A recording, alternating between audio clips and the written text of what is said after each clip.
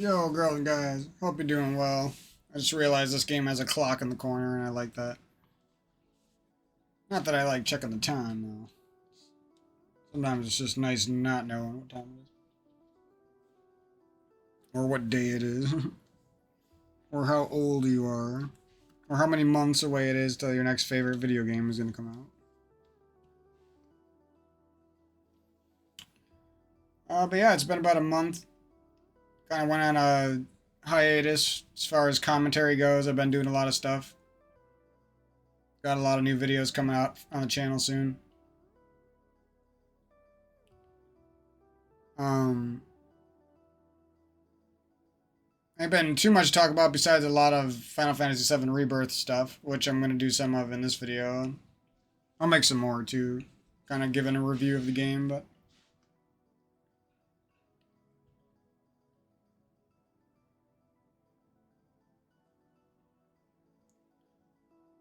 got back into Dame Drop's super official YouTube food reviews.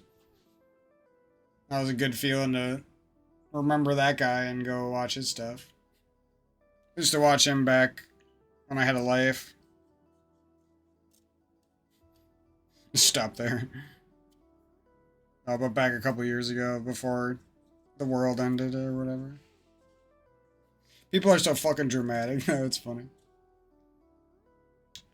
Halo. I don't know. There's been some ups and downs on that game. I'm surprised I haven't just completely left that game by now. But it's like one week my friends will be around and things will be going good, a lot of fun games, and then next week I'll like miss one invite from my friend, and then I won't see him for like another week, and I'll keep matching him and other people fucking in parties and shit by myself. It's like, damn it, I just had to, things were just going good on this game. Just last week we had a team like all fucking week. Oh, whatever, it's typical. I don't know. I think the age of Halo 3 is definitely phasing out hard now. Like it was always phasing out, but it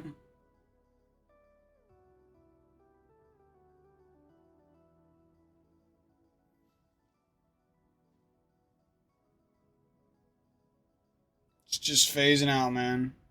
If I have to quit and I can never search properly solo for more than a match, that there's a problem. A guy who literally has more time than almost anyone else on the planet can't play the game, then you know what I mean. Who the fuck is gonna play the game?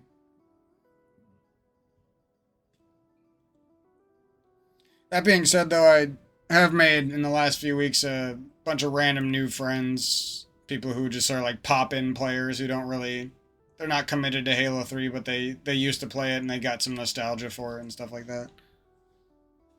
Made friends with a bunch of different random guys, and a bunch of people were complimenting me, and that was nice. And got a bunch of YouTube clips of people like freaking out when I snipe a bunch of people and stuff. Got some new Killtrocities, Killtaculars, a bunch of overkill, nice overkill snipes and stuff.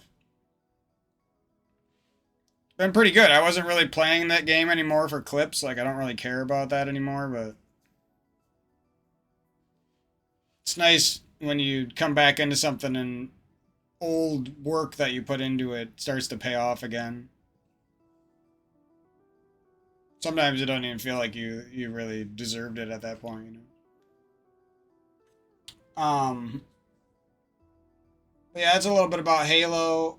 Mostly, I've been playing Final Fantasy VII Rebirth for video games. I've been meaning to do a commentary on that game. I got too much to say, so I just kind of been putting it off. And I don't think I'm ever gonna give it a proper review because I would probably say too many negative things and people wouldn't understand like why I'm being that negative on the game. But actually, I like the game and I think it for the first 40 hours is a 10 out of 10 game. It's really good. It's just with anytime they're recreating childhood memories or they're like changing your story a lot, you're just gonna end up with gripes no matter what. That's just how it is.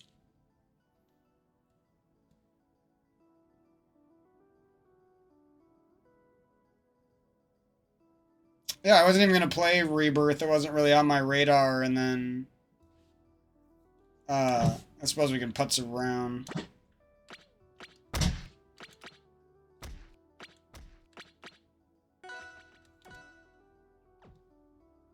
Putz around a little bit while I talk. Yeah, I wasn't really. Another problem was like I never thought just like falling in love with a new game was gonna put such a hold on my life. You know, like it took up a lot of time, but it also like reminded me of my past a bunch, and they got me thinking a bunch. And then I also spent a lot of time enjoying other people playing the new game.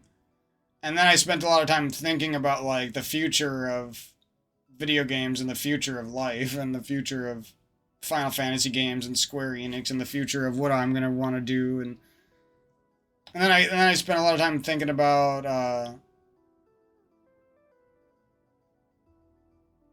how addicted to that game I got, and it was just like before I had that game, things were fine. I was playing a bunch of games. Everything was fun. I started playing Rebirth after I played Intermission or whatever that thing was called. And all of a sudden I was like, nothing else interested me. You know, it was like I did meth or something. Now the weak shit isn't good anymore. I don't know, like, it's probably a bad example, but you know what I mean, like, it was just one of those games where nothing else really hits that spot quite the same. Where it's like, I'm nostalgic about it.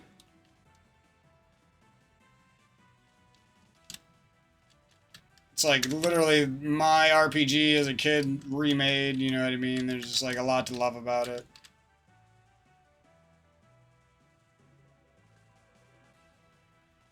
I forgot that about this character.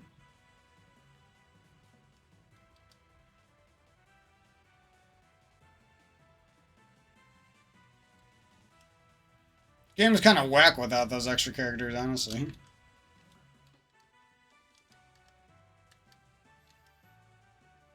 I can't remember for the life of me how to get those custom characters.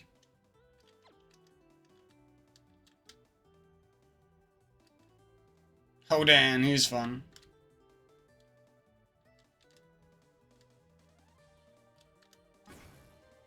Let's play the game how it was meant to play for now.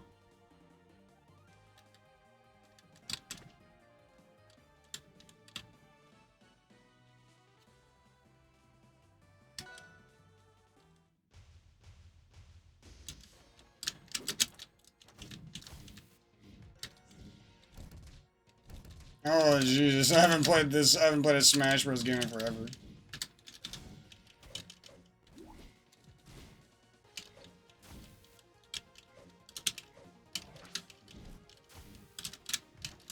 Wow, I'm so rusty at this shit.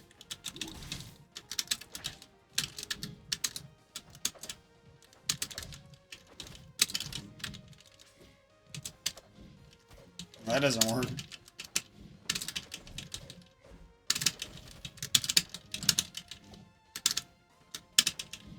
Well, it's hard to actually catch somebody with that dash attack. Unless you, like, throw it out in advance. Actually, that's the only way to really do it. We'll see ya.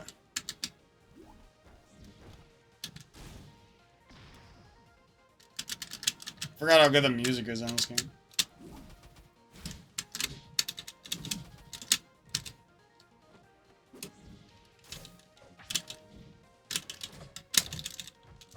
Ow.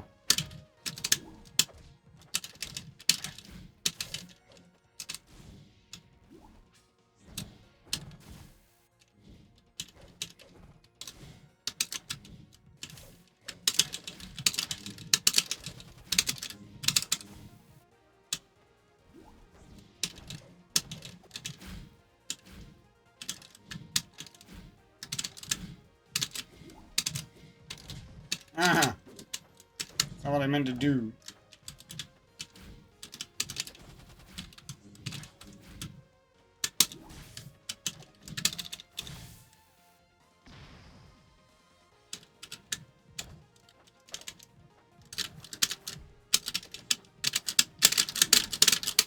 I used to fucking sweat on my nephew on this game. I just got wrecked.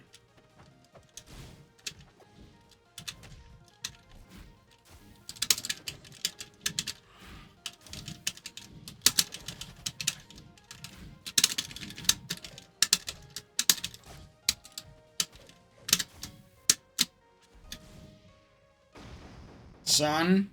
That's what I'm talking about.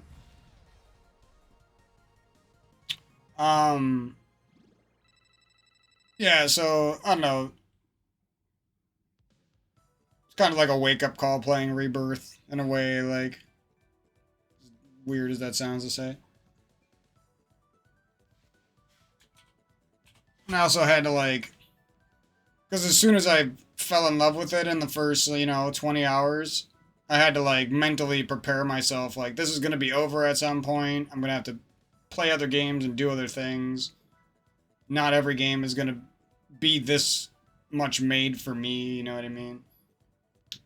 There's just a lot of weird, along with how fun the game was and all the good feelings the game brought, there was just like a lot of doubts and worry that life always seems to bring in, you know? Anyways, I think I'm past most of that now, and I'm ready to start playing other games, start doing other things. Just finishing up Rebirth. I thought I was going to be done in like 30 hours or like 50 hours, but now I'm almost at 100 hours, so... When they said that, I was like, there's no way it's going to be 100 hours, and it's actually more of like a 115-hour game if you do most of the stuff.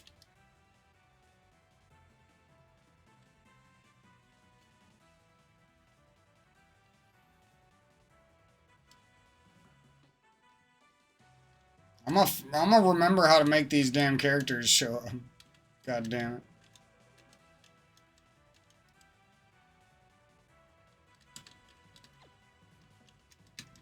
Actually, I'm probably not going to. I'm going to have to look it up. That sucks. What am I doing wrong? There were humans. Some sort of buddy thing.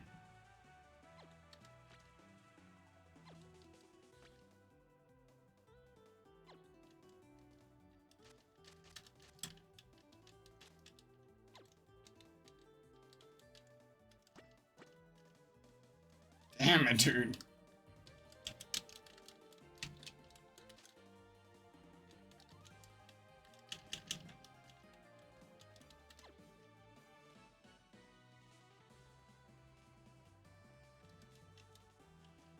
I can't believe I have to look this up.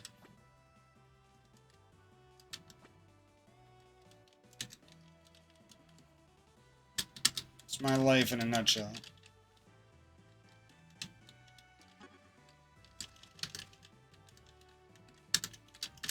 It's all this crap.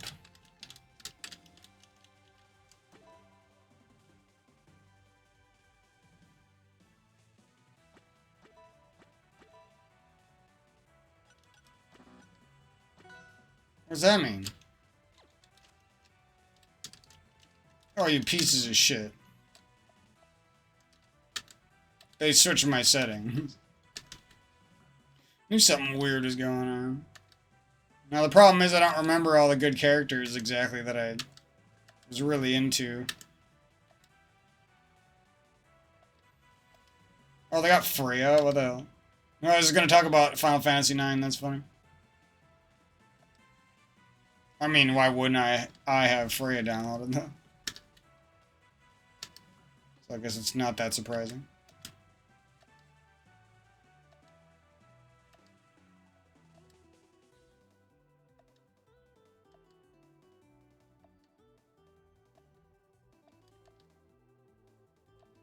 Ganon, yeah. Who was I looking for? Echo's cool. Sword girls are right. What I'm looking for...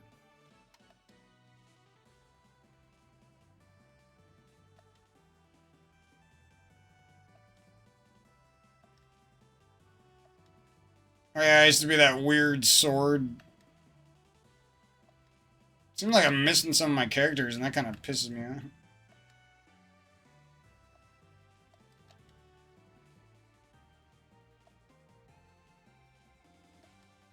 Samus, I don't even remember that.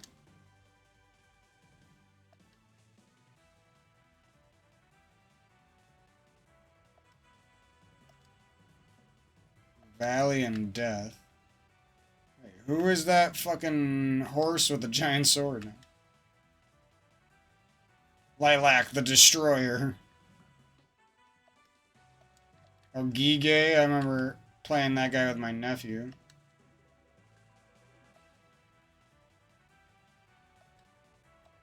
Yeah, Fernet, that was like a character that could go along with Olympia and Pame and Malo, I felt like. I might be wrong about that, but... What the hell is that? Dude, why can't I find this guy?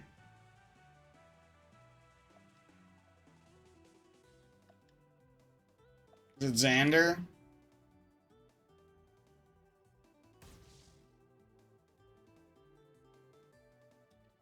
I shouldn't be this character because this character is so weird, but... Or like it kind of like breaks the rules. That everyone else plays by, I guess. Maybe this will be a good match. I don't know exactly if the AI works with these workshop characters or whatever. But yeah, I was struggling to find a game... Can I pause? Okay. I was struggling to find a game that I wanted to start commentating again and get back into, and after a while, this one kind of like beat me in the head, and I was like, yeah, I should play some of that before the next game comes out. So that's why I'm back on the Rivals of an Aether train and back making commentaries and stuff. But yeah, Rebirth is really fun. There's a lot of good stuff about the game. It looks awesome. The characters are awesome. The voice actors are awesome. The combat was awesome. Some things, just to, you know, not to talk your guys' ear off, but some of the things I would like want to see different or want to see changed in the future. Because we're possibly getting a Chrono Trigger game that's similar to this one, and we're possibly getting a Final Fantasy IX game that's similar. I can't confirm that, but that's what the rumors say, and that's what the company even like hinted towards. So I mean, I'd say those are pretty safe guesses.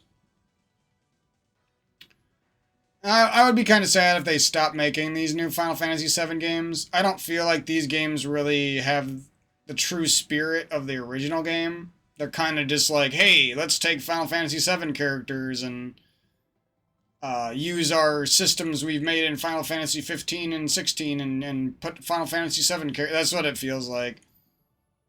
And like I tried to lie to myself for like the first 30 hours and be like, well, this game is just like the perfect remake. Like this open world is exactly what I would imagine it, but it's not really.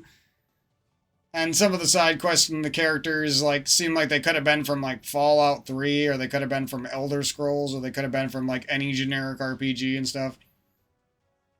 But all that said, there's like a lot of amazing characters in there too. Like Kyrie is really funny, and the music that she gets in her missions is cool.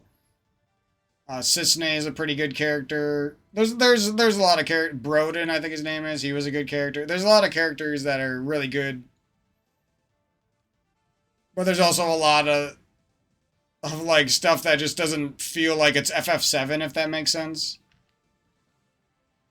Like a lot of stuff just kind of feels like you're playing like Breath of the Wild spat up, like someone puked up Breath of the Wild onto Final Fantasy VII Remake.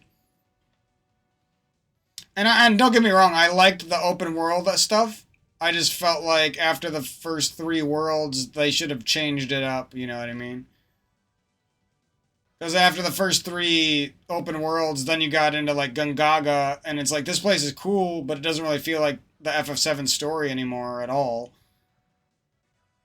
It didn't really feel like it in the Dust Bowl either, but at least there was a Dust Bowl. Now we just got full-on fucking Avatar rainforests and shit. And a lot of times you feel like some of the enemies from the game that you would have battled like aren't even around in the world and stuff. Like, they exist in this game, but they're just like not there. And a lot of the enemy packs are just kind of like randomly placed throughout the world. You never like run into anything that's like surprising. You know what I mean? You're just kind of like, oh, I'm gonna run into another enemy pack about now. You know what I mean? There's a lot of criticisms, but I also think that they did a great job progressing from the small linear game that Remake was into a game that's a lot better and a lot bigger. And obviously, I'm the biggest fucking Queen's Blood fan out there. I love Queen's Blood, so you don't gotta ask my opinion on that. I think it's fucking awesome. I would play Queen's Blood on my phone, especially if it had Final Fantasy characters. And I would play, like, an altered version of Queen's Blood, like if they made one for the Final Fantasy IX characters and it was different but similar. Maybe with a different grid and stuff and some different ideas for abilities and stuff like that of the cards. But yeah, I started off playing Queen's Blood and I was like, this is pretty fun. I don't know how deep it's going to go, but it actually just kind of keeps going and going and it gets more fun. Some of the times I was turning on the game just to like play Queen's Blood basically. Like, I'm like, well, I got an hour or two and I basically spent that whole time playing Queen's Blood. It's kind of funny. Because I started that game being like a Final Fantasy VII fan, and then towards the end of it, I'm almost done with the game, so I'm kind of just doing all the side stuff, and I just end up being like more of a Queen's Blood fan at times. But yeah, that's pretty much what I think of Final Fantasy VII Rebirth. It's pretty awesome. I have a worrying feeling that the third game is going to be too similar to the second one, but maybe they'll have the foresight to make it different and progress it. Because they did progress the second game. I'm just worried that the third one might fall flat because they go and make it too much like the second game. Because I mean, people are going to get sick of opening up Remwave towels. I can't even talk today. Towers and like, you know what I mean? If they just copy the same shit, I don't care how well it's done, nobody's going to like it, you know? Do I still want like great open world experience? Yeah. Do I wish they had better, less linear dungeons? Yeah. That's been a problem basically since Crisis Core on the PSP. And it was in Final Fantasy 13. It was in, probably in 15. At sections, like their dungeons, like don't feel like dungeons. They just feel like hallway simulators until the last boss of the area. I don't know. With the occasional like simple puzzle in there. But yeah, it's a great game. Definitely going to go down in history as like one of my favorite open world RPGs, and got me back into open world RPGs. Like, now that I've played through this whole game, I feel like interested in going back into Tears of the Kingdom and Elden Ring and stuff like that. Stuff that I always loved, but I just kind of wasn't in the mood for when they came out, basically.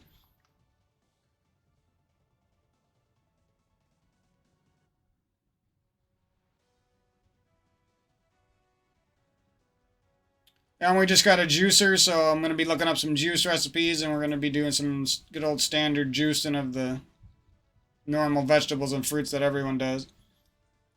You know, the oranges, the apples, the cucumbers, I almost said grapes on accident. Maybe we could probably do that. Celery, carrot, you know. Put some turmeric in there. Put some honey in some of your juices, whatever the hell. Beet juice. All the usuals, but I want to look up some recipes and find some interesting stuff.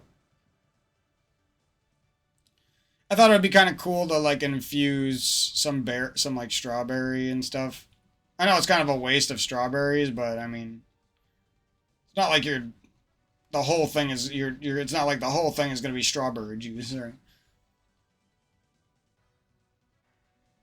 So I think it'd be a cool way to maybe make the carrot and apple, cucumber, all those juices like have more addicting flavor, so you're going to drink it more often and stuff.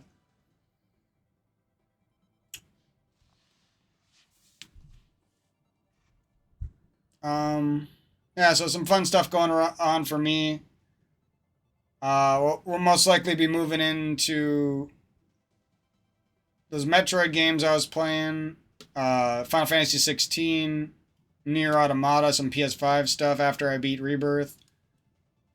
Kind of holding out for Hollow Knight and Rivals 2 and whatever the hell else is coming out. I know there's some other indie games coming up. They're kind of flying under the radar right now, so I'm not gonna go out of my way to desperately like look up each one that's coming out. I'd rather just not waste time doing that. I've done that before, and sometimes it's cool because you find this game that you like don't even you never had any clue that you were going to be into, but other times it's like a waste of your money and time. So trying to wait until some of the big indie game YouTube channels show me the best games, sort of thing.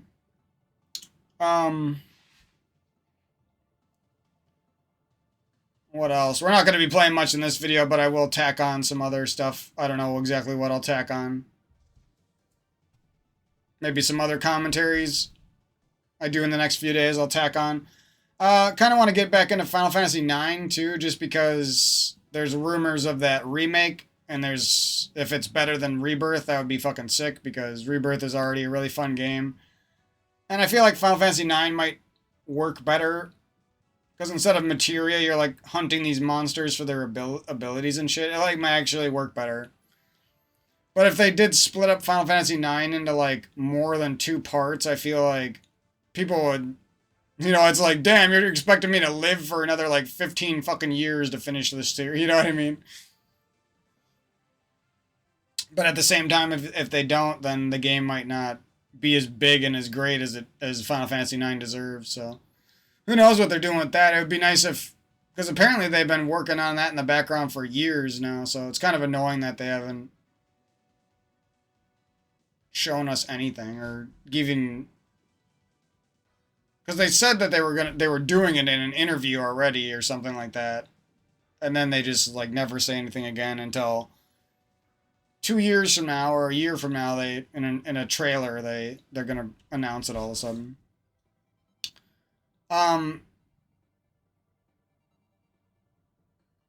You might be like, well, why do you want to keep just playing these same Square Enix open world RPG kind of game? Well, they finally got good is the thing, Final Fantasy 16 was like the first one that was good, and now Final Fantasy VII Rebirth is like, I don't even like saying Final Fantasy 7. It's not even Final Fantasy 7 though. It's more like Final Fantasy Meme Birth. The game's like a meme of Final Fantasy 7. And don't get me wrong, I love I'm not, it might sound like I'm just hating on the game. I don't hate the game. I wouldn't have played the whole game if I hated it.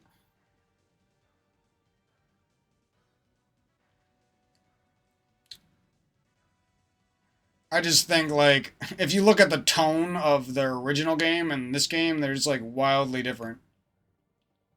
Like, this game feels like it was made by a bunch of, like, 25-year-old game developers fresh out of Japanese college, and they never fucking played Final Fantasy VII a day in their lives. And then they just got told what to do at each moment, and then the game kind of just, like, unravels as it goes on, and it's like, the story doesn't really line up with the original at all. The way you get characters is different. The characters are different. Some of the monsters are different. Some of the weird, like, generic prototype monsters look like they're from an Xbox 360 game. Like, in terms of, like, their ideas.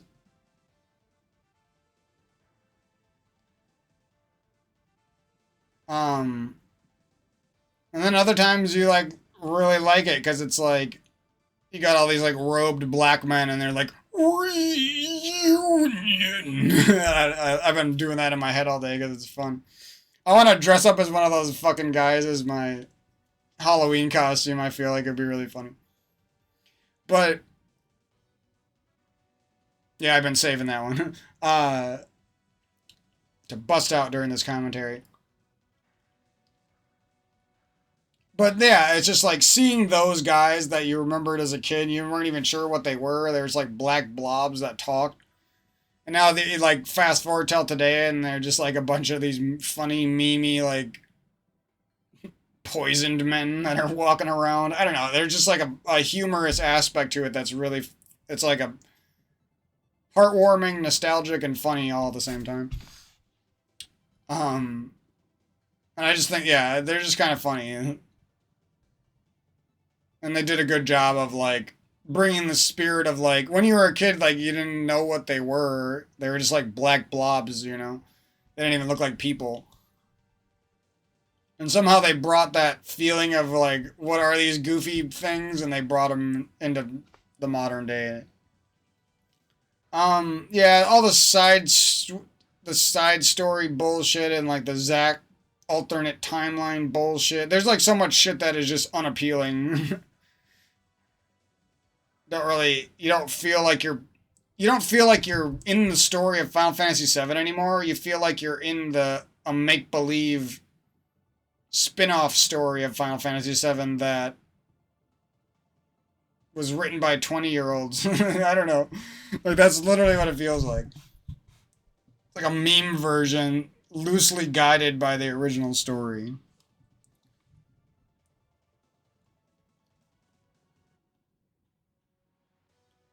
The dying part was cool. Dio and the gold saucer was all really, really good. The graphics were really sick there and everything. The mini games, the mini games in the game are mostly like really fun. I don't even like mini games and they're fun. Um, Queen's Blood is definitely my favorite card game I've ever played inside of RPG, though. That's for sure. I would play Queen's Blood in real life, like I said. Shit's sick. Um, yeah, and I wonder if they're gonna have some DLC for this game. It'd be weird if they did. Kind of hope they don't. So I don't gotta fucking hang on to the game or like rebuy it after I sell it. I might just watch the YouTube videos on that one if that happens. Because the Yuffie DLC was nice, but if I played Rebirth first, I would think it was trash. Because it was just like such a small, short, contained experience with no adventure at all. It's mostly just cool if you were like, needed something to hold you over to Rebirth and you wanted to try out Yuffie, basically. But yeah, like I said, the voice actors for the game are actually really cool. They seem like really grateful to be those characters and stuff. I thought that was cool. The Shinra mansion is just like doesn't feel like the mansion at all. It's like they like all the scary parts of Final Fantasy VII original like were not transferred over well at all. Like Sephiroth is just like a meme that pops up in Cloud's mind 1,000 times. I mean, if you're gonna change the story that much, at least like let us fucking battle like Sephiroth's fucking after image or something. You know what I mean? Like do something cool. Like quit flashing to Sephiroth 1,000 times. They literally do it like, like every time there's a black robed man, he touches fucking Cloud, and Cloud like freaks out, and instead of Cloud ever saying anything to his friends that like something's going on, he just like shuts up. It's like kind of weird. Like, yeah, it fits with the original game, but they do it too much in this game. Because, like, in an effort to make more content, they kind of, like, reuse the same ideas too much, if that makes sense. And then it works for the first 40 hours of the game, but then you start seeing, like, too much patterns after that, and it kind of, the game starts to fall apart a little bit. You start to not want to revisit areas because you're like, I have collected all those items on the ground already. I don't care about collecting them again. I fought all these monsters. I don't need to fight them again. None of these NPCs got nothing new for me. It's stuff like that. It's typical like RPG town stuff. But they do have a few returning missions, so you do get to return to the areas a little bit. So that's nice. Overall, though, it definitely, as much criticisms as I have for the game, it definitely sets a new standard for open world RPGs, sets a new standard for voice acting and characterization, and sets a new standard for the battle system as well. And I could see a battle system that somehow combines elements of like Zelda, Dark Souls, and this game, Rebirth. I could see a battle system in a future RPG, whether it's in a Chrono Trigger or it's in an Elden or a FromSoft game or it's in something. If you combine the parrying elements and the counter guarding, the counter attacking, and the stances and the magic and you combine that with like less auto targeting. This game has a little bit too much auto targeting for my taste and stuff like that. So it kind of makes each fight feel the same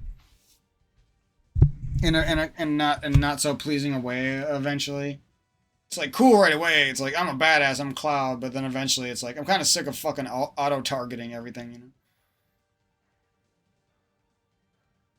know. But yeah, I think of the like future of RPG battling systems could be something that comes after this game because it definitely is the funnest battling system I've ever seen where you're like commanding your real time commanding your allies and switching between them, and it just does it better than any other game. That's why it's so good. Cloud's extremely satisfying. Anytime you figure out how to get your character to fuck up a hard enemy, it's like really satisfying. Whether that's learning Punisher timings with a Cloud or it's weaving around them with Tifa and like hitting them with some crazy air combo where you're just like flying through the air, filling up your ATB over and over, punishing the fuck out of them all of a sudden. When it was just an enemy that was like handing your ass to you or whatever. But yeah, that's pretty much in a nutshell my Final Fantasy VII Rebirth experience. I wasn't gonna get the game. I wasn't really that interested in it. I was gonna wait, but I'm glad I got into it. Like I actually got sent an extra copy from Walmart as well, which is funny. Um, and it's got me excited, and I feel like I'm gonna enjoy Final Fantasy 16 more now that I've played this game and I got something similar but different to play, you know. And the thing with Final Fantasy 16 is I don't think the side missions in the story are gonna bother me as much because it's a new all-encompassing game, whereas Final Fantasy 7 is something that's taking pieces of my childhood basically and then stringing it together with new stuff made by people who didn't even play that back then, you know what I mean? I'm not saying there was no old developers on the game. You could just tell though that it wasn't made by the same team, you know.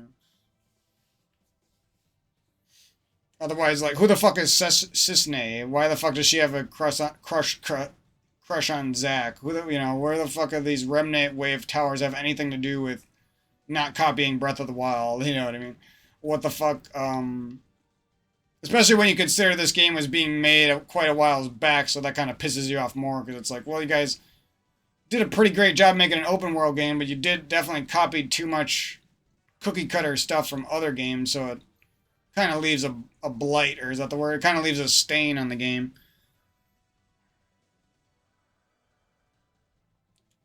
And yeah, the game definitely, those first 30 hours are really magical, though I can't lie about that. Just the open feeling, when you're still doing those objectives on the map and they don't feel stale at that point, they're a lot of fun. A lot of the side characters are really funny. A lot of personality. It's just, you know, it's the kind of game that's worth talking about. It's probably the best game that's come out in a long, long time. Especially if you have any type of attachment to old Final Fantasy. It makes it that much better. But yeah, I'm kind of sick of talking now. I thought I would have more gas in the tank, but I guess I don't. But yeah, I'll update you guys down the road with some more commentaries. I'll tack on some videos to this, because I know I didn't really get much gameplay in here and stuff. And we'll see where things go. I might be playing some Guilty Gear Strive. I have a lot of things on my mind, but I'm not sure exactly what everything is going to get done, but I feel like I'm on the move now again. Like, Final Fantasy Rebirth kind of slowed me down.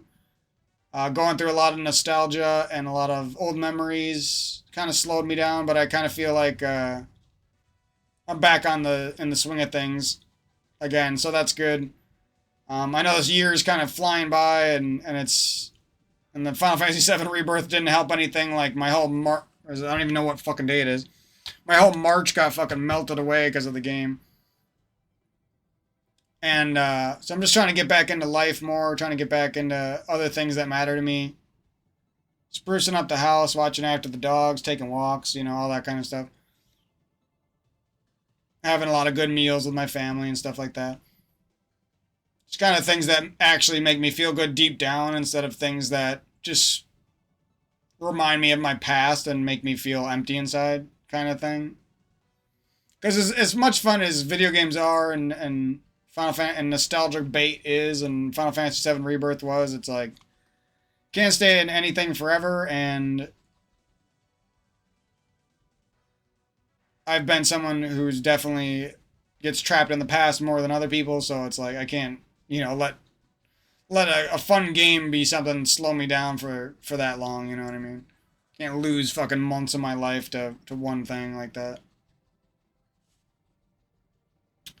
So I'm gonna wrap up that game pretty soon, and I was gonna do like maybe a speed playthrough and stuff, but I think I'm just gonna leave it where it was because I had a lot of fun, and I just want to move on.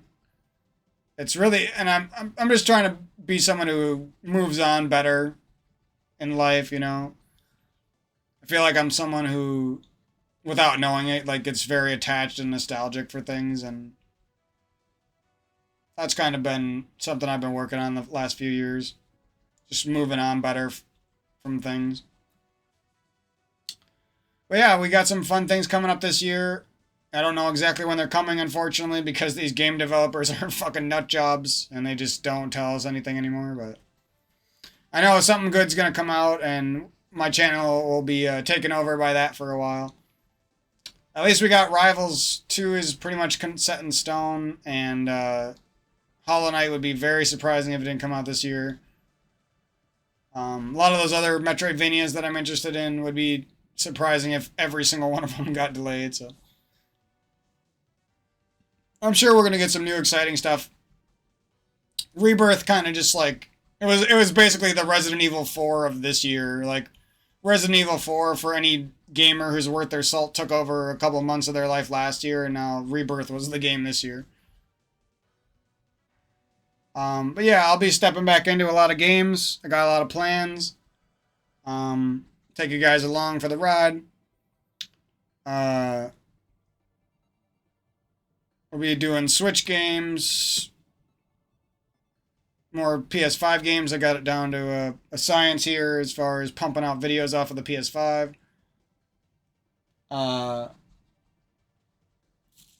What else? I know there's Chrono Trigger. I want to get back and finish that. The Metroid games I was playing, like I said, I want to finish those. Play a little bit of Rivals. Play some fighting games. I might get some Strive characters when I get some money in a couple months. We'll see.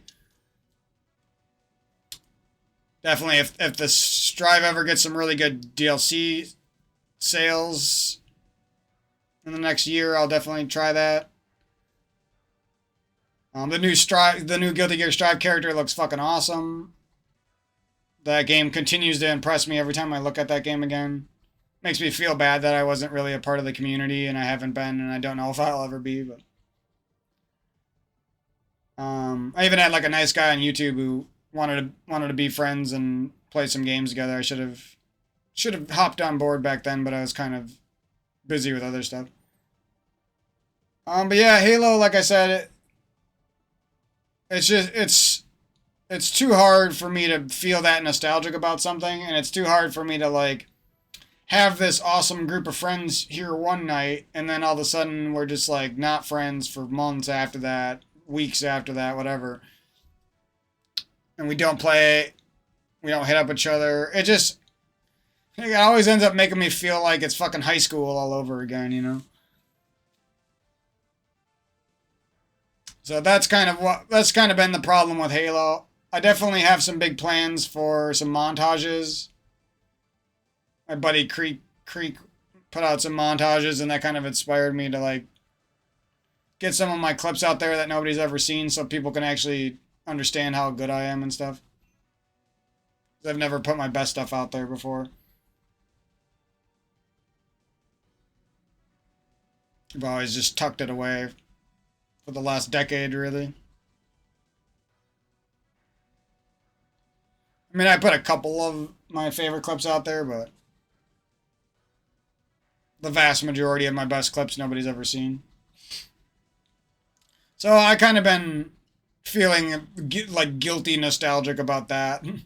All I ever talk about is nostalgia these days too. Like I have a guy named, his name is Nostaljack. Like his name is Jack, and his name is Nostaljack. And I watch him on Twitch, and I think he's from, I don't know if he's from Canada or Europe, or well, I don't know where he's from. Sounds like he's from Europe. Uh, but he's a cool guy, and he plays Super Metroid, and he plays Resident Evil and stuff. And I don't know, it's just funny as because right when I was like having nostalgia problems, like, oh, all of a sudden there's a guy streaming Super Metroid, and he's doing the same category as me, and his name is Nostaljack. I don't know, I thought that was funny. But yeah, made some friends on Twitch, made some friends on Halo, made some friends on YouTube. Trying to reconnect with some old friends from high school. And the reason I haven't really done that is mostly just boils down to rage at certain people in the past that just like never left me. So I had a hard time being friends with even people who I never had a problem with, just because, yeah, you know, you go through bad stuff with one person, and then you just end up never wanting to see people again. But yeah, it's kind of been, like I said, sorting through, reflecting on old emotions and stuff, so that I can start playing games with some of my friends again from high school or whatever. I don't know. I guess they're actually friends from grade school.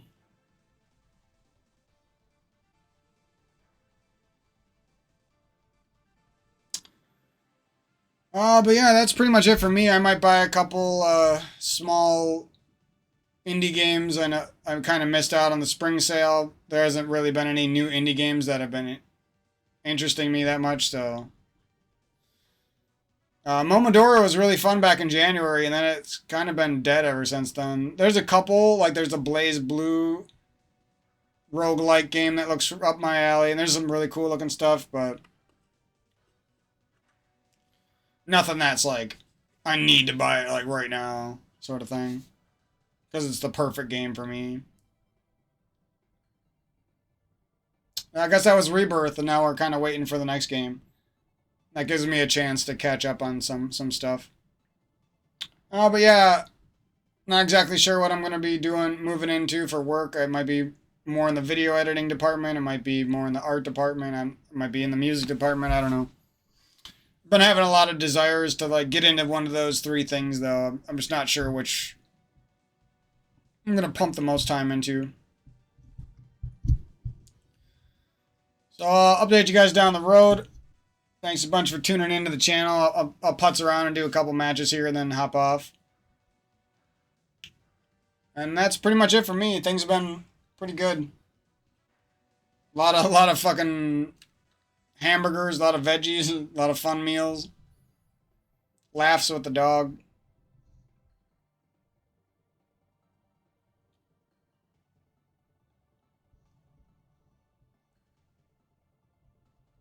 Guess I'm just waiting for what's next, you know. The universe always seems to, you know, show me something that feels like the next thing for me, and I guess I just got to learn to be patient for that, because I think in the past, like when I've finished up something in my life and there's nothing there for me, I get lost and I start to choose the wrong things and I start to feel down about life. And then, you know, eventually something comes along and it's like, I might have seen that coming sooner, or I might have found something else to occupy myself sooner, or, you know, you never know what kind of good thing can come your way if you leave the door open, is what I'm saying.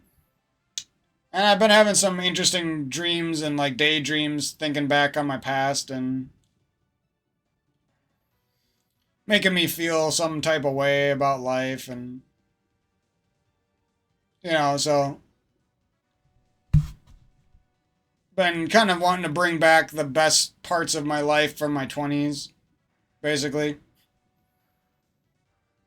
I want those creative days. I want those days out in nature walking, you know. I want those connections on the internet with people, and I want to, you know, make people things and have them pay me absorbent amounts of money for my work. And, you know, I'm just kidding around, but I want to do my yoga like I did back when I was, when did I start? When I was like 20 or something. There's a lot of things that I feel like I lost in life that I'm desperately now fighting for back, I guess. So, anyways, that's how things have been for me.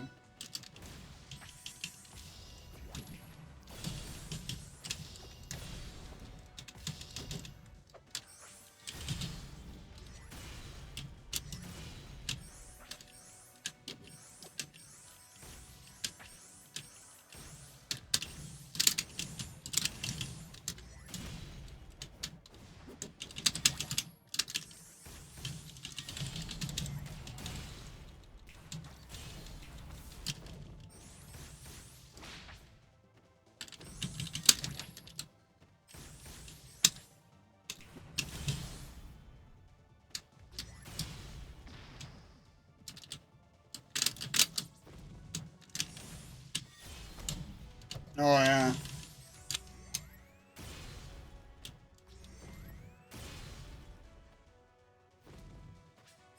The fuck you move. Oh, don't get hit with that.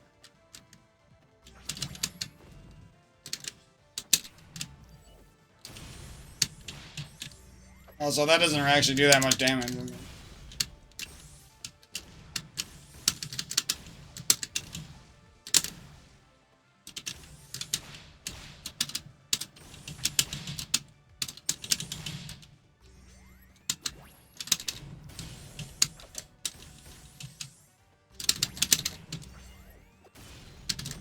I don't know, I like doing it with my after image.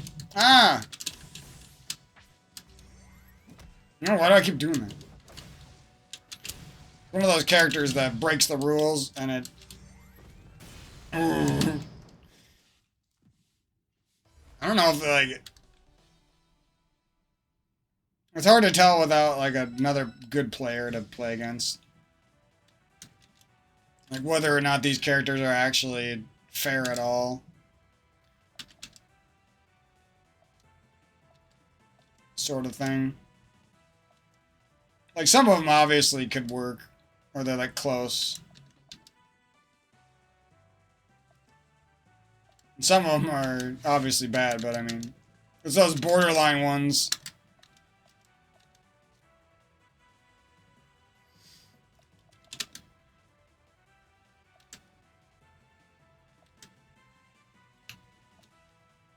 The Penitent one. Oh yeah, I wanted to play Blasphemous too. There's so many fucking games, dude. I think that's part of the reason it was hard to transition off of Rebirth now, is just because it's like daunting as fuck is the thing.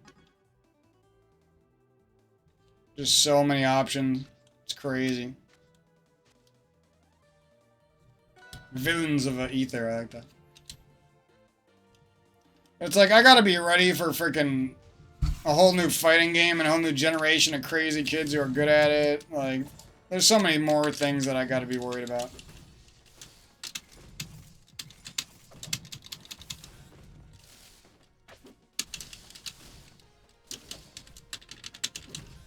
Ow.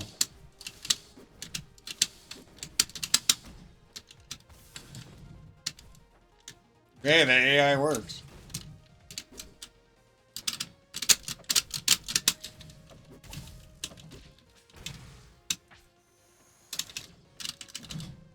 Wow.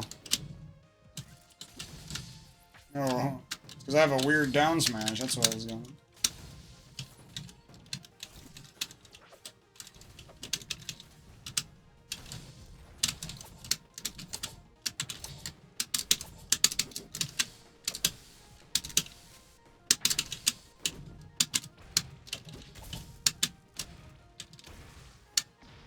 See ya. Ow. Come on.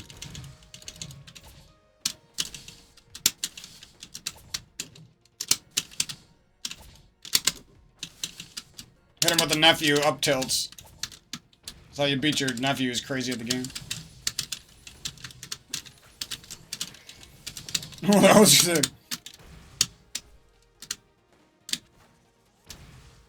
I don't think so. No, this time Fernando. Ow, every time I use this neutral.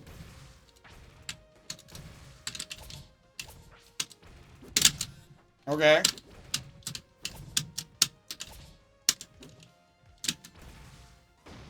Wow. Bad DI or what was that?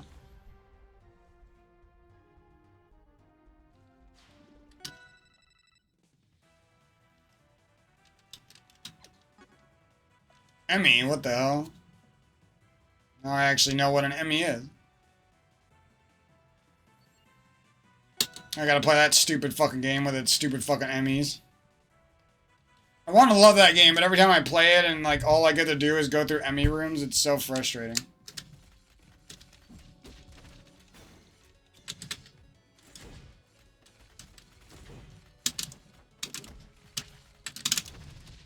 Well, this seems like a character that's too strong. It's got a good wave dash too.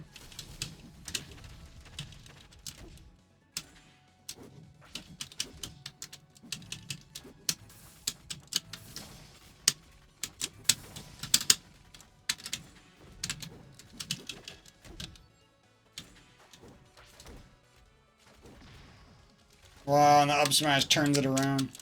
Interesting.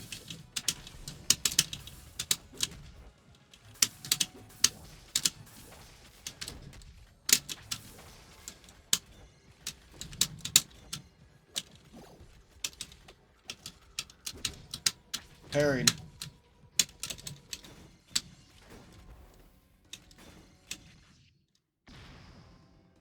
Holy shit.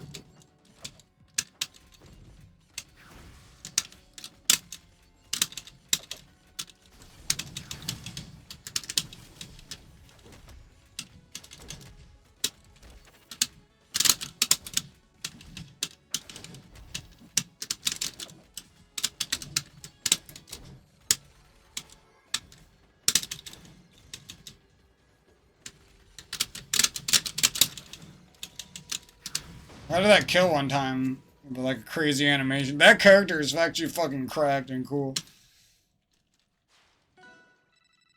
I don't know if it works in the game that well, but Jesus Christ. Seems like it might. What's this? Might be cool. I don't know who I was trying to find. I know Echo is like my guy.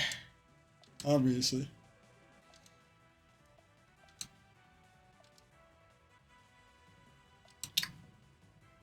I guess Pame was someone I was interested in too. This guy too, Gigu. Do an Echo for a good old time's sake, and then...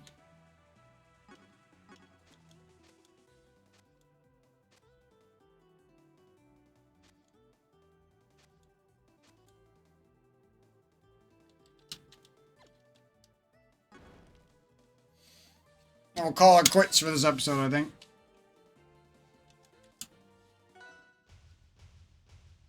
Can you jump on these? Oh no.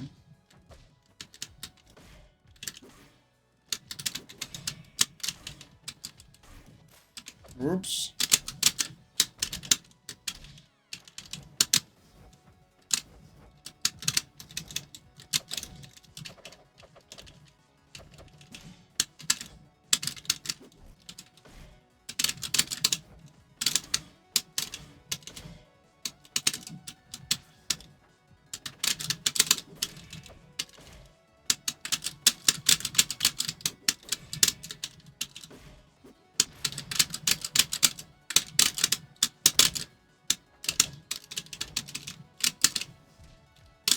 Damn it! I wonder if there's a way for me to get back up there.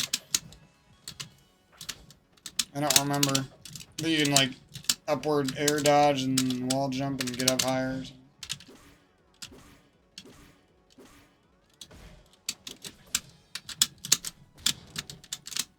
You piece of shit.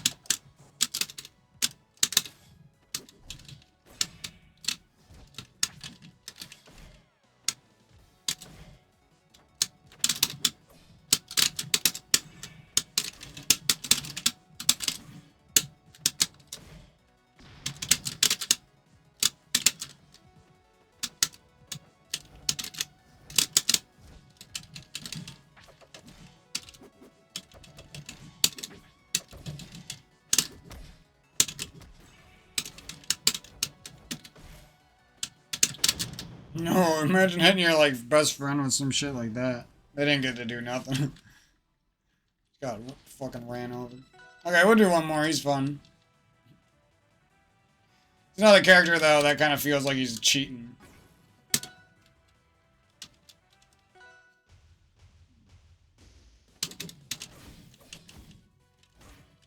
Tell you're the one getting slapped around. Holy shit.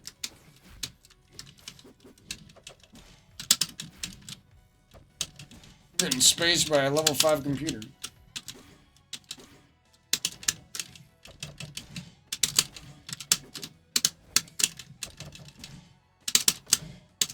Get the fuck out of here, bitch. Fucking Jesse Pinkman. Oh, I could have hit him with the ball. Oh, I almost read that shit right. Oh, he just grabbed me out of midair.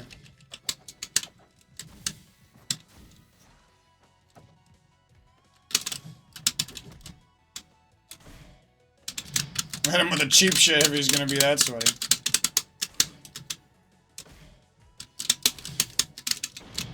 Ooh, we gotta get up better than that.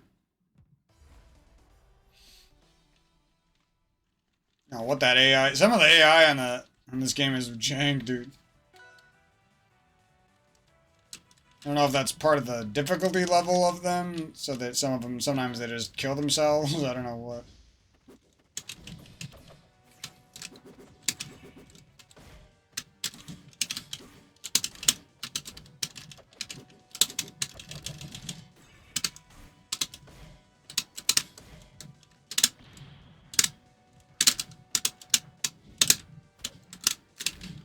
Oh, I meant to parry. I would have parried that one time.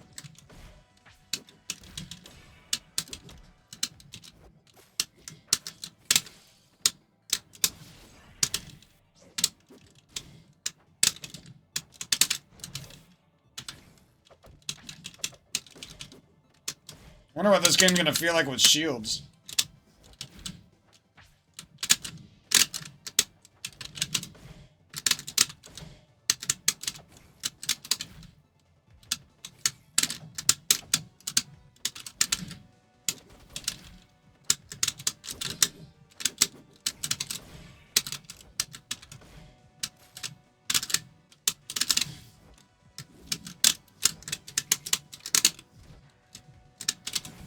Tricking you. Oh, it doesn't matter because you got that fucking counter bullshit.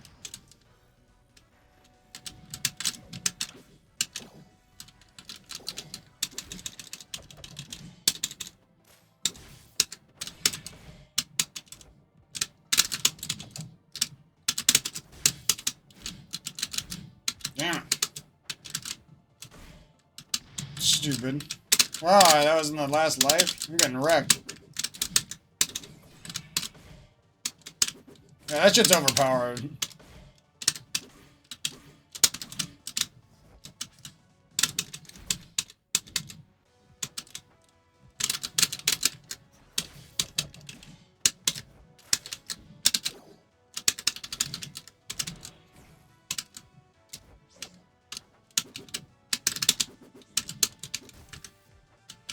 Alright, just let me do the moves that I want to do.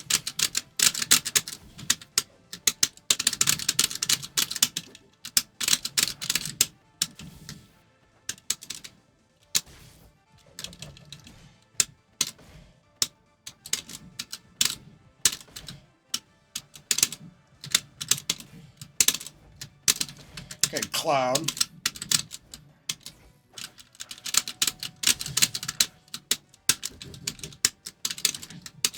Fuck out of here!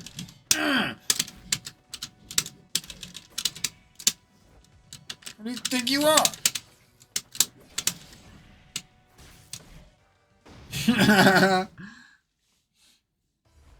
The Smash Bros. Classic.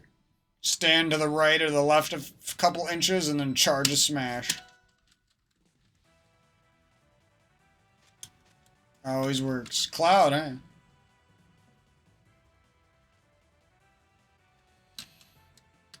Was a little fun sword battle we had there. Fight some Houdan and then get that Houdan out of here. Whatever that means.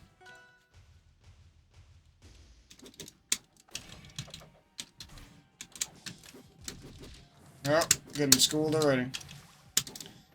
I guess the one thing about this character is if your ball thing doesn't work, then he's not the best, or he like seems to get beat out then. Stumpy sword and whatnot. Oh yeah, he's got the slide too. Nice. No, he is looking like Cloud. I didn't realize how close he was to Cloud till now, actually.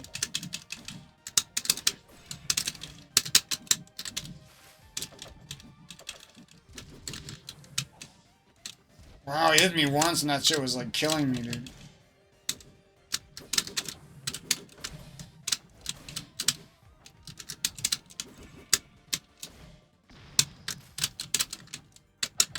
The animation on these zoo animals.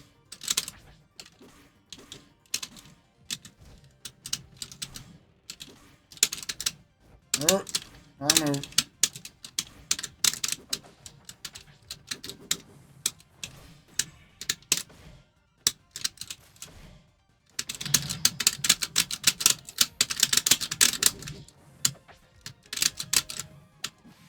Damn it.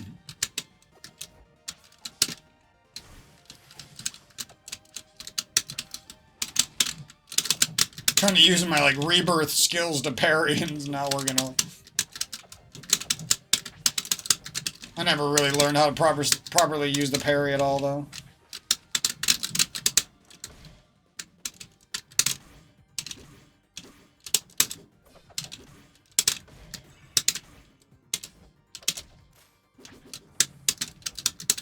I wonder if he's just dead there if I charge. No, now I gotta do another one. That was fun. This is what happens when I play this game.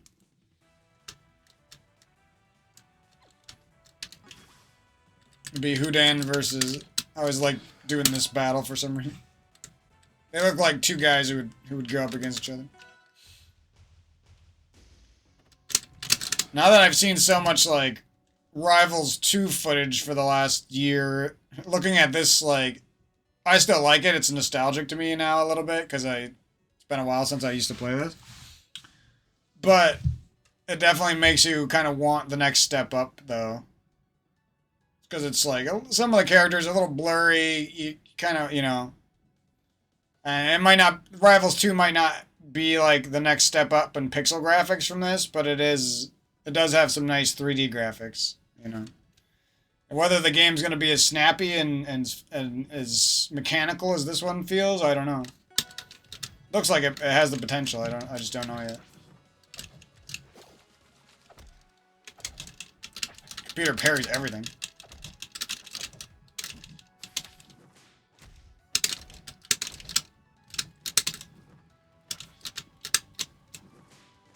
Get the fuck out of here, bitch. You're Houdan insane.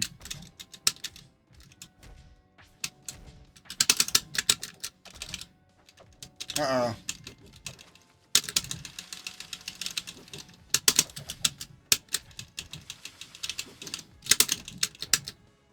Oh, I don't know if I could have got that after, but...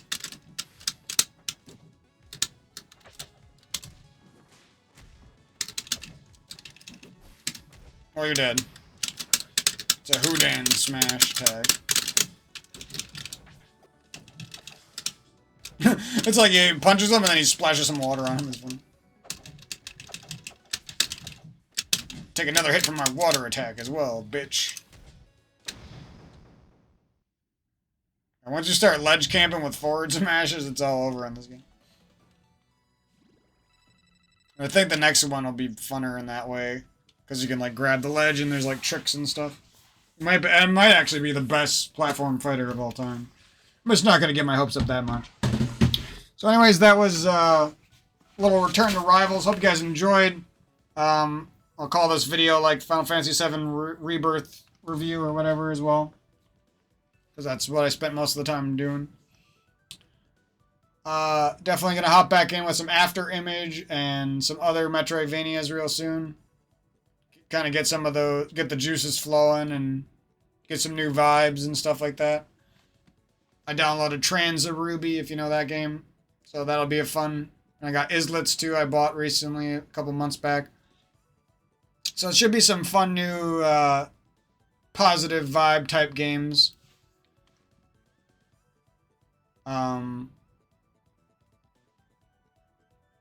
Definitely be playing some more of this. That was a lot of fun. Just want to hope my box controller works for Rivals 2 and everything. Hopefully it's still working at that point, and could be bad if it broke or something. No parries for me either. Or oh, okay. Yeah, I want to get into the fighting game scene more, and I think Rivals 2 and Guilty Gear Strive and Grand Blue are like those 3 games that could really do it for me, so. Rebirth kind of took me away from that. Like 2B was sick, Lucilius was sick. The new Grand Blue characters look pretty cool. I'm excited for them. The new Strive characters obviously look fucking awesome. And I kind of miss watching people like, I always say this, but I kind of miss watching like Punk the God and Max play fighting games, and even Diaphone a little bit. I miss now because I watched him for a few months ago. I watched him a few months ago while I was playing Grand Blue, sir. And that was a lot of fun for a bit there. But yeah, we'll see. My nephews are growing up. He doesn't come around to play these kiddie games anymore, but god damn it, somebody's got to keep the spirit alive, right? I'm kind of interested in Princess Peach Showtime. I don't know exactly if that game's for little kids or if it's going to be for someone like me, but so it's also going to be for me now or whatever.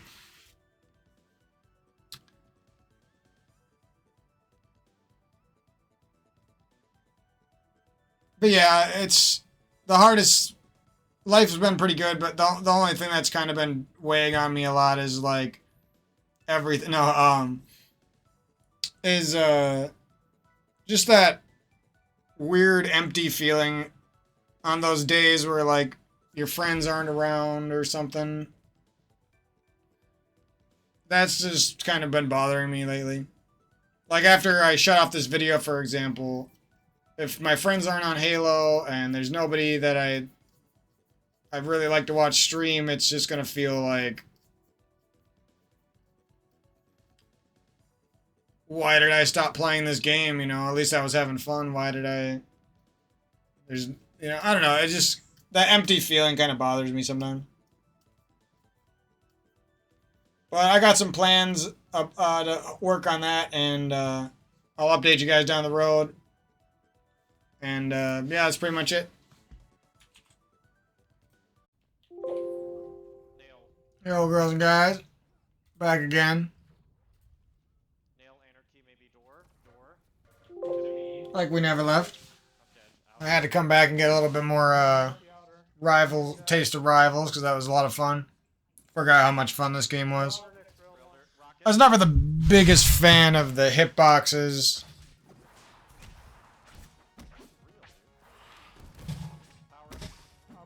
And like, maybe not. The hitboxes are fine. It's just, I think it's because it's like a pixel and the characters are so small. Sometimes the game feels like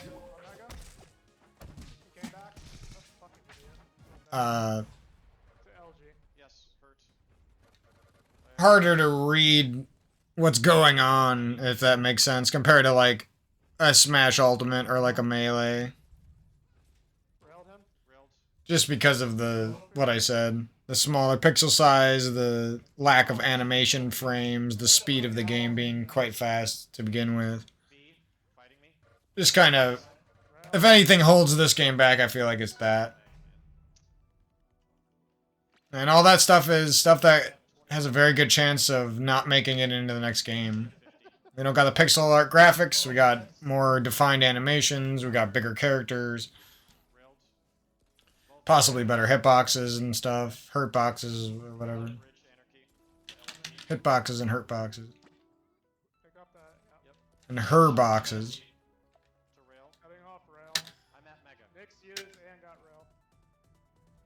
I never know who to play. That's my problem with fighting games is I don't know. I used to play Marth as a kid because he was the only cool character in Smash Bros. Melee, but Ganondorf was pretty cool too, but other than that. What the fuck is this?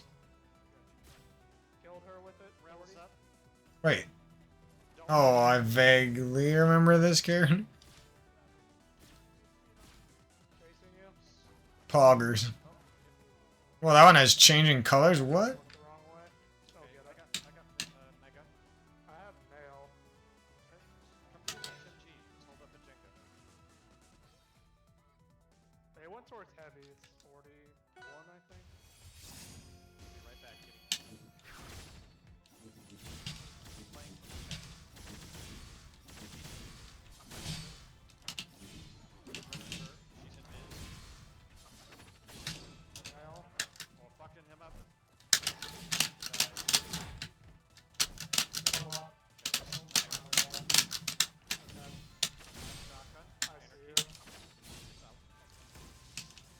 Owie.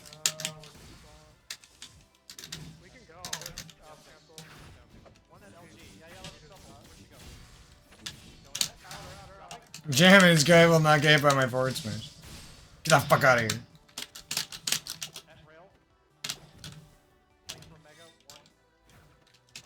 Damn it.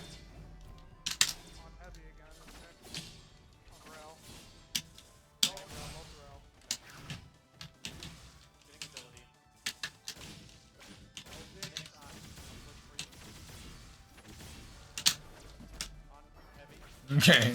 He's not an up B guy. At least that I know of.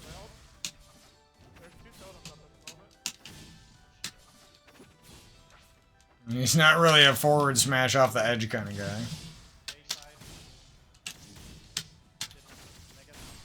That'll do him though.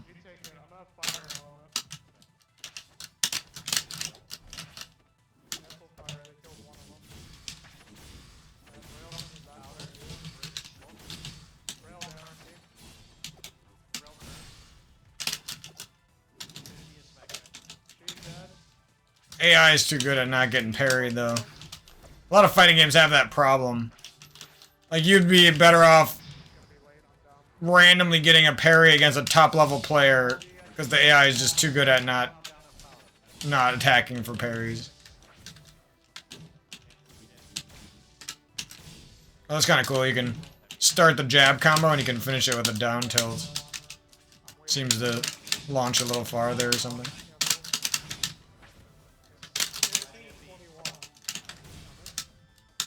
Oh, is that a forward air? That move is crazy.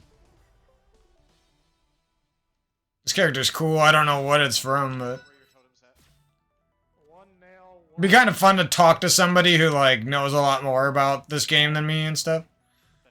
Knows a lot more about the community as well.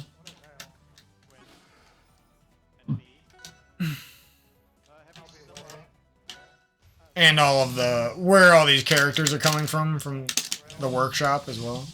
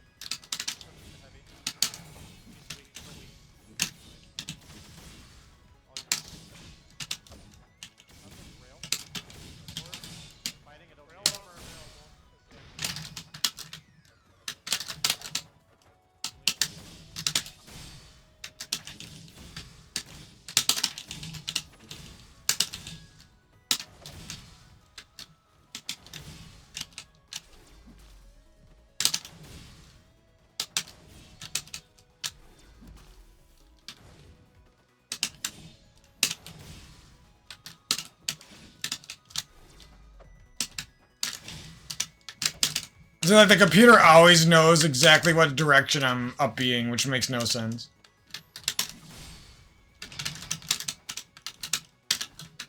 There is no guess, it just knows. That's the one problem I have with the AI in this game. It makes for good practice, but it's also just frustrating.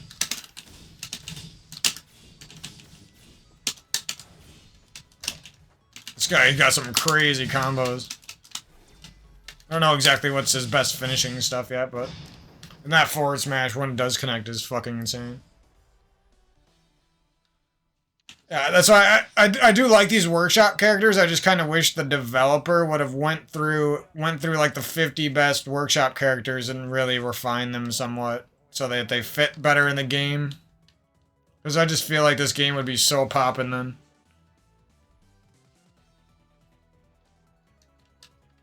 It would be easier to commit to a selection of characters as well then. I don't even know anything about this character. Reminds me of, this is the bedman of this game. For me, at least.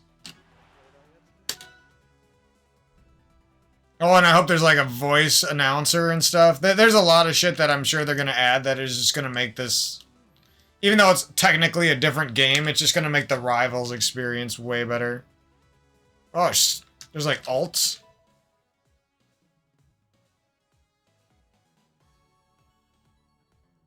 You gotta unlock... Oh my god. I want that stage. The fact that I have to do something to get it is kind of annoying. Unless I'm missing something here. Whoa, that's a sick dash attack. A lot of characters seem to have the trope of, like, the dash attack that, like, lunges forward really far. And only hits at the farthest part, basically. Not, like, during the lunge. So you can lunge right through people like that. Oh yeah, you're getting nasty combos with this character. Oh, I almost finished one, too. Got outspaced by the palme.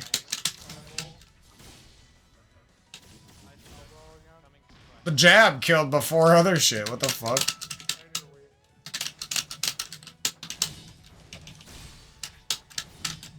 I can't put my finger on it, but the down air seems like it's really good for some reason. Oh, that's part of the reason.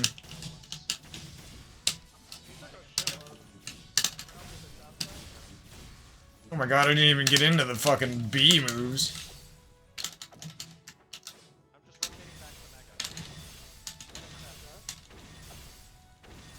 What does that do?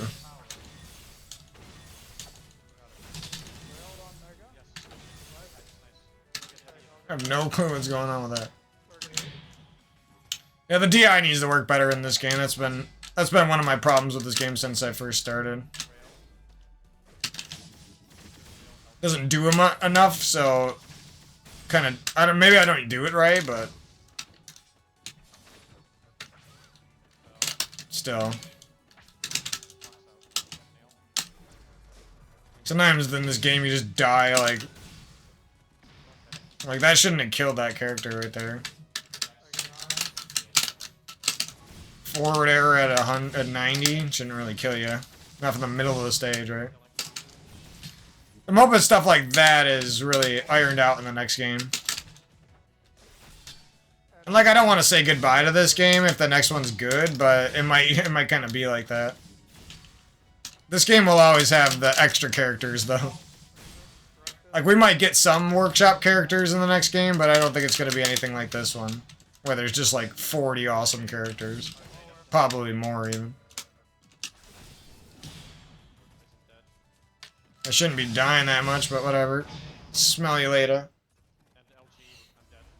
And that's another thing, like, the disparity in the knockback between his forward smash and, like, the other two smashes is crazy. Like, that forward smash kills at, like, 80. And the other ones just, like, seem to never kill. Stuff like that would just... If that shit was all cleaned up, when it wouldn't even be that hard to clean up for a lot of these characters, this game would just slap that much harder.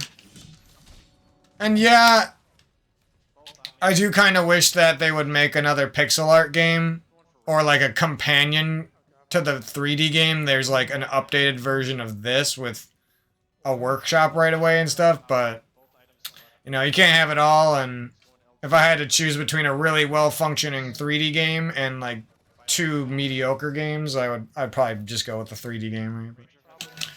But I think for a lot of us casuals on this game, not that there's a lot of us, but the people like me, we really love these well-made workshop characters, and that's like what Rivals is to us. So the fact that they're not going to be in the next game is kind of sad, but then again, it could be as bad as Fraymakers, where they fucking advertise this crazy platform fighter and then nobody plays it. I don't know if like there was something wrong with Fraymakers or why nobody played it, but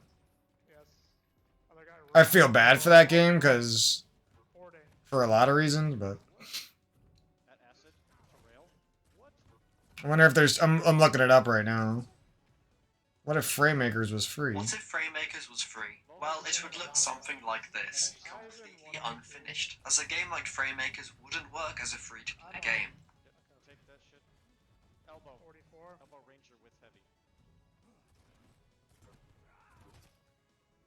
I'm watching a little bit of Fraymakers. It actually looks pretty fun, except for that fish's head going through the ground.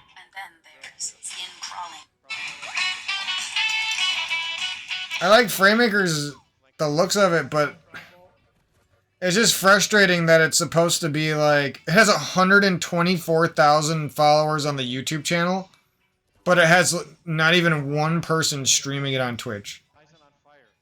Like, I don't know, isn't that weird? I wonder if this game is like secretly better than it's getting, than what it's getting, you know?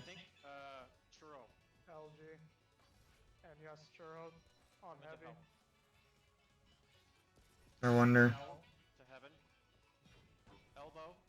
They haven't posted in 4 months, and then before that they didn't post for like a whole year. That's crazy. So what, the game came out, they didn't sell, and then they were just like, fuck the YouTube channel? That's what it's looking like. But yet they have millions of views on their YouTube shorts.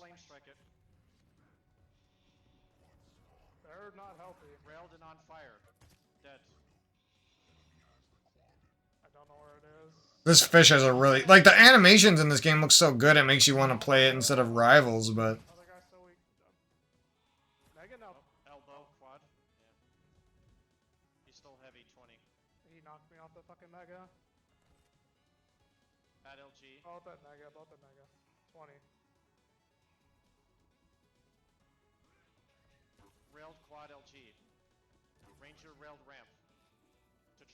And do they even have that girl character that they... That's another thing, is like, there's no... There's not the character variety in the game. It's just like you got 3 weird-looking guys. Like, there's no waifu that you can, like, sink your teeth into. There's no, like, cool sword guy who's badass. And it looks like they didn't even finish making the game. It didn't sell on Steam and they just gave up. Look at, they didn't even release... It's been years since this game came out. Came out last January, and it was supposed to be done like 2 years before that. And they haven't even released the girl, the cool, like, ninja girl. And it's still in early access all the way from now. 2 years, they said.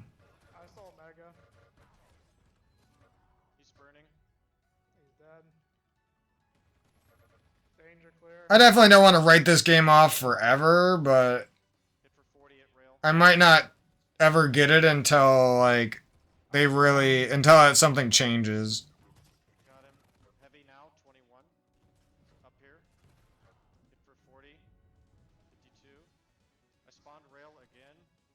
Yeah, this guy said it himself in this review I'm reading from October.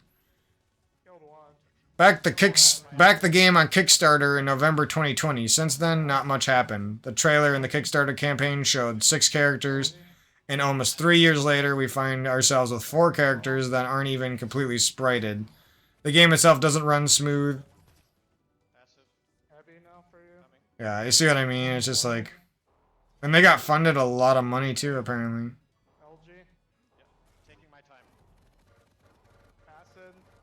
fuck is he doing?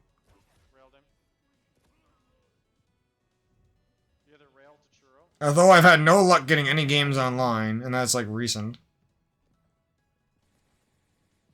I got Mega 45. Good game with good mods, but sadly slow updates. That's what I'm talking about. But you keep show up anyway. I don't know how good this fan support is, because these fans won't fucking stream, so there's like, you know what I mean? You can't like go on Twitch and here's a guy who knows everything about Framemakers. It doesn't exist. Fucked on rail. Yes. Ranger at rail. Helping you shotgun. This guy says he genuinely likes it better than Ultimate. Maybe, you know, I never said it was bad. I just said Fighting rocket. it seemed so content devoid that it made me like, you know, like why should I buy it and get excited about it if I got like 4 characters to play, you know, years after it came out. It's just... Last turret rocket. A still available. Here, this guy says what I'm talking about. And it was posted a few days ago. Look at this. This is exactly... This guy says like word for word what I just said. Everything in the game is fine. Characters are fun online. Is okay sometimes. But there's a huge lack of content. That's exactly what I'm saying. I honestly wish I never got this game. Or I refunded it before the 2 hours. If you want a game just like this, get Rivals of Aether. It is legit. Just this game, but better in every way. I don't know about that, but it is better in a lot of ways. I would try to say the mods carry this game, but it's so dead I can not. The mods are crap most of the time. I know that's not the game's fault about the community, but the game shouldn't be so slow with the game that it is dependent on mods. Yeah. I kind of get what he's saying. It's a typo or something.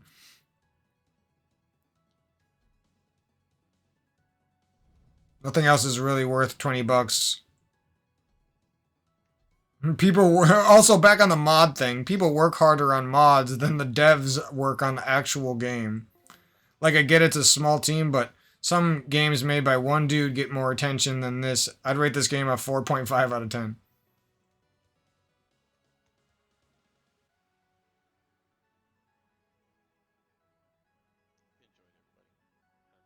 This guy says the custom content sometimes crashes his game, but other than that he likes it. I guess it's got... Looks like this game's doing decent the last few months, so that's good, but...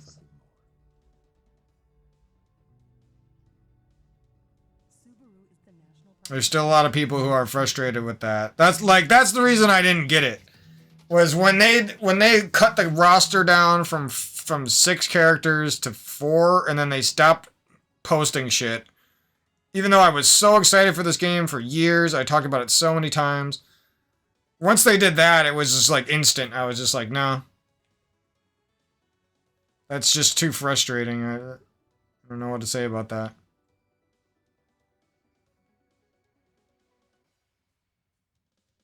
$304. People are apparently looking at these reviews.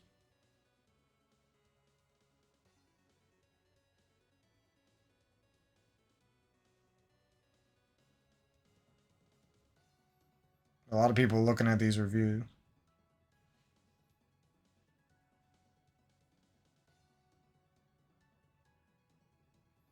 Yeah, I still wish the best for the game and everything, but we'll see. Maybe it'll be something that we check out before Rivals 2. I don't know. What else was I gonna chat about in this commentary? I forget now. Is Rafa done streaming? Did I just miss the fucking end of his stream, dude? I get frustrated when I am watching somebody and I'm really enjoying them, and I'm like, let me just try to play a video game for a second. And then the second I start playing, they get off the fucking stream, and I missed it. Missed the end of it and everything. Looks like sounds like he got off.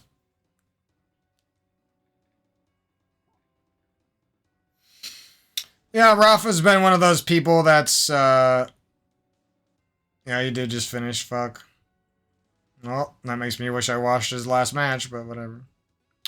Yeah, Rafa's been one of those people where even though I feel alone a lot of the times, like my gaming friends all left, we're all growing up.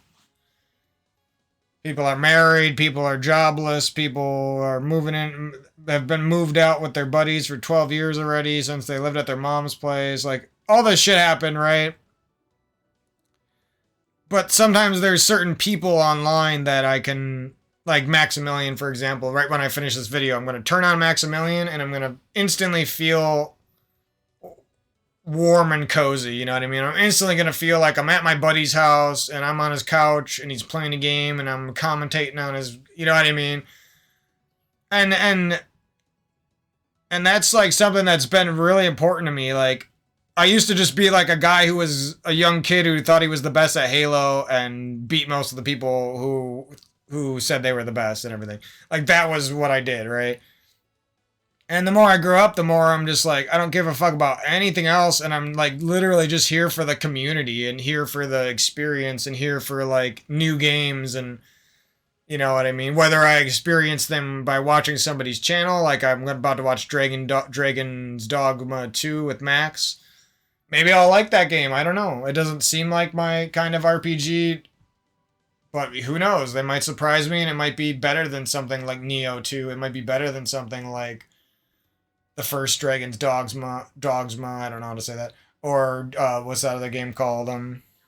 Dragon Age Origins, or you know what I mean? It might be something I look at and it's like, whoa, this is like modern day Baldur's Gate fused with Skyrim or something. I don't know anything about the game, but you know what I mean, like.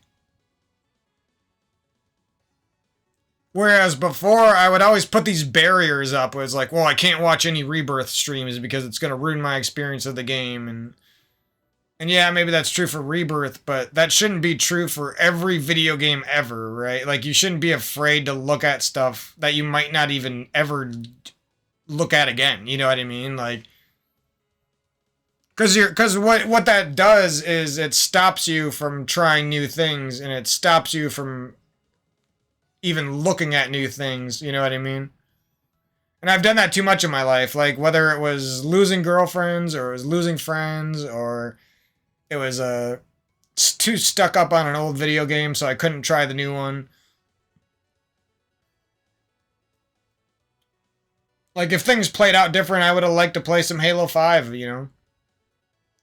But my friends were mostly gone at that point, and I was too attached to Halo 3 still, so it was, like, stupid.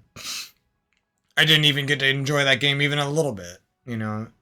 Even though it wasn't really for me, and in long term it never would have been what Halo 3 is for me, but it could have been at least some fun, right? I kind of feel like that about Halo Infinite sometimes, but I don't know. I just really wish that game didn't go with the fucking hit scan bullets. Hey, hit scan is cringe, I don't know. Hit scan plus aim assist is fucking cringe. Plus, like, over a billion overpowered weapons that can all outgun the BR, so having basic good aim mechanics isn't as valuable in that game. It's annoying.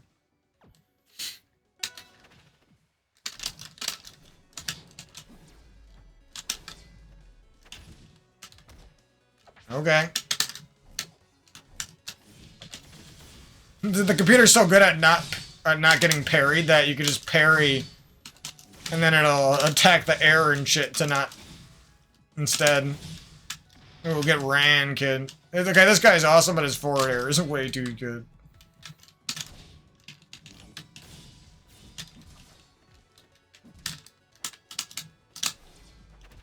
Yeah, I just feel like characters die about 20% too early in this game. Maybe it doesn't feel like that when you're up against sweaties and stuff, but...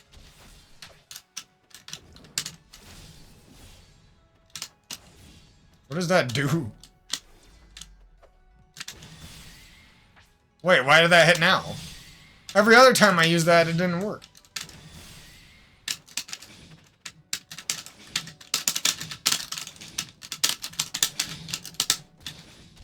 Ow.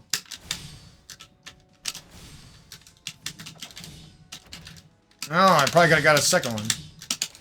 Or anything. Like, I don't know if that's me, but it just seemed too easy to get his recovery with this character. And then he just does a little punch and I'm dead.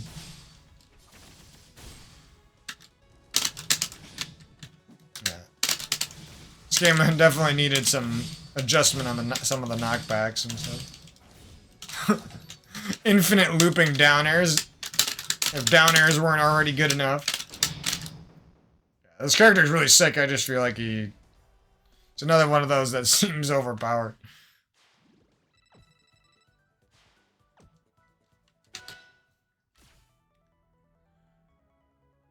And a lot of these characters who seem overpowered probably wouldn't seem like that if there was a shield in this game. Or if they were brought over into the next game and then had a shield there. I really hope we do get to see a lot of these characters turned into 3D though. I just think it would be so sick to see like fan-made characters from an older game like this then turned into a new 3D. That would just be so cool. Obviously, a lot of them are, like, copyrighted and shit, but some of them aren't, right? Like, just seeing, all of a sudden, Pame, Absa, and then, like, a couple of these guys that I use from the workshop. I don't know, Xander or Echo or someone. That would just be crazy.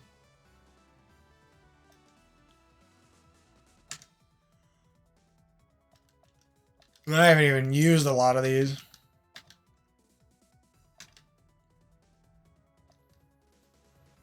I think I will take a closer look at some of what's going on with frame makers again.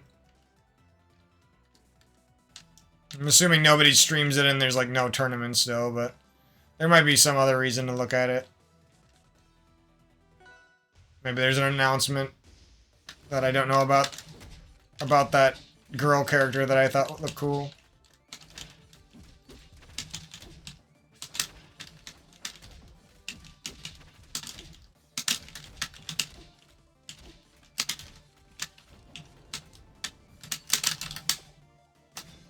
Oh, that's kind of cool. You can, like, hold your grab. No, this character's so cool. And then maybe his, like, big hitbox is, like, a detriment in some ways.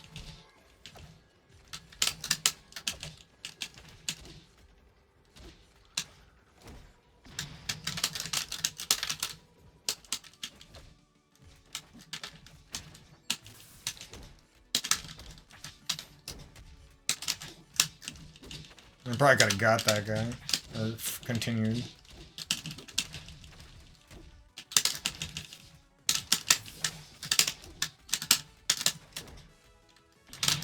Ooh, that backwards up smash, like a Ganondorf sort of thing.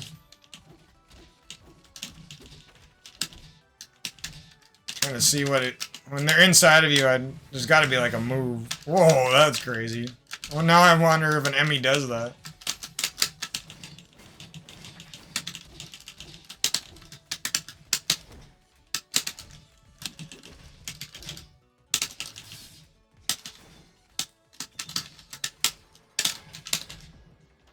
This character's crazy. Ow! Eventually he dies. I don't know what all this shit is to do with this character, though. He's got the Falco.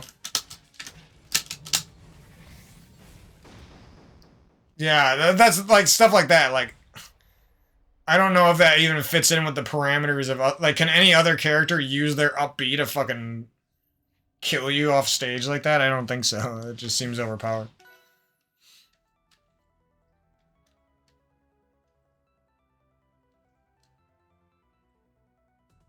Like, no one else does that, really. At all. Or none of these normal characters.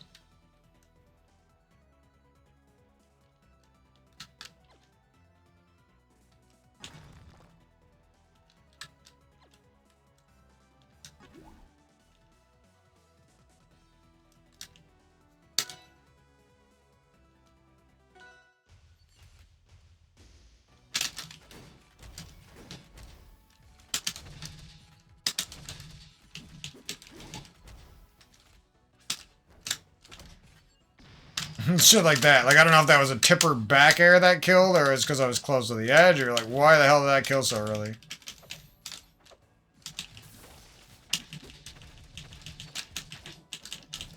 Well, if I knew what to do after that, you could do some crazy shit.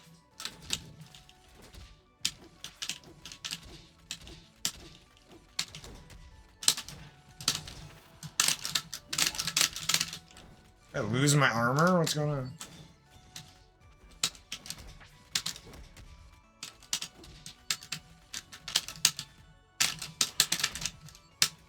Seems like there's a tipper back area there.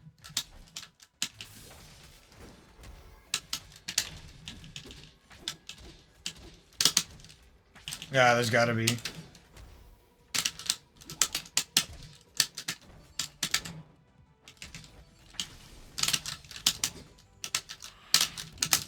Ow.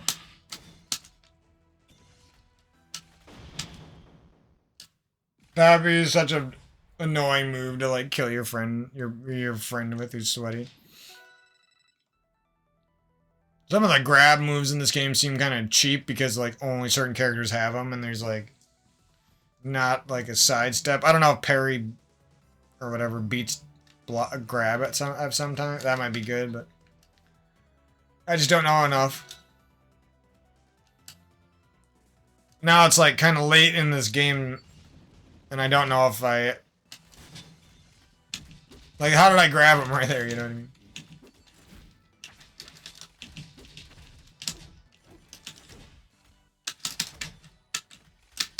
Got the fucking Samus back air.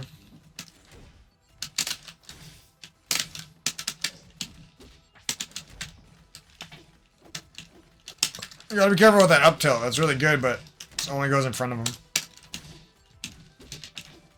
Stuff like that might make this character fair.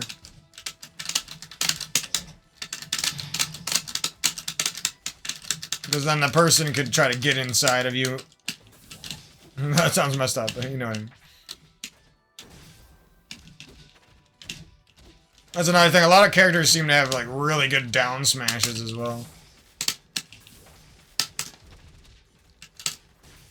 No way. That is overpowered as shit.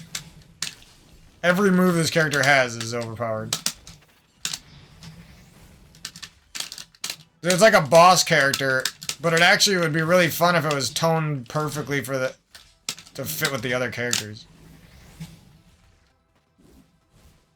Like, you see that? Like, what? This character just gimped the fucking ever-loving shit out of that guy.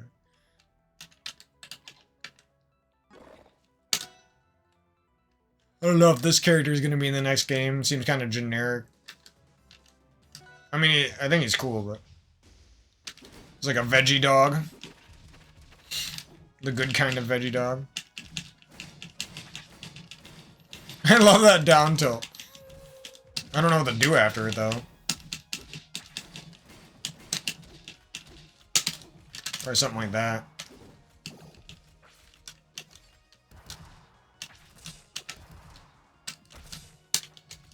Fucking input reading ass computer. Fuck. I think I could have wall jumped after that, too.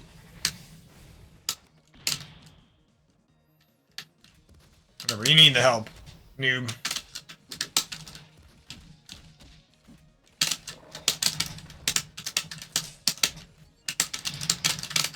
Fish for tipper back air. The classic. 20 damage? Yeah, this character's overpowered. I was like, maybe this character's overpowered? Nah. Nah. Look what I'm doing. I'm like climbing off the edge. If I knew what I was doing, I could have ended this man.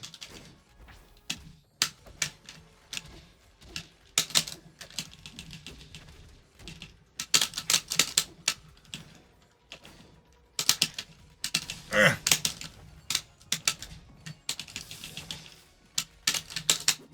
I'm like, oh, you're at 200. It's probably something that kills you, but I don't know what it is.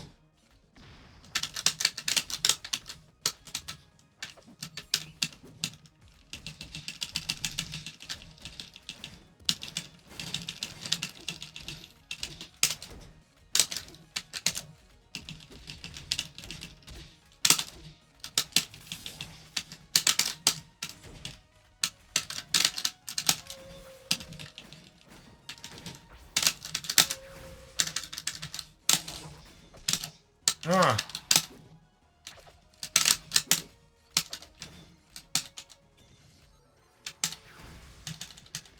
I want to know what I did.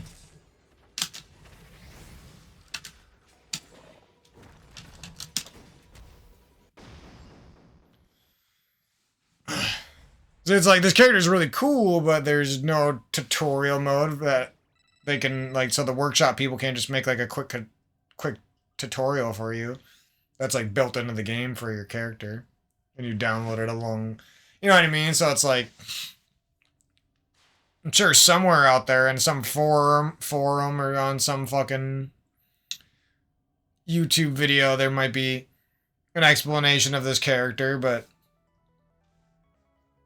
I don't know. I just feel like the developer should have went farther with supporting these workshop characters. Because it would just make it that much more interesting if I can... I mean, I'll check it out and see if I can find out some guides on some of these, but... Still wish they were more official, is all. Because they deserve it. They're really good.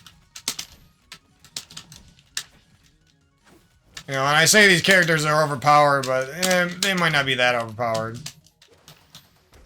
It's not like I just got a free stock. I got fucked up to 52% for all those hits. Even though I hit them all that... I don't know that this character that well, and...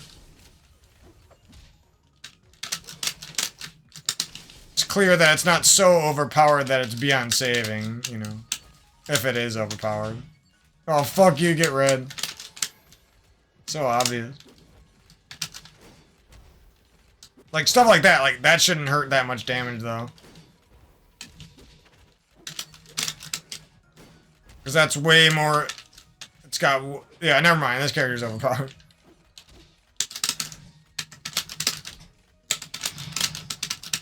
Because you could just fish down smashes for huge damage and then do what I did right there. Fish back airs after. And he's got, like, looping infinite moves like this that shit wouldn't fly in a real match. Be too cheap. He's just got too many... There's not any dud moves. That's the... And the moves that are strong are way too strong. Because, like, every other character needs to hit, like, 4 times or 3 times to get 30 damage. This character just needs a down smash one. And the down smash has a massive hitbox. See, like, I like this character, and it's really fun, but it's hard to, like, want to dump time into them if they're not balanced, you know? It's pretty much what I'm trying to say. Oh, yeah, I remember some of these characters now. These are cool.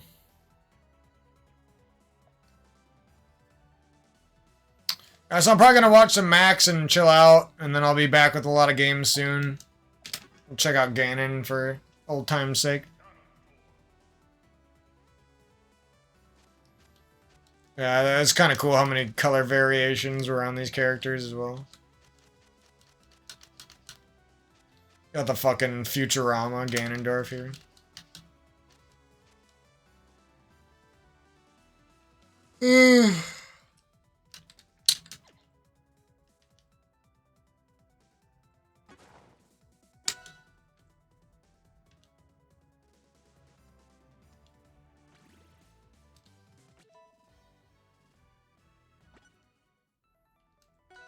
So I literally, to get these other maps, I gotta buy games that I don't want. Oh god.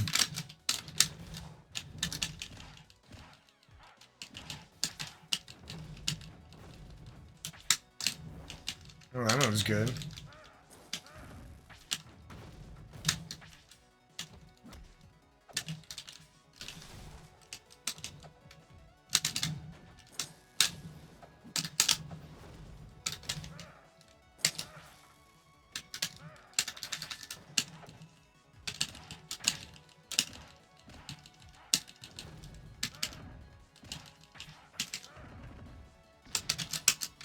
Oh, I didn't know his down smash was that good.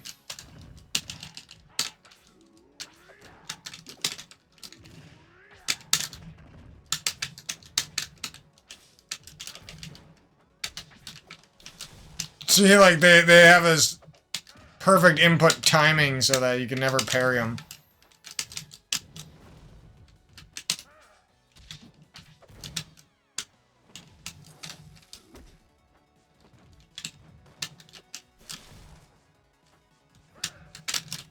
And if you ever throw out a parry, they hit you the frame after your parry goes away. It's crazy.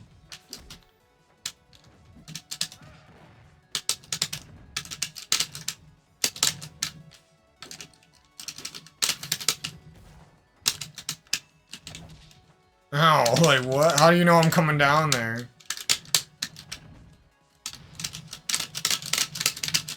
Oh, I thought this character was underpowered. I might have just been wrong. It's like I just wasn't that good.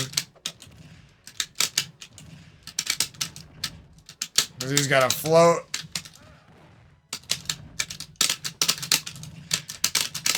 Oh my god, I love this character.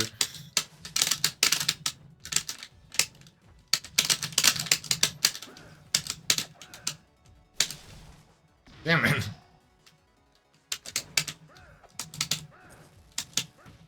What does this move do? Oh, okay.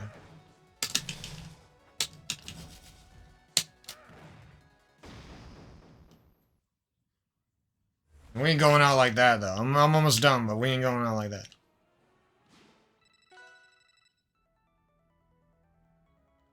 And it's just stuff like that, like, the new game's gonna be sick, but are you gonna see a Ganon in there? Probably not. Nintendo will say something about that. Douchebags will do something about that. Of course, most of the coolest stages are fucking... You gotta buy these games that you don't even know where they come from.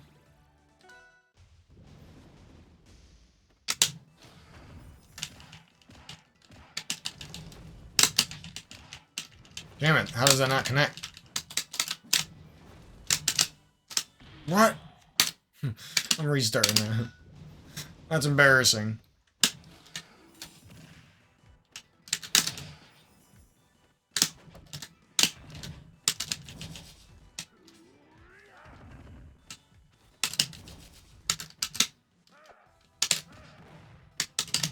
I wouldn't go up there, my man.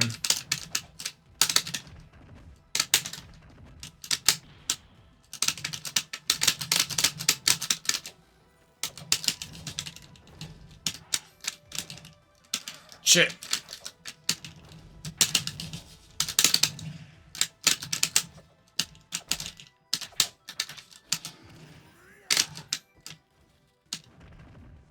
That works. That's funny.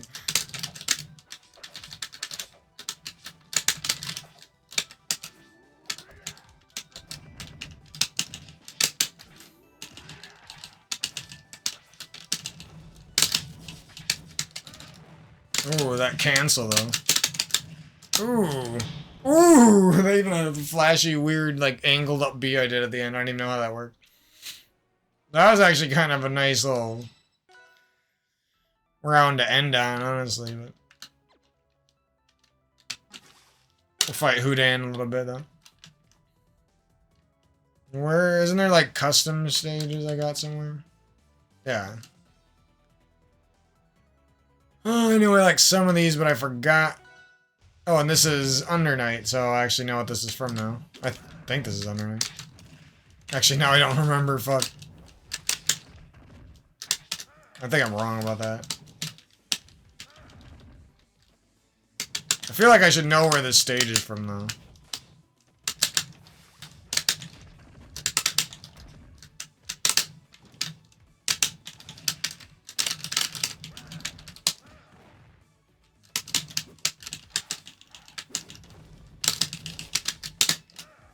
Ah.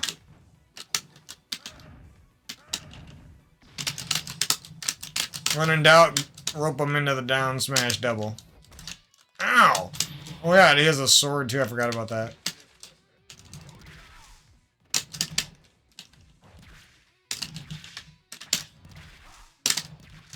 Literally a swordie too.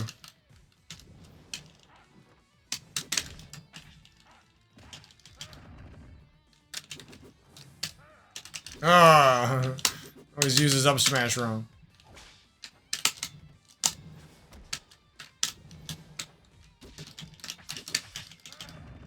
The fuck out of here.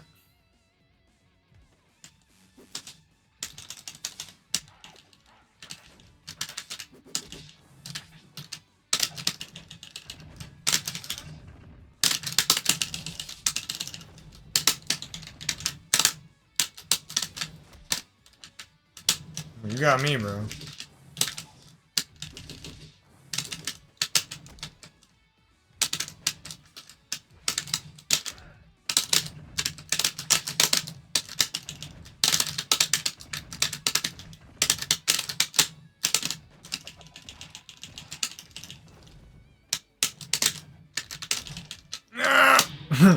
Damn it. I was really trying to not have that happen.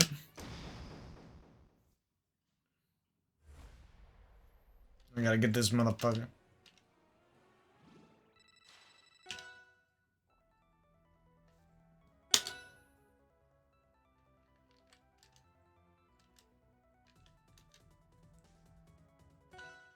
I like this one. Looks like a me stage.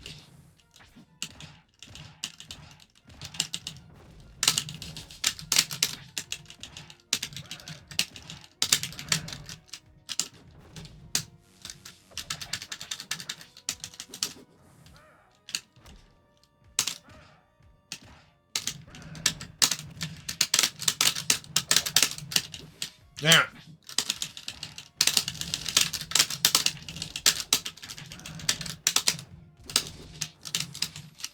I'm just getting hit for nothing, basically, because I'm gonna finish him.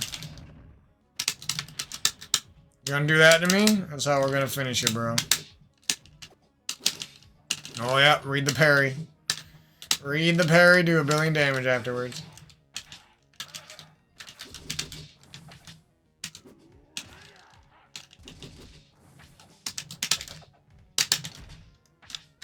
Jesus Christ.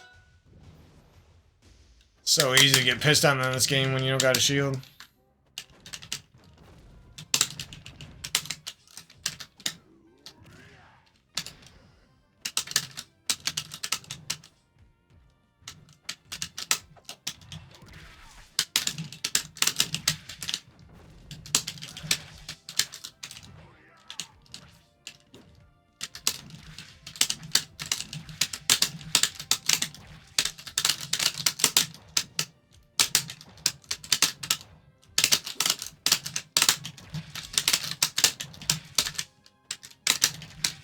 Fuck you.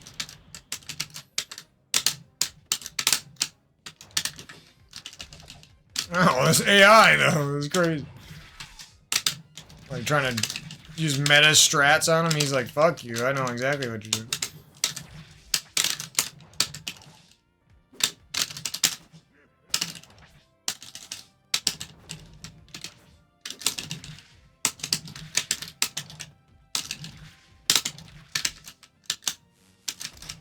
Fuck.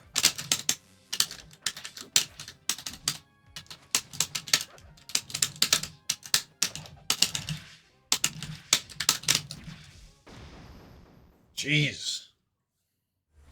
Damn Houdan monkey. Bamboo motherfucker. Or bamboo, I mean bamboon.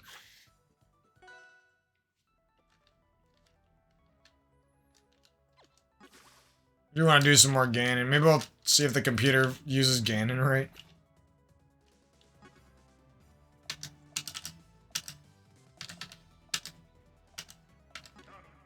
Alright, I'm about to head out of here in a second though. I'm just putzing around right now.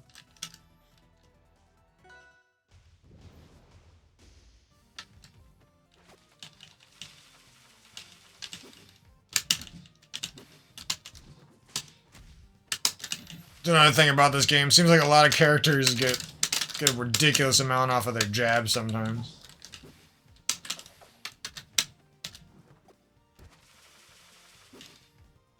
Yeah, see, look at the AI doesn't know how to use Ganon. Look at it.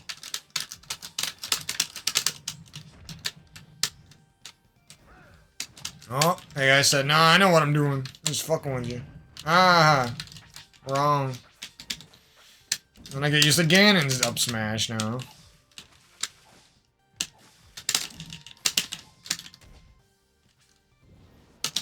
Like, the fact that he's almost dead from one forward smash.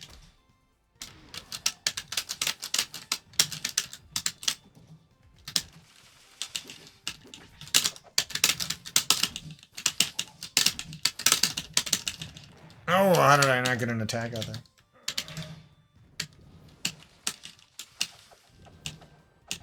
Yeah, he's got the water slap hand.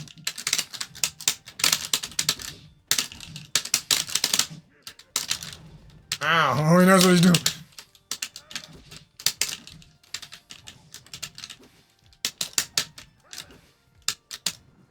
Oh.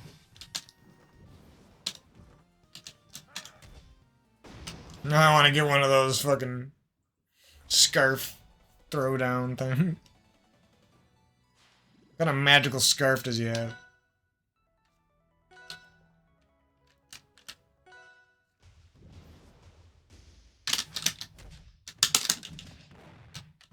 Oh.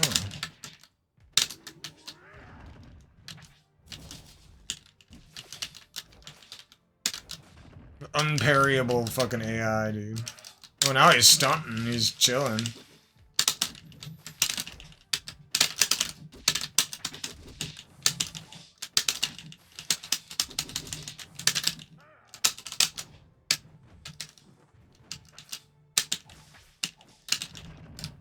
Oh, him with the towel snap.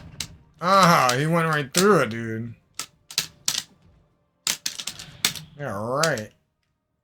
I forgot how to do the air dodge recovery as well. To make matters worse. I don't know what just happened there. That won't happen again.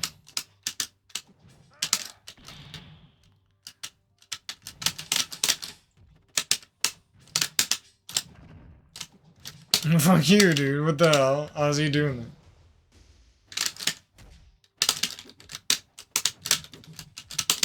We got this down air. We can do some crazy shit. I forgot about that.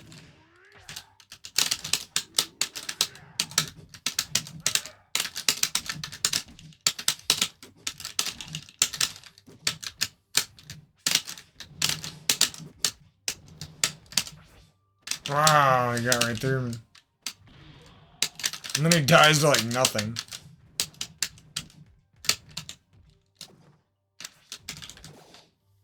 Yeah, right, you're gonna parry that, you fucking douche.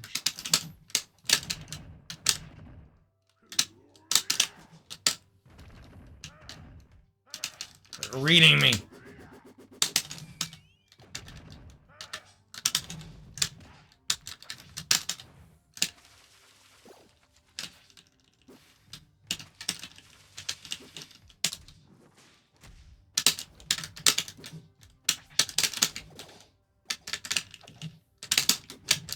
See, like a pro player ain't parrying that good.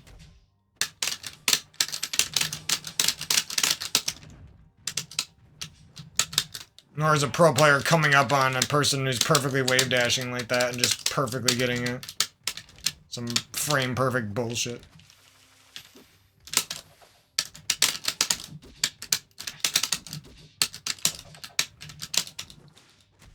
Get the fuck out of here, bitch. That's the satisfaction I was looking for.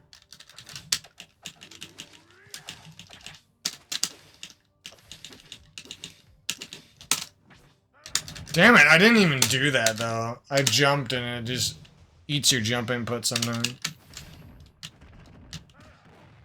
Jesus Christ, okay. Okay, I guess we're not playing anymore.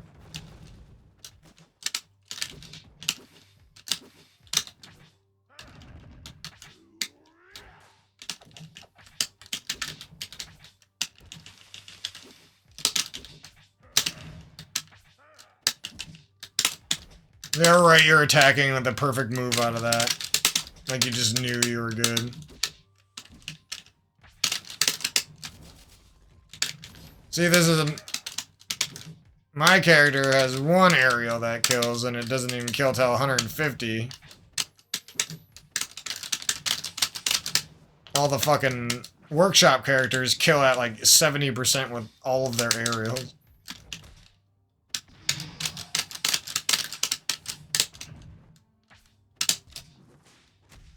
Oh, so that does do big damage, okay.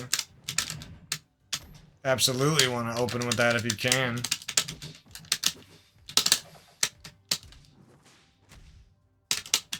Even better, have it in a combo. Quick 100 damage. Look at that, I threw a random parry in, and it still, like, didn't fuck up and get hit by it. There, I did it. I won't be able to do it again, but I did it. Get the fuck out of here, bitch. Oh, that would have been satisfying.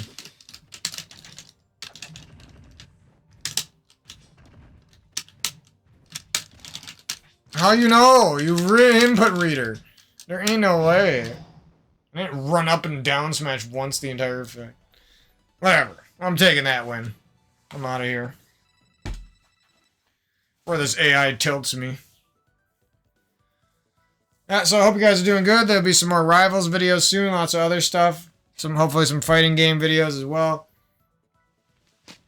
Particularly Guilty Gear Strive and Grand Blue for now. I'm gonna watch Max. Like I said, I've been really into Rafa. Oh, the other thing I wanted to talk about in this video was the potential of new stuff being right around the corner, and then I'm like living my life in this way where like, oh no, I can't go forward without weed. I can't go forward without old friends. I can't go forward without this and that. There needs to be a new game during this month, otherwise I got nothing new to do, you know what I mean? And I just gotta beat that mindset more, because it's like, weed ain't that good. Things that kill you, bad friends, bad relationships, excessive food, all the stuff not that good, you know what I mean? All the stuff at the end of the day that is really good at tempting people away from living their lives. All of it has a very bad side, but living your life in a healthy way doesn't. Living your life in a healthy way, believing in the now, having faith in the future, all that gobbledygook actually doesn't have a bad side. It's necessary to live, you know? So what am I saying? Like, basically,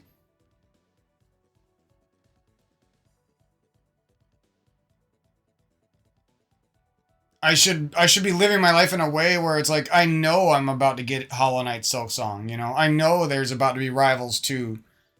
Why am I sad that I'm finishing Final Fantasy VII Rebirth when I'm gonna be busy, you know what I mean?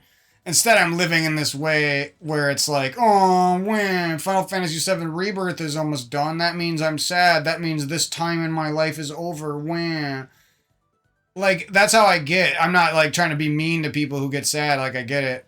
I'm just saying, like, when it's ruining lives and it's taking away fun that you should be, and it's taking away excitement for the future that you should, by all means, be feeling, and using that excitement to better your life and stuff like that.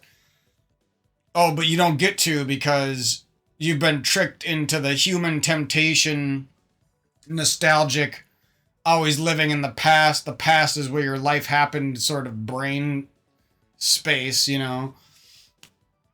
And I'm trying to use this new period in my life to beat those old things, and to use them not for cheap pleasure anymore, not just for nostalgia, but to use them only in the future, like with a potential wife, with a potential best friend. You know what I mean? Like, it's something that, I don't care if it's what it is, you know, excessive TV show binging, excessive food, weed, smoke, drinking, sex, lust, romance. I don't care what it is. Anything that's anything like that, a type of sin, or it's something that has a sinful side to it. All that shit, you know what I mean, shouldn't rule your life at all, especially as an adult. It's one thing when you're a fucking teenager and you're making mistakes, but you know what I mean? You can't let that shit carry into your adulthood at all.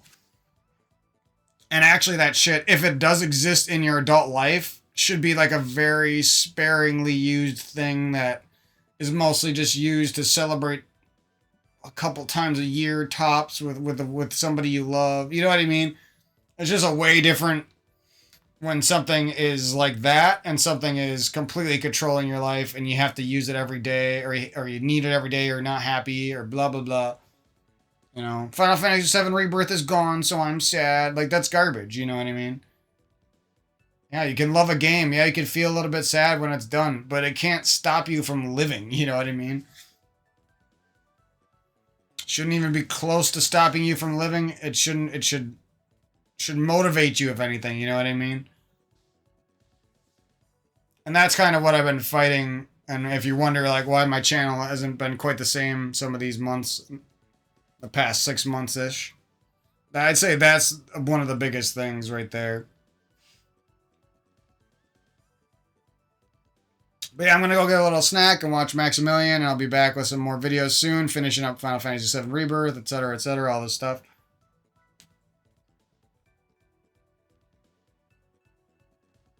And again, you know, maybe I like Dragon Dogma 2 and I haven't even tried it or even looked at it. Maybe I'm gonna be completely busy with Rivals 2 and some other fighting games. Maybe I'm gonna do something with my life that isn't just playing. No, I'm just, but you know what I mean. It's like you weren't even going. I'm talking to myself right now. You weren't even going to get Final Fantasy VII Rebirth. So now that you got it and you fell in love with it and it was a lot of fun and you're almost done with it and you're going to beat it soon. Like, how are you, you know, that upset about it? How are you that sad about it that it's ruining your life, that it's bringing you back years ago into the past and making you feel like your life's over because you finished this one game and stuff? Like, none of that stuff makes sense, you know what I mean?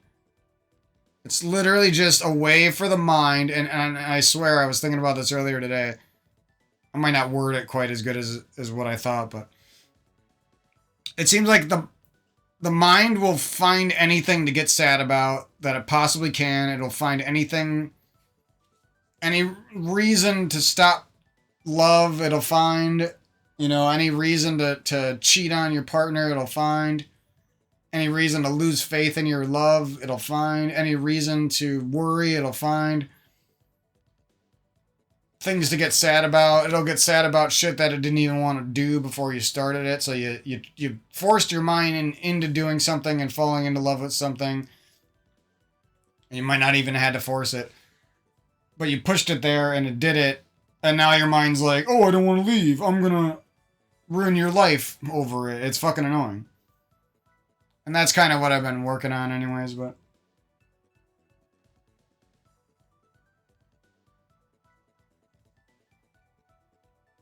Because it's like, what is wrong with you, dude? You just have a problem with everything, you know what I mean? And this is going for everyone. This is going for everyone I've ever met in my life. I don't care if it's family, if it was girlfriends, best friends. Or the rampant unhappiness of the human mind. People let their fucking mind corrupt their love. They let their mind get so deep into something that they're unwilling to see stuff from their friends' point of views and do things that their friends love. They have to do what they do. It's fucking annoying. I don't even like when I have to do that sometimes. You know what I mean? So I know other people are fucking doing it like crazy.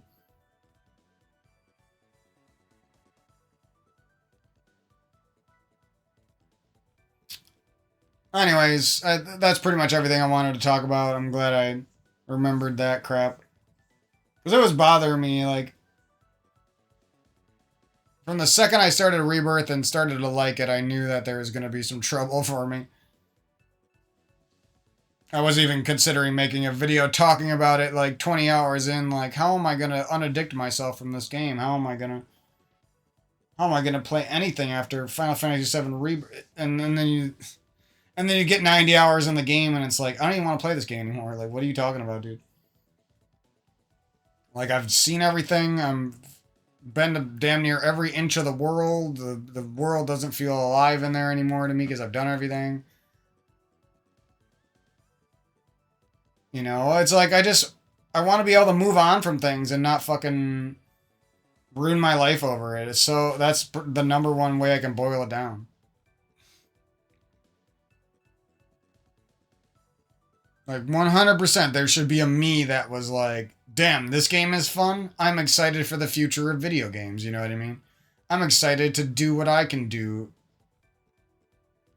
Whatever that ends up being. Working on people's games, working on art. just playing games and reviewing them for the rest of my life? I don't fucking know. But I should be excited, you know what I mean? Like there's a billion reasons in life to get sad. I shouldn't be it shouldn't be something that I love making me sad too, you know? For no reason basically. It's not like the game disappeared all of a sudden and I never got to finish it, or it's not like the game cost $1 billion and there's no way I could afford it. No, it's just a fun, good time. It's a one-off, good experience. There's a future game coming out in the next few years, most likely, that's going to be just as fun, probably, and it's going to be a direct sequel. It's like, what are you so down about? It's fucking annoying, dude. I'm not talking like, I'm not insulting myself, but you get what I mean. Like, once you take a step back and you look at that with a little bit of retrospect, is that the word? Retrospect? I don't know. With a little bit of hindsight, and it's just like, you're like face palming over and over. It's like, why were you getting so sad about that? Why? You know what I mean? I do that with when I think about shitty old girlfriends sometimes. I'm just like face palming because I'm like, dude, you were sad about that for like 8 years straight and the person wasn't even giving you like 10% of the love you deserved. Like, what are you so sad about? You know what I mean? Like you were stuck with somebody who half fake loved you and made it hurt super bad. And that's pretty much all they brought to the table was half bit of love that was great for that little half bit, and then massive pain and suffering for you because they're a fake lover who's going to leave you heartbroken for the next 60 years of your life. Like, I don't know what to tell you, man. You dodged a bullet there. You could have been stuck with that person for 10 more years, got more attached to them, and then had their true colors come out. You know what I mean? And I just been doing that to myself lately. It's just like, bro, weed's not that good. Old friends aren't that good. Being 20 wasn't that great. You know what I mean? College was fucking annoying. The first jobs you get out of high school, fucking annoying. Driving around, working months on end just to end up getting pulled over by the cop off of a bullshit lie, and they ticket you and dock you points on your license off of a lie. Not fun. You know what I mean? Like, the past isn't that interesting. That's all a fucking lie. The grass is greener fucking bullshit, and I'm so sick of it. But that's kind of the main thing I've been battling, I would say. Emotionally, spiritually, whatever you want to say. Whatever mubbity, humbity, jumbity, gumbo you want to say, or what's the word? Whatever gobbledygook. There's a word. Mumbo jumbo, that's one. Whatever Utah mambo you want to say. And then I've been having this weird thing with my friends lately on Halo where, like, they'll hit me up or they'll message me quick or they'll invite me, and then I'll hit them up, like, right after, like, within a minute, and then they're just that, you know, I didn't join instantly or something, and then they just, like, gave up. They don't message me back. They don't invite me. They'll keep playing and shit. I don't know. It's just weird. Like, I don't know if I fucking pissed everyone off or something or what. You just fucking invited me. Like, why didn't you wait, like, 1 minute?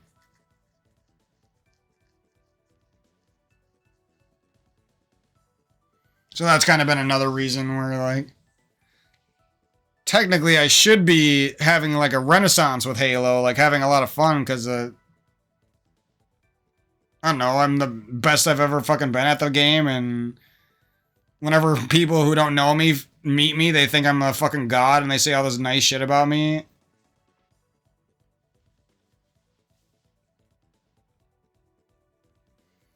Anytime I make friends on there, they're, like, really excited to play with me and stuff.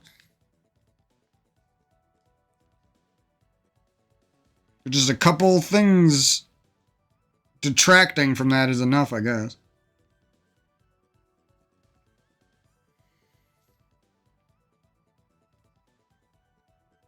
It's also frustrating, like, when somebody is like a new friend and then they stop playing with you for a month and you match them a couple times and you beat them a couple times and then it just seems like they're not your friend after that. It's like, what the fuck, dude? We were literally just friends. I mean, I've done this a little bit to people in the past when they run 4 stacks against me and I get pissed off and delete them or something. But, like, rarely. Like, that happened, like, once in my whole life. Twice. But these people seem to do it all the time with me. Like,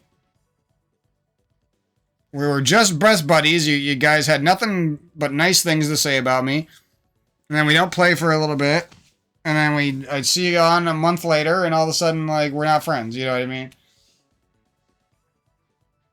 Anyways, thought I would mention that because it was another thing that was bothering me. Lately, I was excited for Halo for a little bit. In the last few weeks, there's been some days where I was like really excited to grind and get clips and do all this stuff, but then shit like that, and along with like bad solo matches, just kind of started to kill it.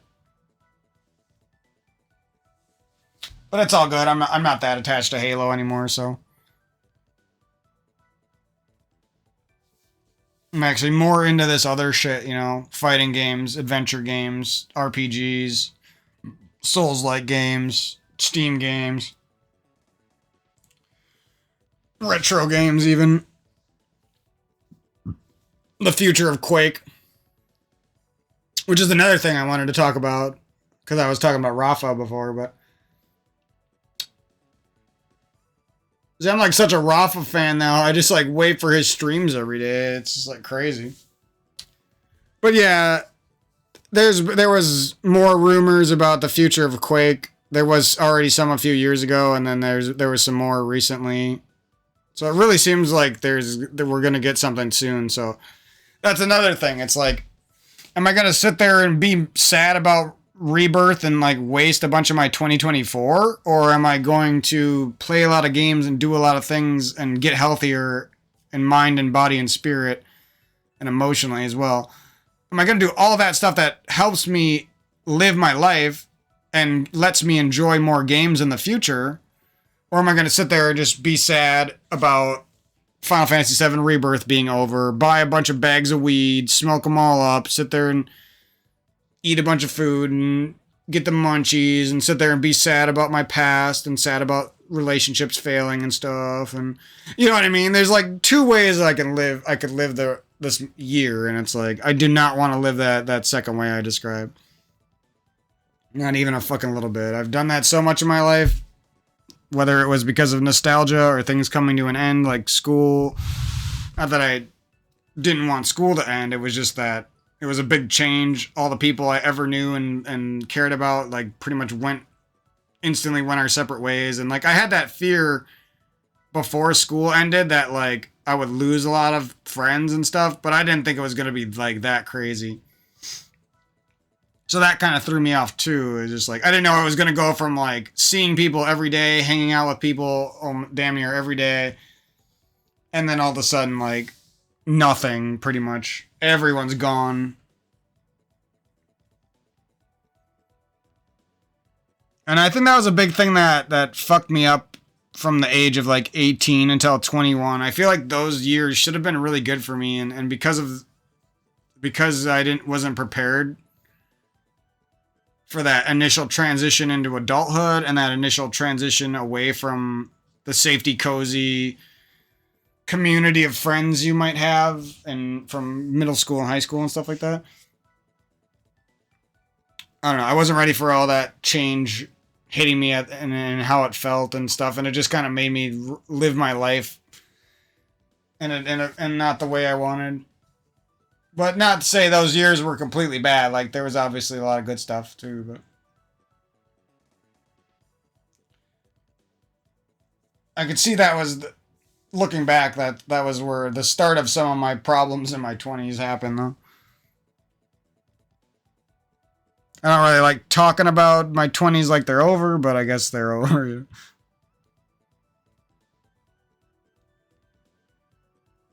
We're not going to get into all that. That's another thing I was going to bring up in these commentaries, but I don't want to talk about all that too much. I just got a problem with the attitude of young kids.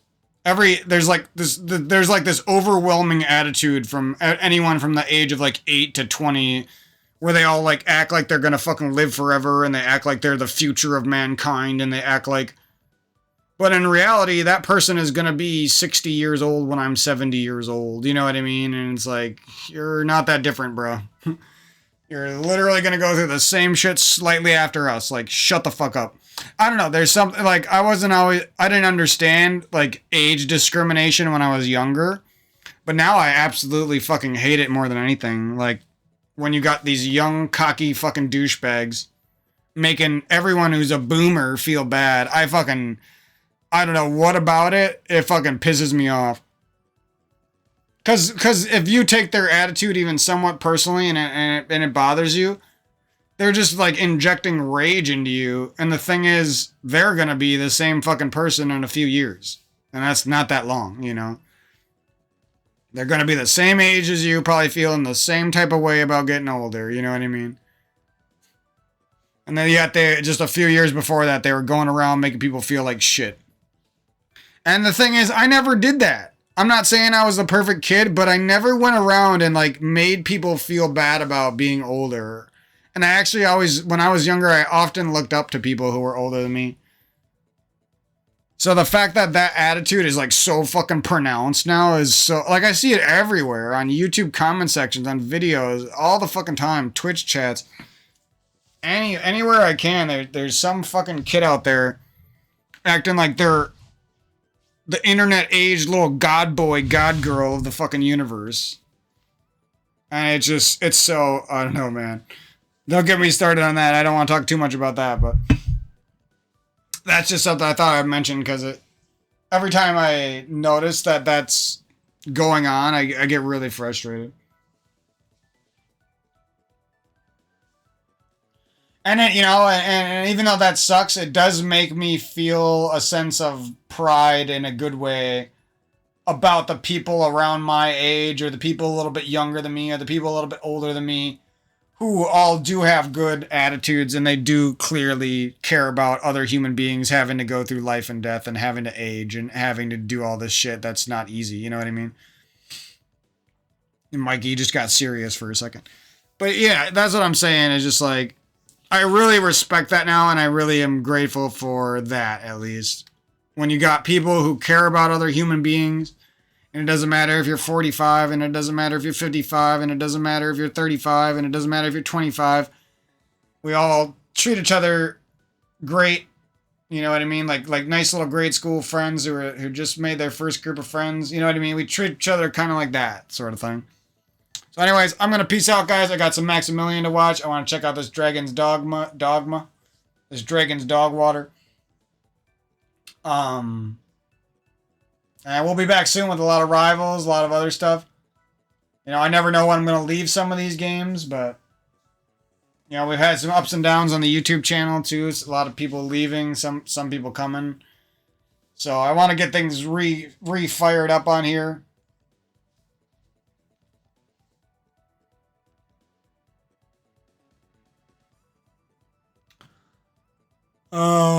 Yeah, that's pretty much it from your main man, or your main man, Mike.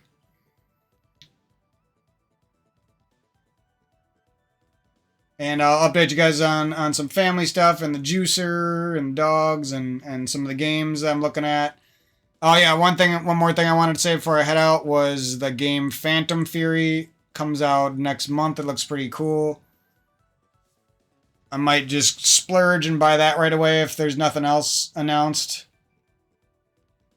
between now and then. And yeah, I didn't beat Ion Fury yet. But I think if I did buy Phantom Fury, I would be like all in on it, because I just have a thing where like with Final Fantasy VII Rebirth, for example, like when I get a game and I get it when it's new and other people are streaming it and other people are talking about it, it's just so much more interesting for me to finish it really quickly and be a part of that culture. I'm just kidding, but be a part of that community and that game. Well, it's at its peak, I guess.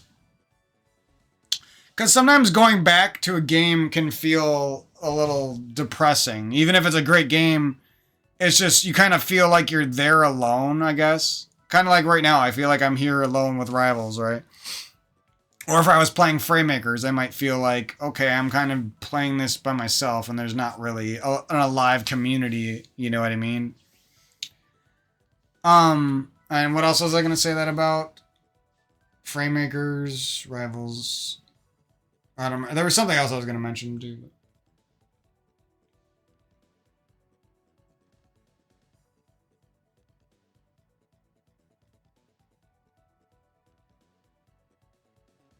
Some game. What the fuck was I thinking?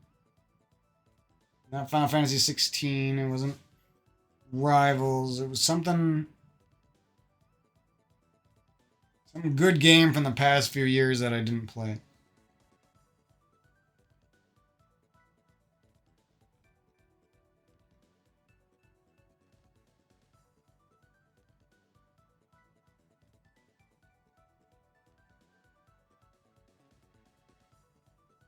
Whatever. I'll catch you guys down the road. I might tack on some more, or might not. But we'll definitely be releasing some low bit rate, like lower, like a lot of videos, but like they won't be like crazy HD or whatever you want to say. I don't like when I explain things right and then I get worried like people won't understand the words I use, so then I like make myself sound, I don't, whatever. You know what I'm saying. Hopefully.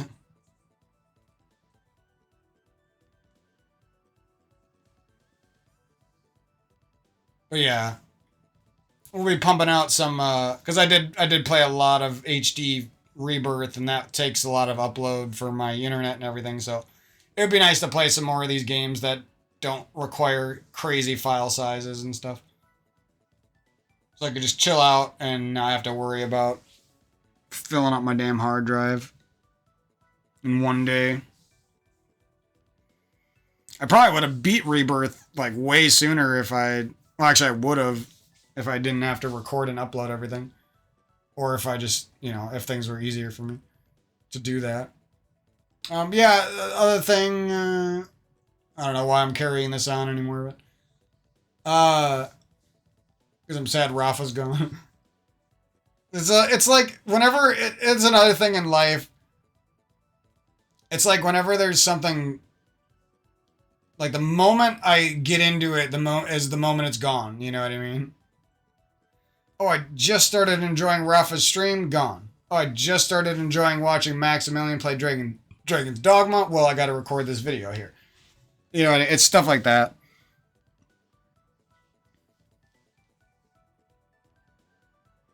Oh, I just fell in love with watching Maximilian play Grand Blue Fantasy Versus. Well, he doesn't like the game anymore. He's not playing. Or he's not going to play. Yeah, it's stuff like that. It always seems to happen that way to me. And it's another thing. Like I said, it boils down to me, like, getting over shit. Getting through shit. It just comes down to me and shit. No, I'm kidding.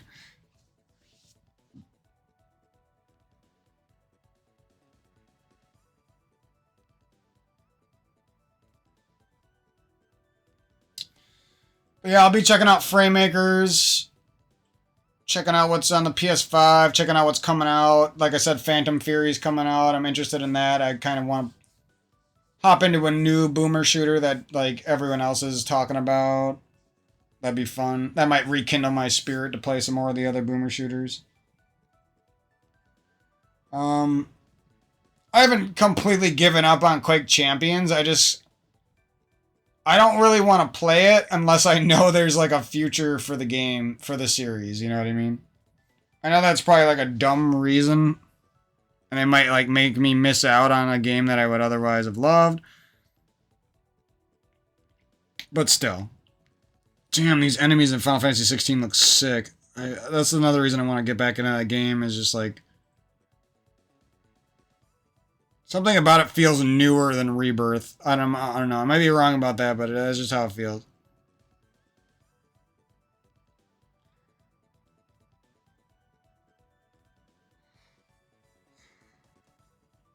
Scrolling through my Google here. Yeah, there's that new Dragon Ball game. That doesn't look like my kind of thing. I haven't played Baldur's Gate, which might be super fun. Oh, Koromon was another game. That was the other one I was thinking of before. It's just like... the game was really fun. I was having a lot of fun when I first played it, but then I took a break. And now you're here coming back into the game later, and you're coming into a half-done playthrough. And it's just like, kind of makes you feel a little bit alone, you know what I mean?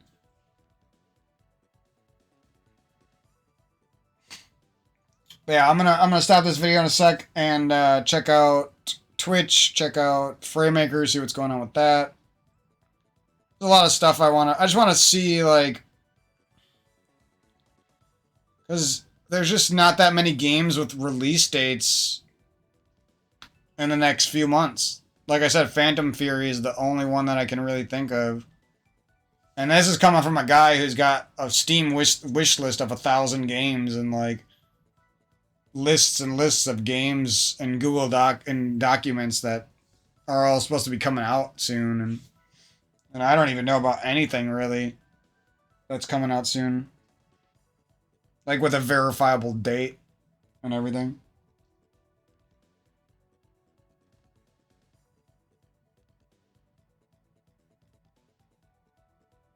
Whatever. It's another one of those things where it's like, bro, you have to stop. Because I'm basically, there's a part of my mind that's saying, well, now that Final Fantasy VII Rebirth is over, and you don't have friends in real life, and you don't have a girlfriend, you might as well just end your life, bro. There's nothing for you. It's like, I know I'm being facetious or whatever the fuck, being stupid. Actually, don't know what that word means anymore. But you get what I'm saying. It's just like that. The reason I'm making that voice sound stupid is because I think that voice is stupid, and it's in everyone. It's just like the most defeatist, negative voice ever, and it exists in every person. I've never seen a person, even the coolest people ever, have shown me that they have that, and sometimes it's even far worse than mine. That dark attitude.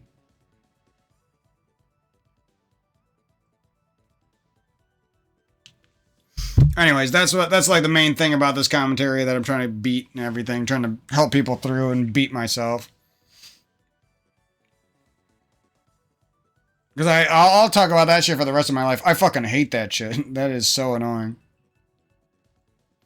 Because it's like, it's so stupid because it's like, all that energy and all that time, you had so much fun, you loved those games, you loved those people, you had so many good girlfriends, so many good friends, so many, and you're gonna fucking be the most negative, depressed piece of shit over nothing, over shit in the past.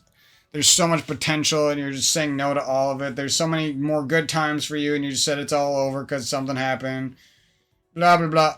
There's so many reasons why that attitude is like the most disgusting thing in the universe, honestly. And the fact that I've seen it exist in everyone just makes it worse. But anyways, that's what I'm working on the most, and I think things are going to go pretty good in the next few months. There's going to be a couple hidden gem games. I already got plenty of games for the next few months. That I own already.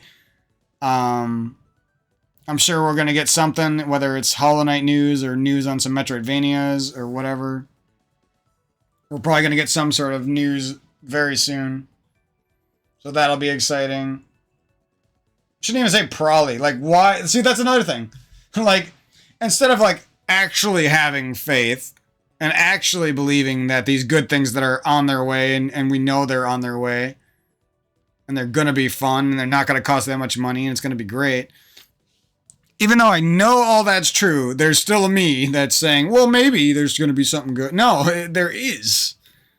Rivals 2 is done. The game is done. You can beta test the game. It's playable. You know what I mean? Like, there is something that you're going to be having a lot of fun with. Like, shut the fuck up, dude. Anyway, like, I don't believe in fake positivity, but I also think that not having any positivity is disgusting. You know what I mean? And that's what I'm trying to beat is that super negativity that lives in everyone that makes it so they have a lack of positivity. Because I think that's why a lot of my relationships went south. I think that's why I lost a lot of friends. It just boils down to that super negativity that lives in everyone that just can crumble anything. It can crumble a fucking relationship. It can crumble a fucking life. It's crazy. So anyways, catch you guys down the road. Thanks for tuning in to the Mike Rambles. Rambles McJambles. I'm going to have a good rest of my night here and relax. And I got some good plans with my family and with these damn video games for the next few days, next few weeks. And I'll see you guys down the road. Peace out.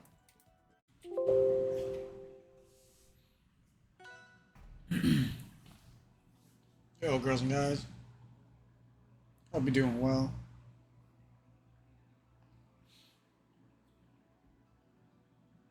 Hopping on board with little rivals of Aether. You know how we do it.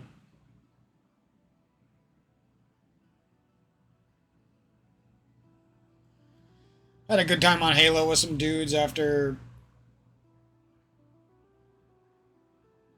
mostly playing alone all day, and it was just like one of those reality check fucking days. It's like whenever I think I got friends, like they always end up not being my friends. It's really weird, dude. Like I don't even know what I do. Like I don't even talk on the microphone anymore. Like haven't for years, really. Outside of the occasional outburst when I flip on the Blue Yeti hot mic, scream at some people. And I've done a lot less of that than I used to do. Yeah, I always think I'm alone, and there was a guy like saying that today. He said the same thing I said yesterday. He said it today. He was like, he was asking, or he was wondering like if searching solo was on Halo was that bad, and everyone on our party was like agreeing with him and like, yeah, bro, we got that. And he's like, oh damn, it feels good to hear other people say that. I don't know. It was just funny. I probably had that conversation before with some other friends too, which is goes to show you how hard being alone can be sometimes.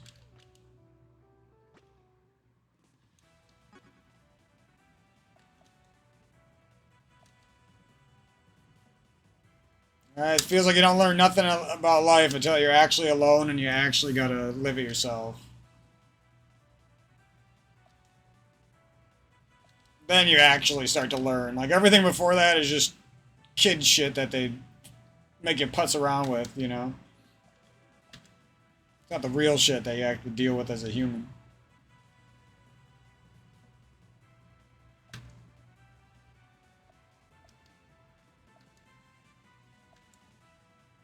But I think I got a good plan. I'm looking for just like a spiritual path from now on, and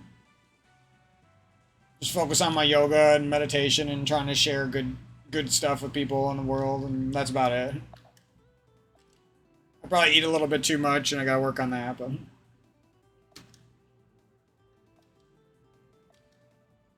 we're getting there. I think I've had my fill on a lot of tasty food. Like I don't feel like I need it as part of my life anymore. Obviously, I never should have, but you know. Gotta do some overpowered Emmy, right? Wouldn't be a session without. What the hell? Shit was glitching. Yeah, I was just listening to the homies talk for a little bit before they rightfully yeeted me out of the party. After I just carried them, they all went negative and lost me a fucking match. They even said it. They're like, Ghost Rider just went hard. He tried to carry. Feels bad when your buddies say that. Like, they're trying to make you feel better, but it just all feels bad. Whatever. One day I'll find my guys. Every time I think I found my guys, they don't end up being my guys. That's the problem, you know? They're someone else's guys already. We was just pretend guys when they was lonely type shit. It gets old, dude. I don't know, maybe Emmy's not that overpowered.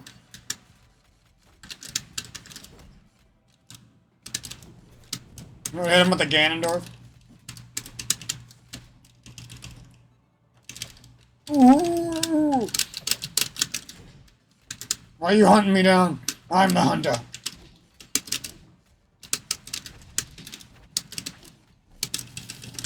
What the hell leads to the backer?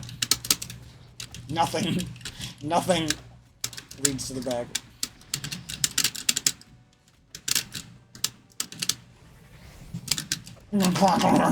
I'm just overpowered as shit.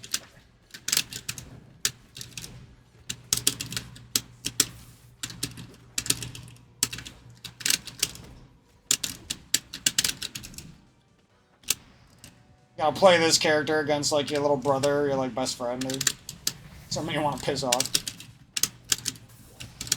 No, he's fair, he's balanced. No, you keep using your normal character. Mess up my nephew with some overpowered shit.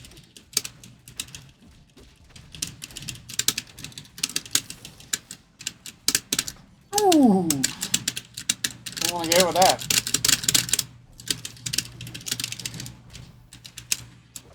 Oh, read me like a book.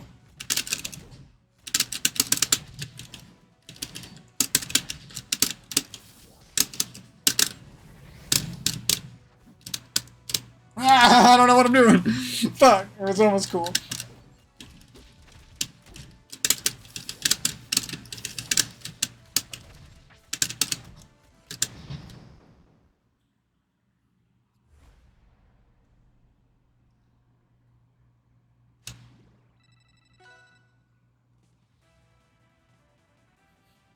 I don't know what I was listening to in this party today. It got me talking, though. Otherwise, I wasn't even going to make a commentary today. Got like a fucking elementary school teacher talking about how he fucked a bunch of cheerleaders. I don't know when. I think he was talking about like full-grown cheerleaders. I don't know.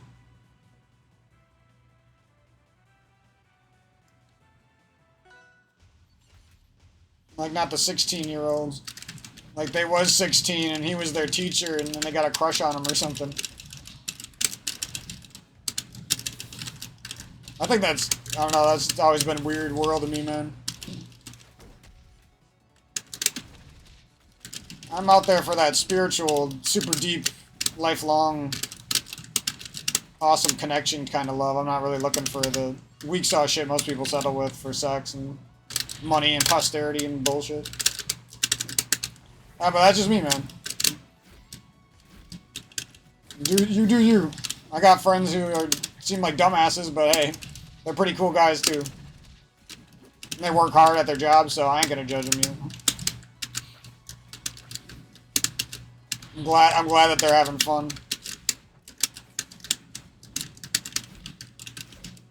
It's exciting for them. I like listening to their raunchy ass stories and shit. About fucking a bunch of cheerleaders after you just were one of their teachers.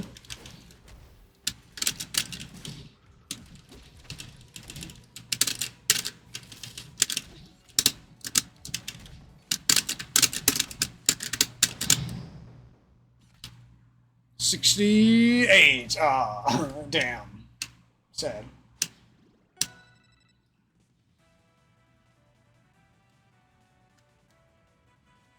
The other guy's like, not gonna reveal their personal details, but he's like a well-off guy, makes over 100,000 a year, just talking about his sexcapades. He's like, he's sitting there unintentionally like bragging about fucking all these women and basically being like the shit. He's like, I don't even know how I do it. I'm just like a normal-looking guy. It's funny. He acts like he's like a superhuman celebrity god because he's got all these girls like interested in him and doing shit with him. It's just, I didn't even know people were like that, you know? And that's like never been the way I've, you know, done things.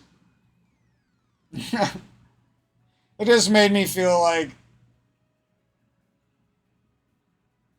you know, he could do it his life, but it made me feel a little bit of hope for someone feeling more like me being out there too, you know? Because even though he's like that, he was like kind of aware that his life's kind of crazy and that everyone's kind of crazy. He knew how people were and everything. Like,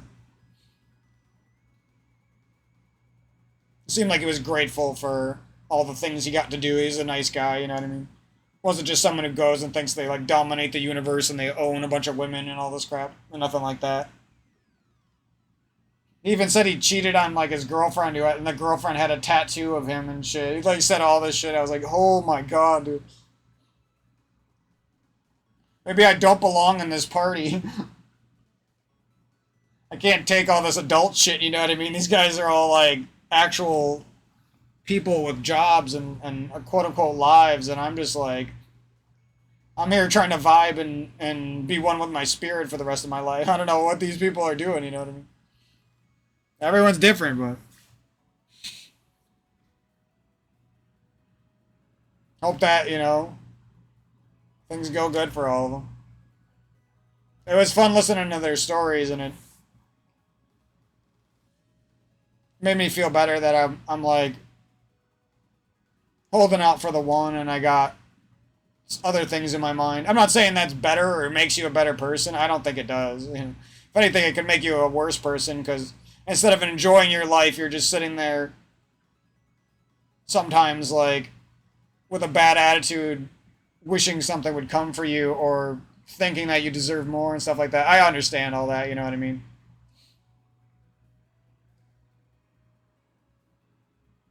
That doesn't change the fact that some people go through tough things and they need to do a lot of work on their health and their spirit, and you know that doesn't change that fact. That's just true for some people, you know, regardless, or whatever the situation may be. Those are some of the only things that can keep a human chugging along, is what I'm saying, without trying to get too grim, too serious about the situation. But that's how I've been viewing things, and it's been making me feel like more at peace in my mind and stuff, and I just want to get back into that yoga mentality and share it with people. You know, if I happen to find like a spouse one day through yoga, that's great. I know I have to go into it with the mindset that that doesn't matter. You know, I'm not doing it just to go meet somebody who does the same. It's not like that. You know what I mean? That it is like that, but it's not like that. Like at every moment, you know what I mean? It's weird. Like, but that's how you have to be. Otherwise, you know, lust takes you over, revenge takes you over, anger takes you over. You know what I mean? There has to be some type of selfless ambition to go out there and love somebody and do it in a good way. You know what I mean? I feel like if that's not in somebody's life, there's something missing. So that's kind of the extent that what's the word? I can't even say the existential crisis that I've been mulling over in my head at every moment for like the last year. It's been crazy. Like you never know what kind of weird changes in your brain start happening as you settle into life and stuff like that. You know what I mean? I'm just glad for now. It's like seems to be stuff that's helping me adapt to the pain I went through and go back at the world with a better attitude than I ever had before and stuff like that.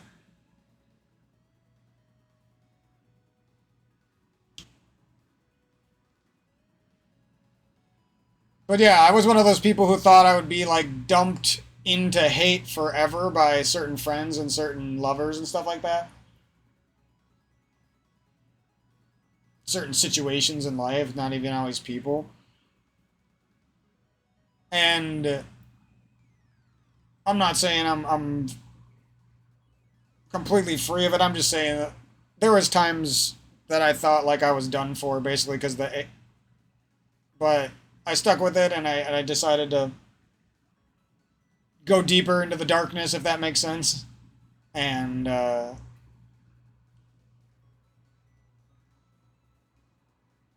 start to own up to all that anger, own up to all that love, own up to all those feelings, own up to all those memories, and start to be one with like everything, you know what I mean? Everything, really.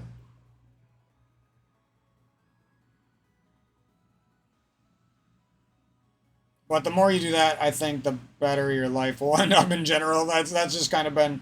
It's like the difference between sweeping problems under the rug and handling those problems. Or at least trying to, you know what I mean? And that's just kind of been the adult fix that my mind has been fixated on for like a year now. It's kind of been like a treasure that I'm like dusting off like an archaeologist. Dusting off my old gears that it should have been running 10 years ago. But anyways, that's kind of all the crazy shit that's been going on for me, at least. Other than that, things have been pretty good. That's just kind of been the stuff that's a puzzle in my brain and everything. Everything like that. But yeah, even though my friends are assholes, that, you know, at least they invited me and let me do my thing for a bit. Got some nice snipes. And they're always nice when I get snipes. They all freak out and compliment me and say nice things. So, you know what I mean? It's like they got other friends too that they might not be as good as me, but they've been friends for longer, and that, you know, just because I'm good, that don't mean I should replace their, you know, all of their time with their friends and stuff like that. You know what I mean? I get it.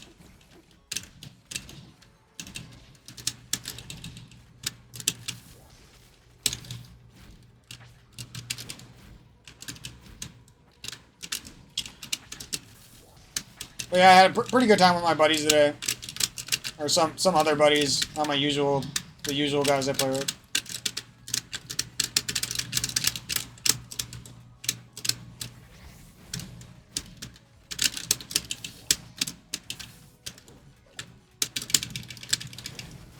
Oh, the counter, punish counter. Oh, that doesn't have no range.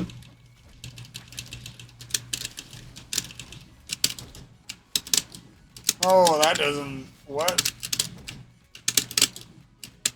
I'm missing with these laggies. That kick can... If you get the quick turnaround with that kick, dude.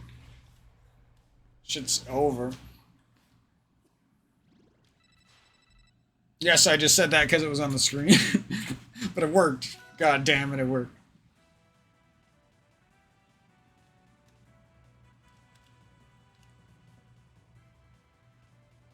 Yeah, but I'm excited to get back into that yoga mode, the super spiritual mode that I was trying to get into.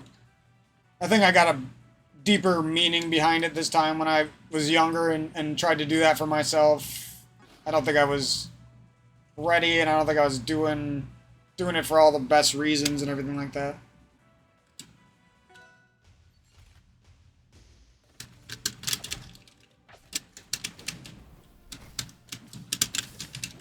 Yeah, but I'm excited for all that. I feel like it's going to be some years of hard work, but it's going to be something that I always look back on as like, I'm really happy I did that with my life. Like, I can't believe it all worked out like that, you know. It feels good to have some clarity, because I feel like for so long I just pretty much gave up on life. And now it feels like there's something worth fighting for.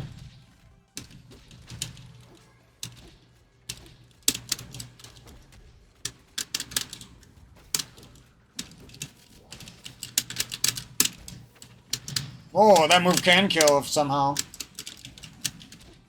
Have to do with that red aura or something? I don't know. So it seemed like.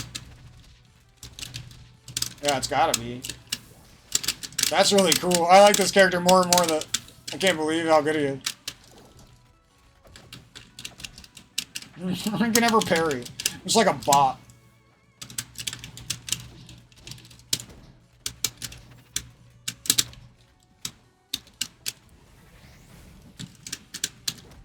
A literal robot.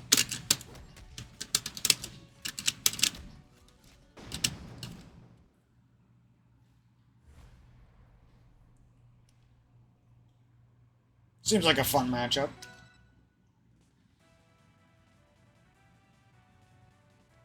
Oh, but we gotta fight against...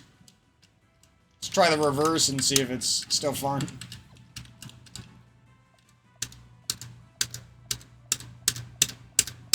Where the hell is Emmy?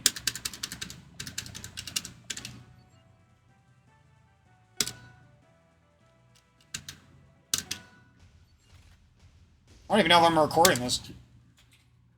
Yeah. I always gotta check like 3 times every video. To make sure. Ah, ooh, ooh. Ooh, he's got some crazy shit I haven't used yet.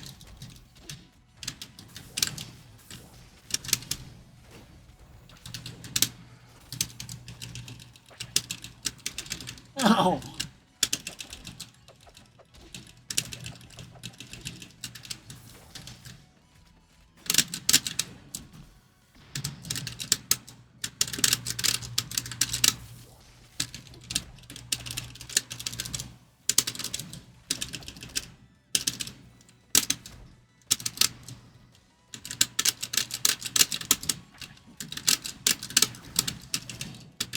Well, it's at least doable against an AI, but I would not want to play against a good Emmy, dude. Holy shit. That would be fucking terrifying. Oh my god. See, these bullshit characters can just kill you out of your up Bs all the time. They, like, don't even fit in with a lot of these. When it comes to that. Everything else is pretty close, usually. Also, I just don't know how to use this character at all, either.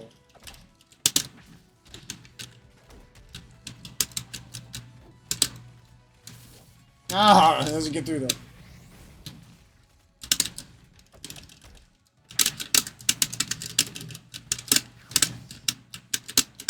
Get out of here. I'm the ice bear around these pods. I'm the quadruped. Is that what they're called? Bitch. Oh, we gotta try some more of these base characters a little bit, I guess.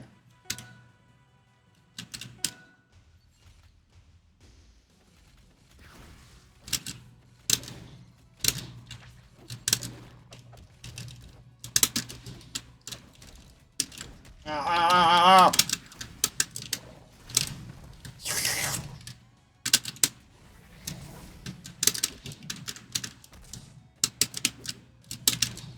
Ah!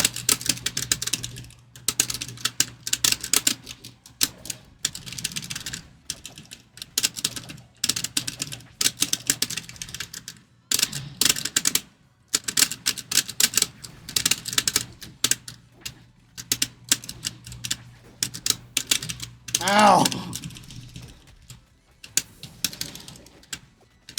Then we're summoning the juice!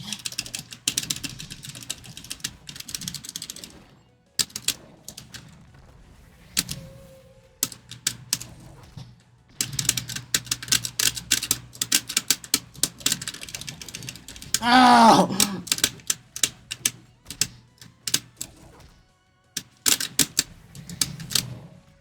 Ow! Ooh, woo, woo, game over.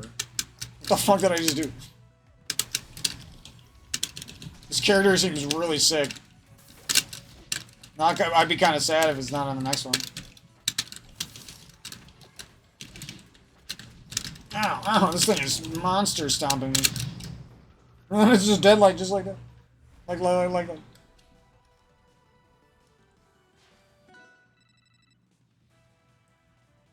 Yeah, I think if I had to give one tip to people who went through some of the bullshit I went through, or they're feeling some type of way about life,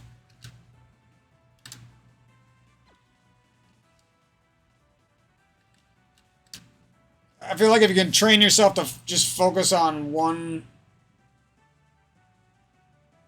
thing and like really believe in it, you know what I mean? And then never stop doing that, you know? Because I've stopped doing that before and I've seen my life like fall apart in ways and it was, you know, been tough, so it's like that's what always seems to get me through. And if you don't have a thing, you got to make something, and after you make that thing, you got to learn to leave it eventually and go and focus on another thing and love that other thing, and that's part of life, you know. And that's been kind of the biggest lesson I think I've learned in my entire life. It's probably the only wise thing that's inside of me at all. The rest of it is just childish, goofy boy, nerd boy bullshit. But that's why I like myself, because I think I'm fun and funny.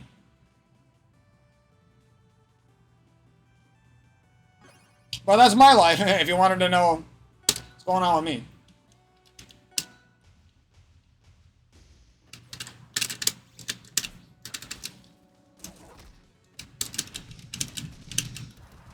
I don't know, I've just had this weird feeling that it's been kind of like bittersweet as well. Something in the back of my mind, like in my dreams and like all of my thoughts, it's like it feels like the best year of my life is like is like coming at me right now. You know what I mean?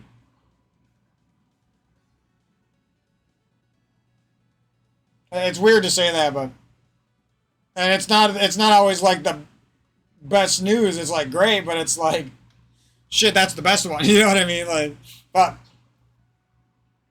that's what I realized when I started feeling that way. I don't know. I've been feeling that way deep down from. I haven't even like thought about it that much before.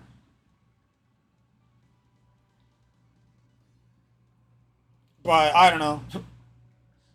Maybe it's like some part of me's been trying to push off the best year of my life so it happens later, so I have it for later, and it feels like I can't do that anymore. And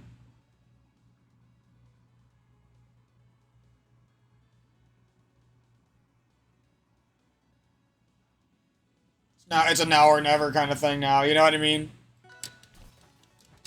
I don't know.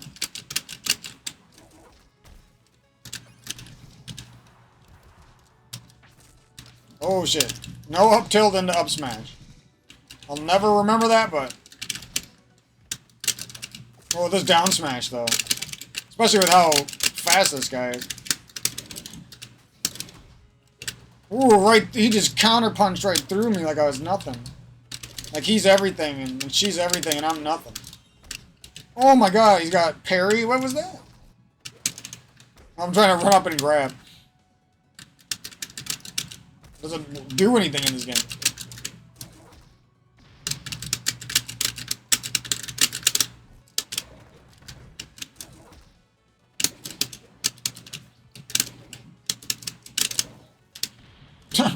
I don't know what I'm doing down there.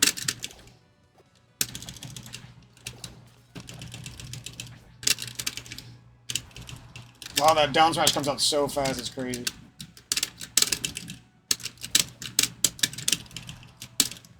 No! It's so hard to do an up tilt and then get an up air out. I feel like it never works.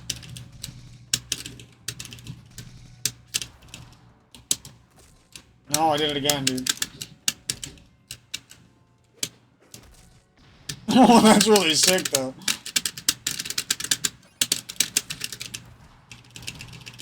Fuck you. You're getting hit by this fucking up air eventually. No, down smash. Ooh.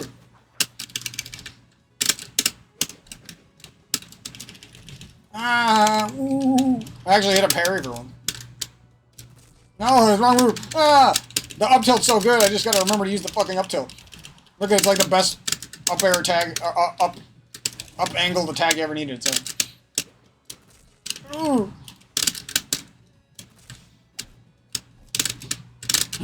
I don't even know how good that forward tilt was. That's like the most satisfying forward tilt. It's like you're whipping him down with a piranha plant.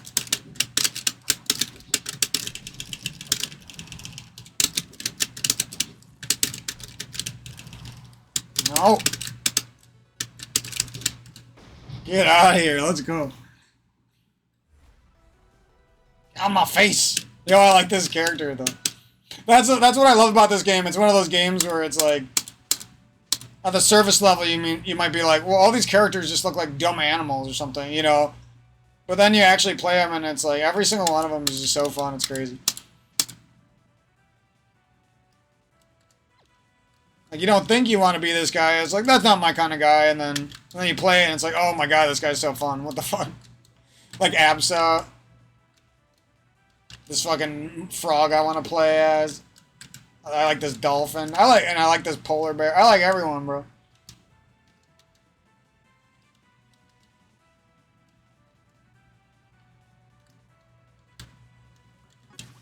Hodan, gotta love Hodan. Down for a hootenanny.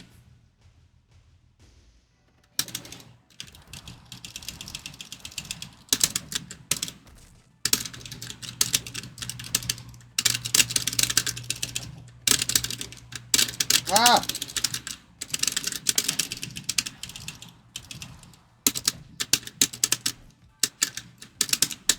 Oh, I don't know how to use that. Oh, you can aim it down.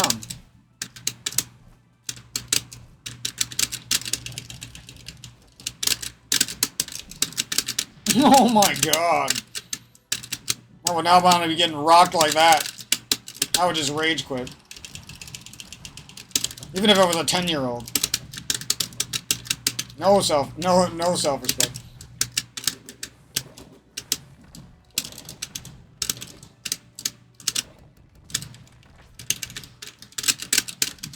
Ow!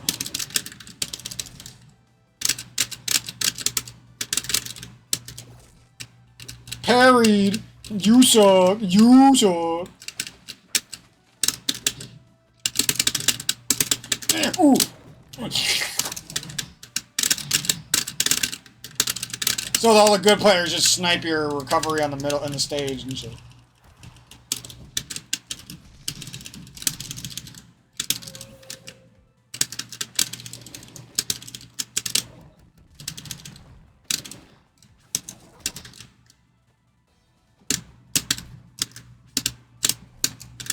Oh, fucked everything up. Dude, he seems really punishing on the edge. Like, I feel like he would be really annoying for all the big characters. Except for maybe good Craigs or something.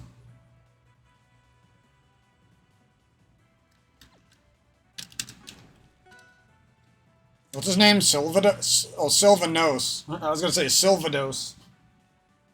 Like he's a fucking Zapdos and Sucane or some shit. They need to fucking work with Pokemon and make a fucking Pokemon, a pixel like this, basically, except with fucking Pokemon characters. I will play the shit out of that for no reason. It wouldn't even have to, I guess it would have to be a little better than this, but not much. They already got a great game here. It just had to be a little better.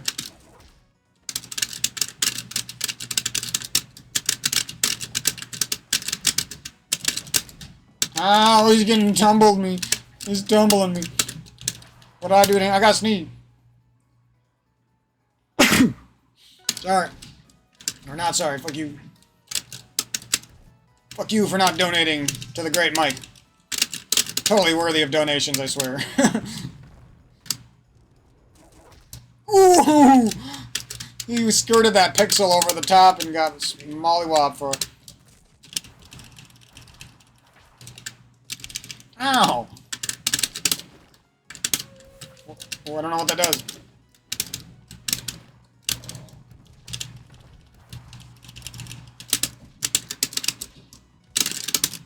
Oh, well, wrong move. You're not. It's not even that character. Like, what are you doing? Oh, come on! Who does that? I did the weirdest thing ever, and he's got me. He said, "You obvious." I always get myself hit after using that move. The AI goes like sicko mode. It like knows it's time to punish. Yep, I knew this guy was gonna be really good off the stage like that.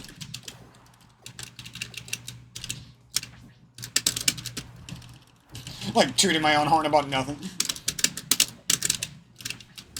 Ah, no, am I supposed to parry that? I don't know, like, what's the play? That's facing the wrong way, dude. Oh, how does he avoid that? That's the fastest down smash in the game.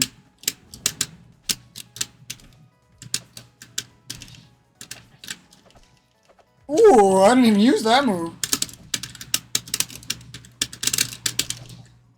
Yes'ums? No, sir. No, ma'am.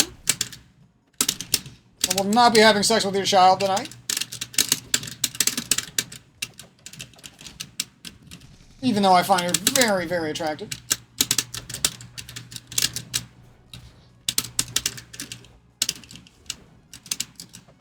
I'm in this fucking mode of talking about fucking dating too much and shit because these guys were non-stop about it for a couple hours straight.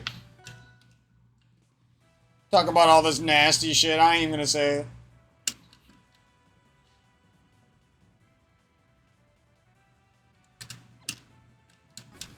Now we got another fucking character that we like. I'll never be able to master a character because I'll always be switching sides like a naughty. I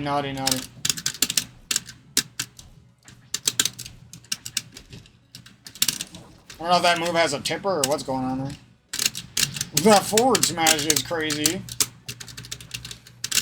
Especially for a character that can be pretty slick with it.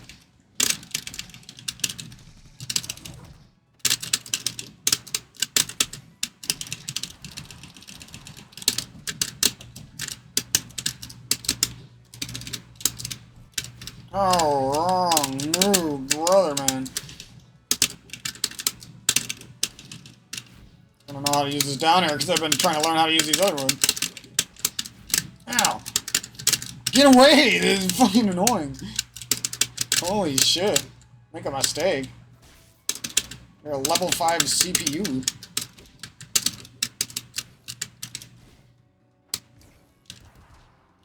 I get it. You know what your moves do and I don't. I know what mine do. Get out of here. Finally, something killed. Guess he needs that fucking forward smash. I'm gonna bullshit you for anything I can at this point. Oh yeah, right, you're not attacking there. Any person with half a fucking brainstem is attacking there. Fuck you.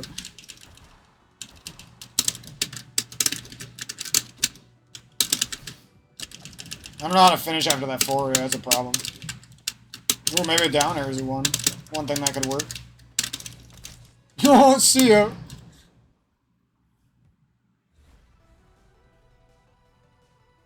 Yeah, I fucking love this character. I wish there was, like, a monster version of it or something. That'd be cool. As well. Guess he is kind of monstrous, but you know what I mean. Like a fucking evil-ass version and shit.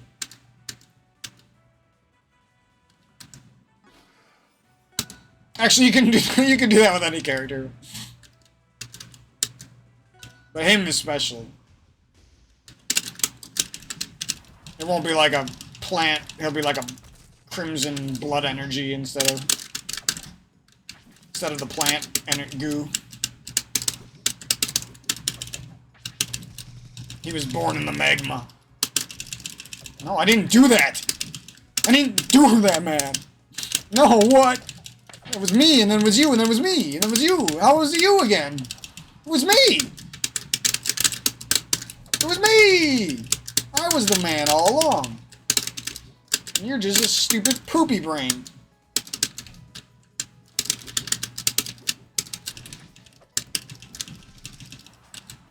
You die! What the fuck? I bet little kids do that in their brain when they're like playing these fucking Smash Bros games and they get mad. They just walk to the right or left. And then you go, and you get mad at your fucking brother and you fucking rando F smash them like you're so fucking smart. You know what we haven't done in a while? The rando F smash to the side of the screen bullshit. That's literally like Smash Bros in a nutshell. You're like doing all this shit. and then the play is actually just to do this. And that was the play all along. And that's the secret to Smash Bros. You owe me $1 million for tell me I told you Mango they're all their secret. It has nothing to do with all that fancy shit they're doing, that just happens. It's part of the game. Once you play it for like 2 hours, you know how to do that.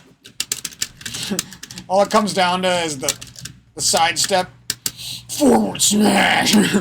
Every time, man.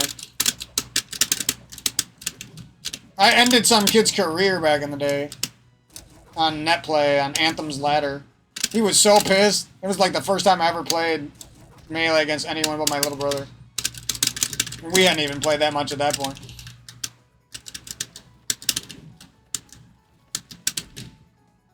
He got so mad at me for forward smashing him with Marth when he was a sweaty fox. He's like trying to triple shine me off the fucking edge and super wave shine me to and I just like forward smashing him. He got so fucking mad. I didn't even know people got mad at fighting games at that point. Like that wasn't in my vocabulary at that point. I mean, I did it all the time on like Halo, but that's like a multiplayer 4-on-4 team kind of game. This is like a 1-on-1 sort of thing. And that was my first person I ever ran into that got super mad at me on Smash Bros. And he was also the last. Except for Nick and Wit, some douchebag Twitch guy. Got mad too. 2 people. But on Halo, everyone's mad. Millions. So I guess I was right to think that fighting game players are cooler than shooting game players. Because fighting game players actually gotta put their money where their mouth is. Shooting game players just hide behind sweaty friends and shit. They're like little bitches. That's why I never really jived with shooting game players, even though I've been one my whole life. I was never like that. From the beginning, I knew I was a top dog, team carrying kind of guy. And I'm happy that things went like that. I'm sick of being a backup friend for people too. Like, they can go fuck off. I ain't nobody's backup bitch on Halo. I'm the best, baby.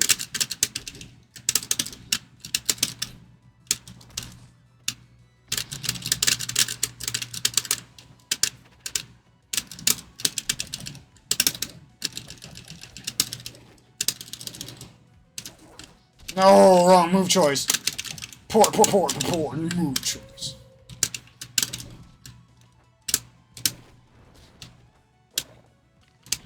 Wow, he said fuck you.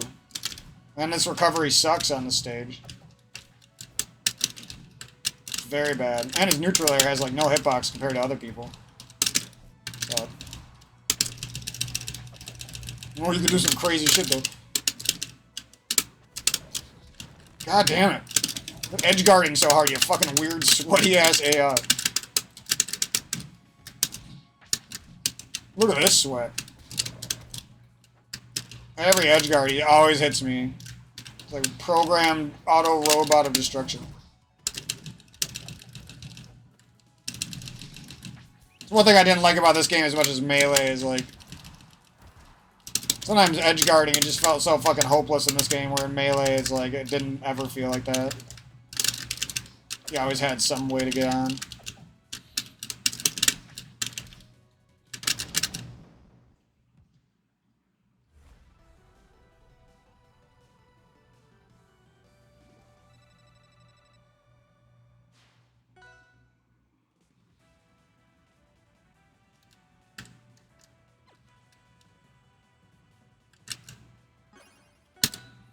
I like battling Olympia for some reason.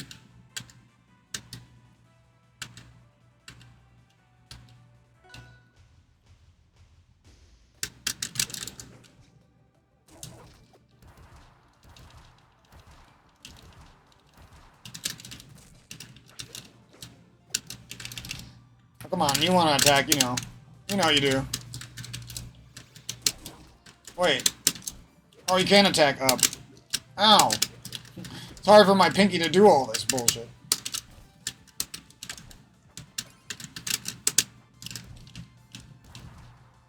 That's gonna take some practice.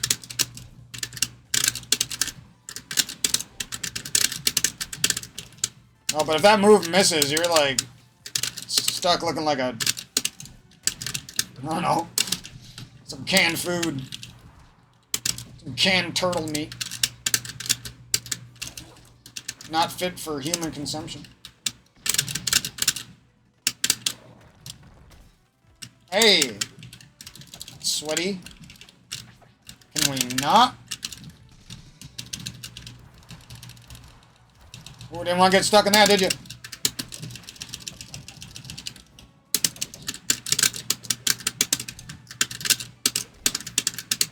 Didn't want to get stuck into all that bullshittery, did you? Oh, I almost did the right thing. Oh, but you didn't want to get stuck in that bullshittery. I went easy on you that time. Ah!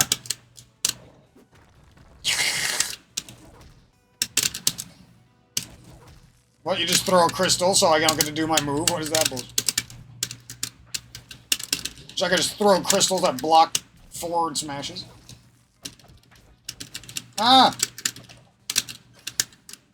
Oh, I'm trying to wave dash. No! Dead because of it. Ooh! You don't want to make that mistake!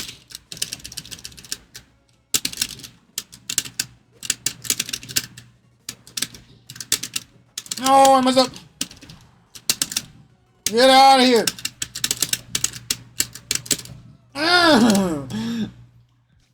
Sick of it. You're done.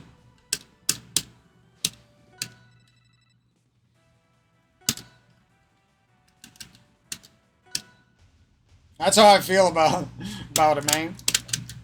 You're done. I'm going after that spiritual Winjutsu life. It's gonna be sick.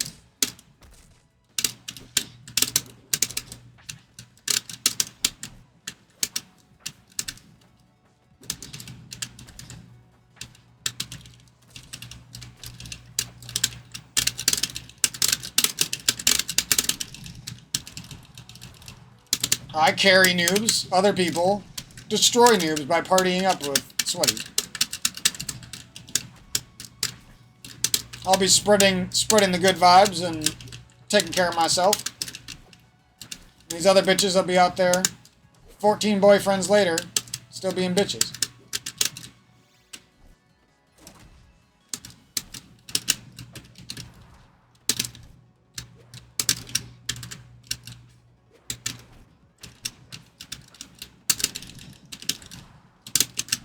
Ah, he's not that guy. Ow, what does that do? Get out of my face.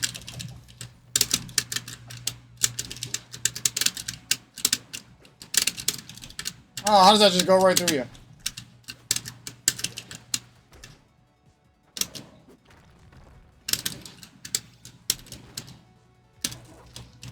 Ow.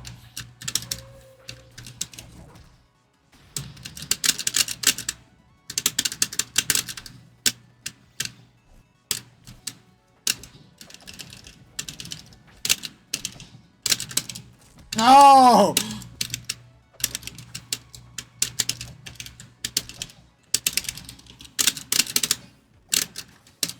Oh, how dare you? The Crystal Phantasm.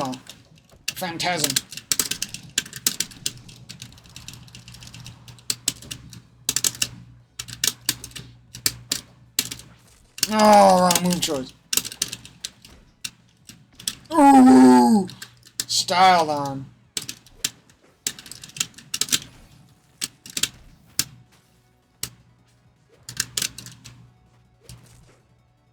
Not quite enough, douchey cup.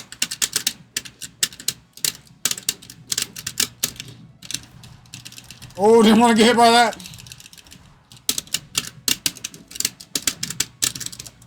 No, didn't want to do that, my guy. Ooh, you. What are you doing? What are you doing? What am I doing? You're naughty. That's what.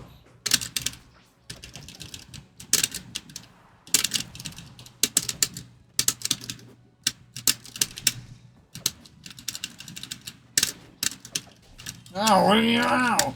Parry and icicle power. What is that? No, that move never works there. Why?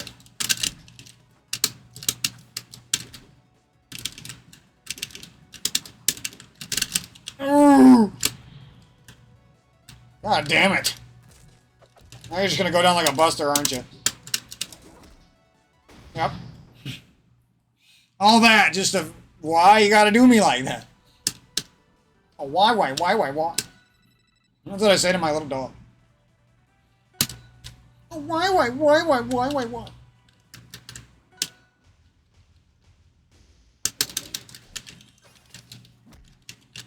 Ow, you didn't want to get in that shit, you're just insta-dead. Do I got something that just insta-deads people? I've been working for this shit.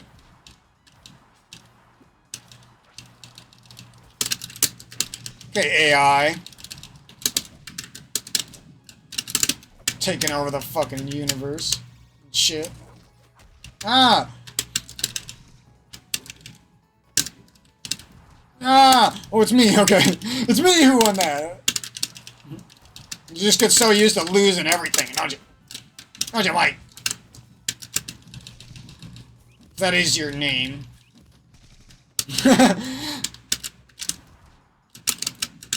Ah! Wee wee woo woo! Ah! Ooh, no! No, douchey cup! No!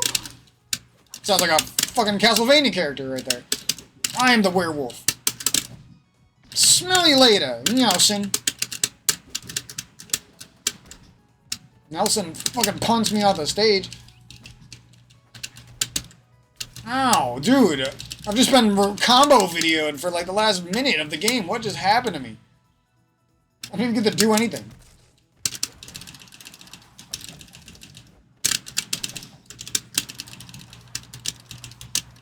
Well, how is that not hitting anything? You're right there.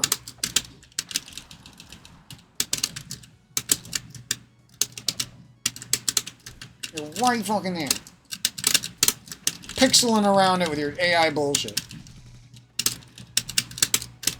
Ow, dude. Why would you do that? You're getting your ass handed to you, just gonna throw out a fucking forward smash? Yeah, right. Fucking AI, bro.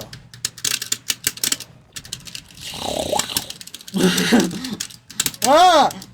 Come on!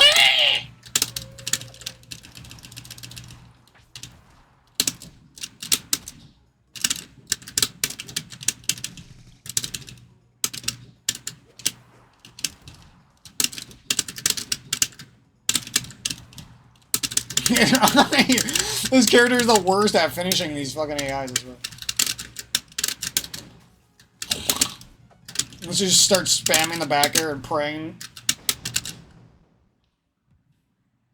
It's the only move that works, and it has such a weird move that freezes you in the air for a while.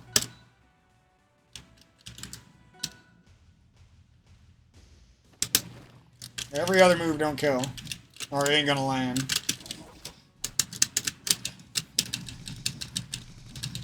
This is the move. That's what you do. Forward tilt, down B. You wanna know what the trick of this fucking character is? Did that hurt now? I don't even know.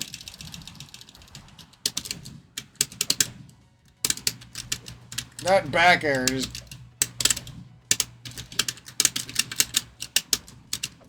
They don't ever let you get in the range. They know. Nope, but I can't use the back air. Assuming you could just go farther out with these forward airs, maybe.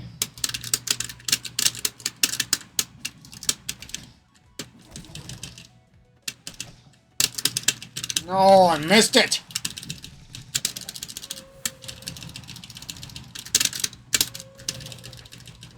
Ah!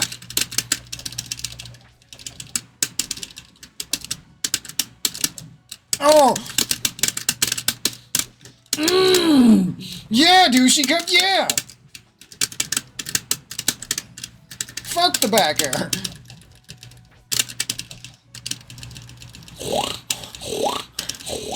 Dude, I wanna fuck up like my nephew or something and piss him off.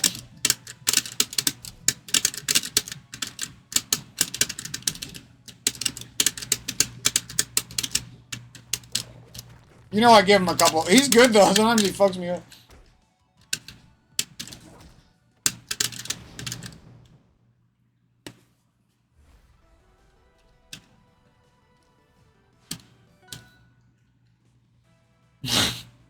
If only I was in the mood last time we were playing.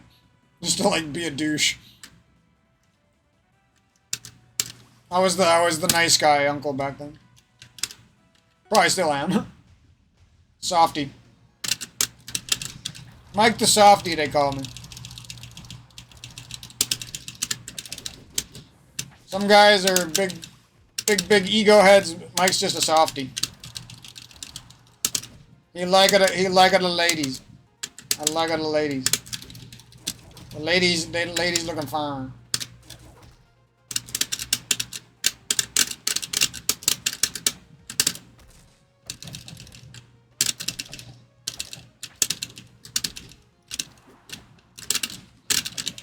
Ow, ooh, red like a bug. Trash.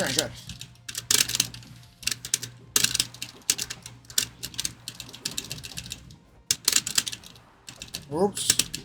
Not that move. One of these years I'll get used to this game.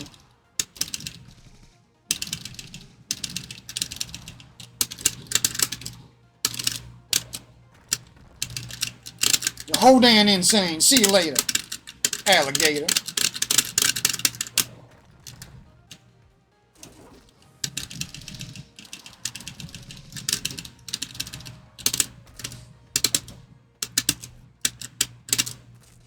Oh, I didn't mean to do that.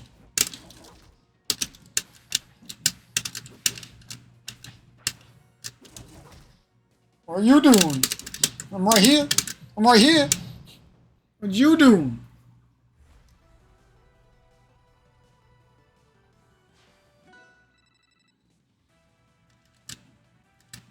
Alright, we'll lose some whole damn too.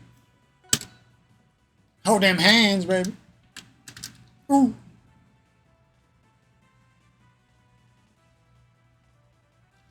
You.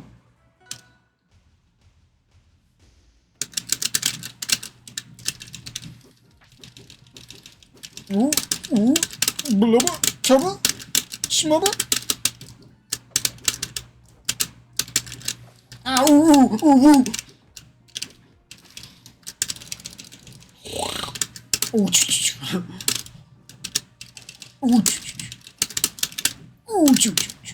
Meet a monkey. How did I go so high there? Ooh, I'm so high. Ah, oh! My monkey pride is gone. I am nothing now. You are my master.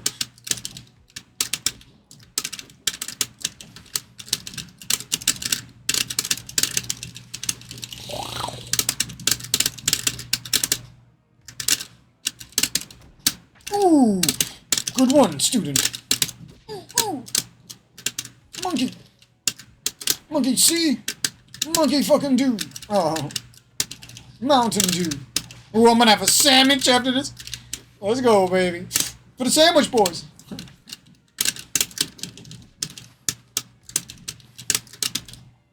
This monkey hits hard.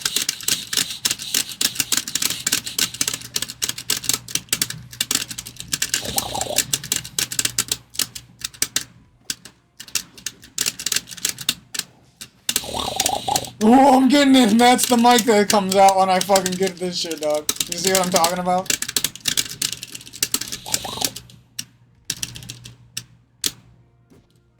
Every one move you get is just a move I gave you. I'm just kidding. Kinda. Sorta. Taste my swamp water, wash water. Nice DI, dipshit. DI, was it DI for dipshit? Because you're stupid. And that was stupid, what I just said right there. So we're both stupid. Welcome to the club, douchebag. Welcome to the club, bag. I'm sick of your bag ways. Fucking bag.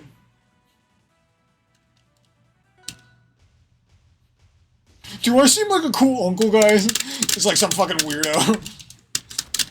It's like that's all that matters to you, I'm like. You're like the odd, or like the character nobody likes from a fucking, like the dad from Rick and Morty or something.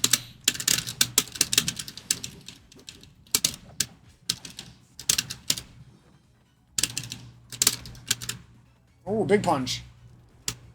Hodan insane. Oh, when I choke him. I don't know exactly what move leads to this up smash.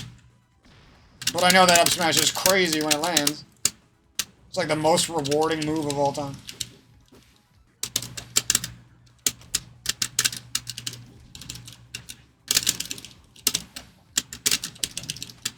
Oh, I don't know what hits out in front of him. The splash fist. Oh!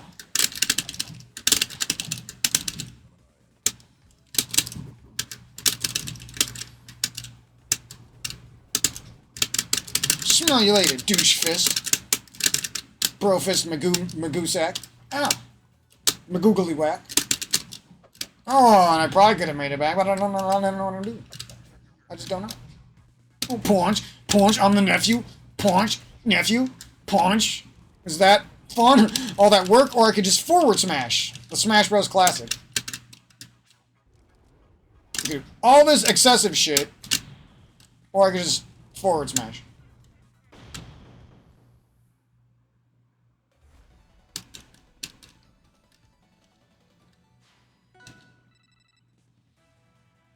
This matchup seems pretty fun.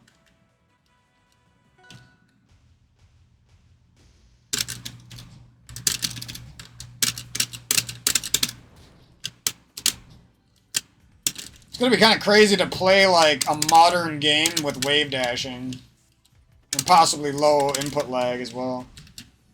I feel like that alone is gonna be pretty sick. And yeah, I hope Framemakers joins the party more so down the road. It becomes like a full-fledged thing.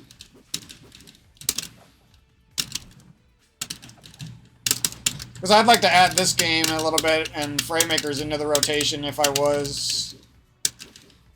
do stick with Rivals 2 for a long, long time. I'm at least going to play it for, I don't know, at the bare minimum, a couple 100 hours, I would assume. But we'll see, I might go crazy with it.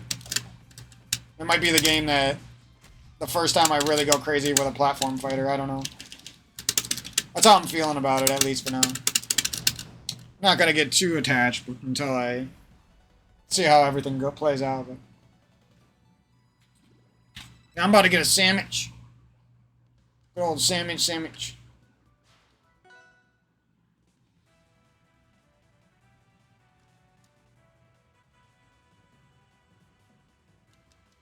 We'll play a little bit more. I hope you guys enjoyed the video. The shitty-o.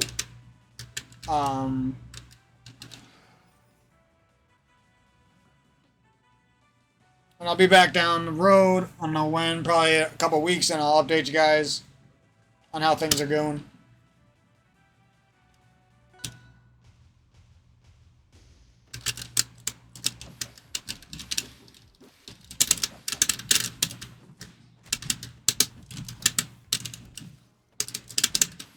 Rodan insane.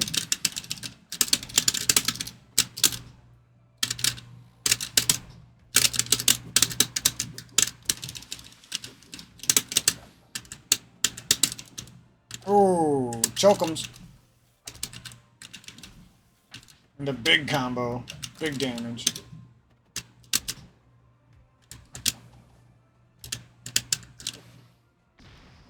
The fuck did I just hit him with?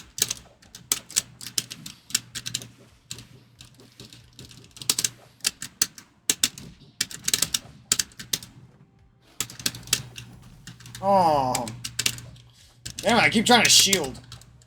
It's like the worst part about my gameplay is I still have it in me to shield.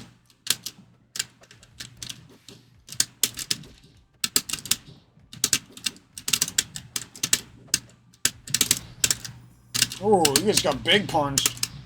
That thing spikes like downwards and to the side. It's crazy.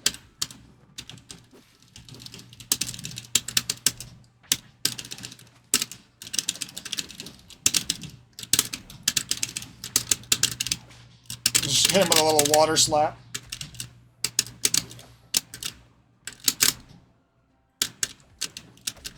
Ow, what did I just do again?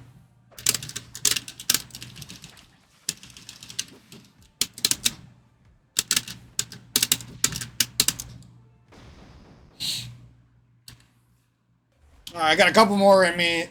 We'll bust out some CPU. Bust them down, and I don't know what the fuck I'm saying.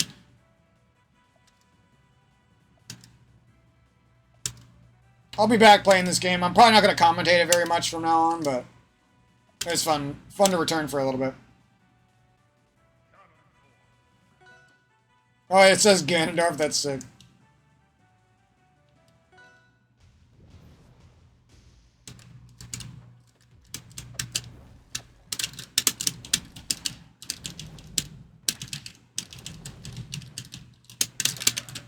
Whoa.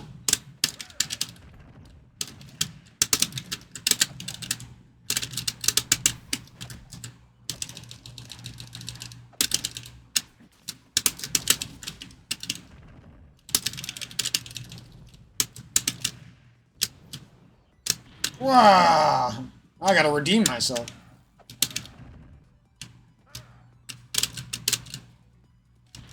Jeez, the killology on that fucking move. The kill potential. Ow. Oh, he's got it all. He's got me figured out, bro.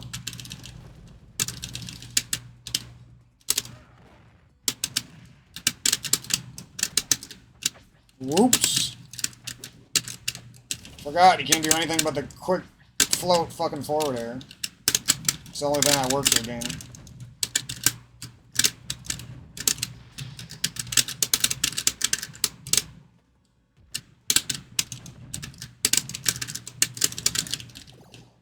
Ow! Piece of shit. You damn input reading bullshit. Alright, that was calculated. You number crunching piece of shit.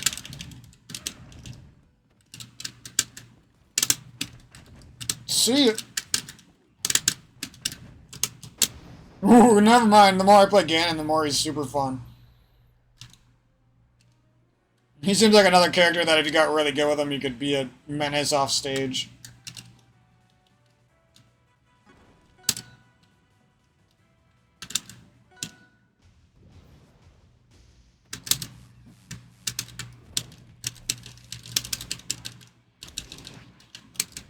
Okay. Oh, this stage background looks sick. I wish there were some platforms or something, but...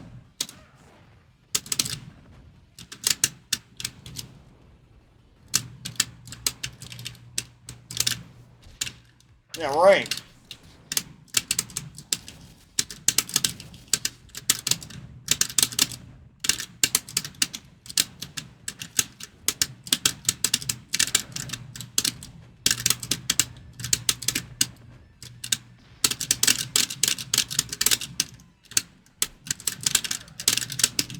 Ow! Mm.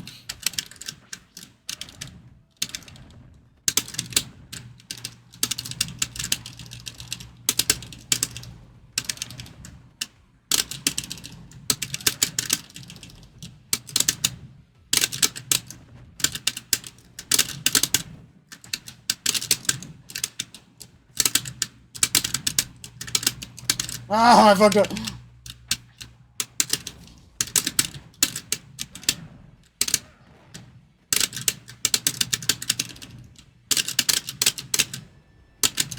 Oh, what are you doing, dude? You can't do that.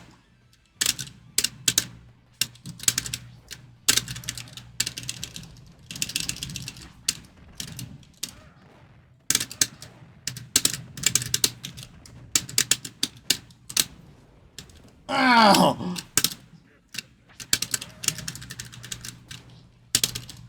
Ooh, and I paid the price. And you're gonna pay the price. Little bitch. I can kill you off the stage. With my bullshit hitboxes. But yeah, I still got slapped, so I gotta get revenge right there.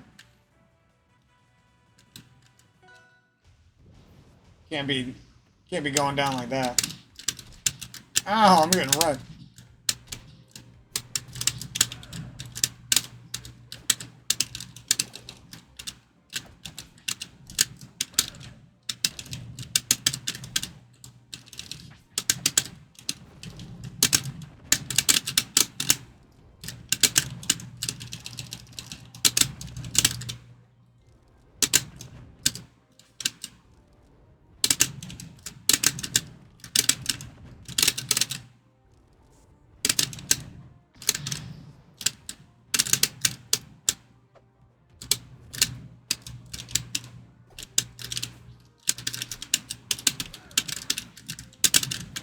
Damn it, dude.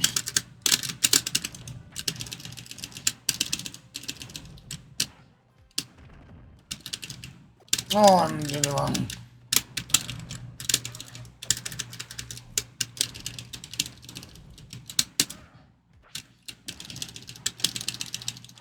going on? I'm not. Too moving.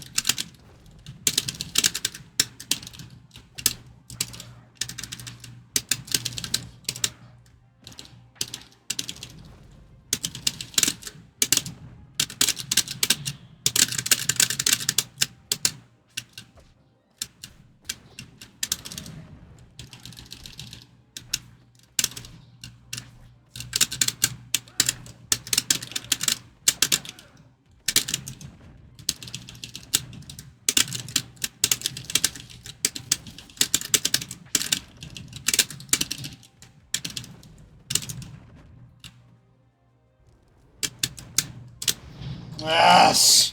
Give me that! Jesus. Really making me work for it out here. Give me it. Give it to me, baby.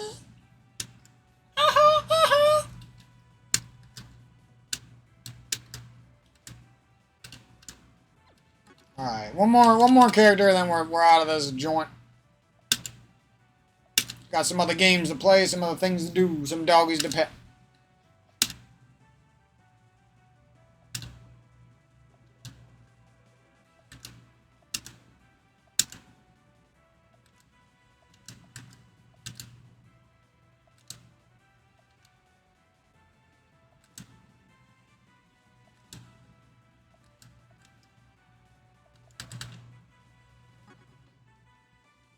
Don't disappoint us, girl.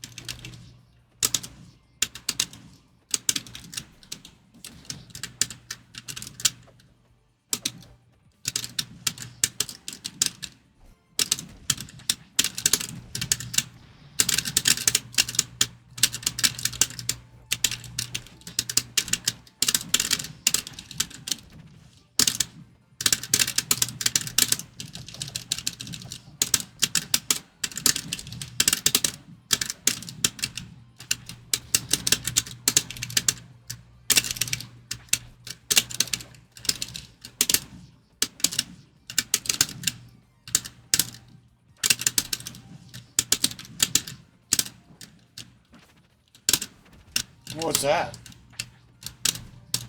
Ow!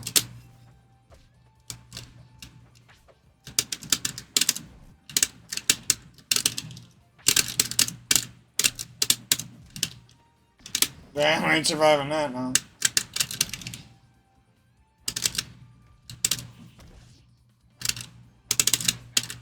He's surviving though.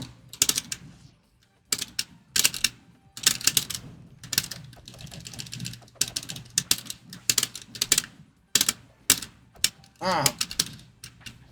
You won't let me do my move. I just want to see what it does. Dead at 30%.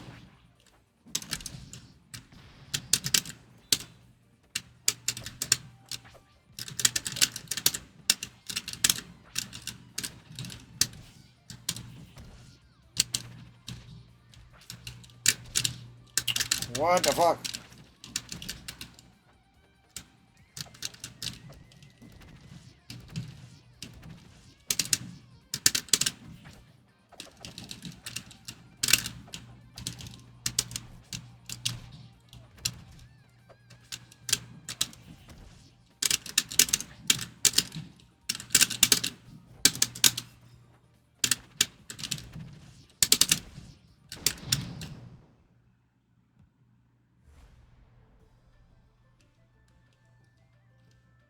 I don't know what I'm doing with that character. Seems different though, definitely cool. Pick one that's a little bit more normal for me. Gotta be this guy again. He's not really that normal though. The fuck am I looking at?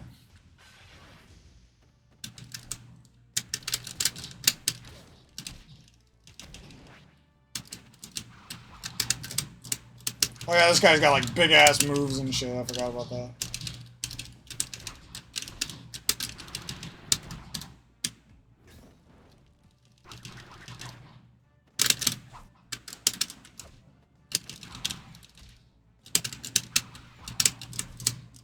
Oh, dude.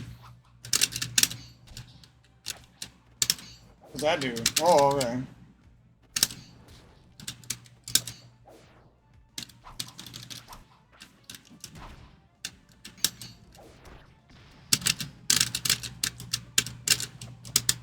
Oh, we got ourselves another overpowered freak, everybody.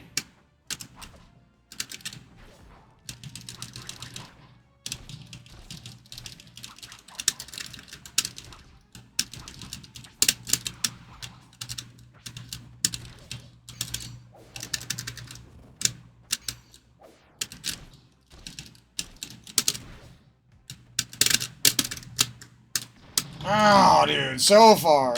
What did he even do to me? Okay, then.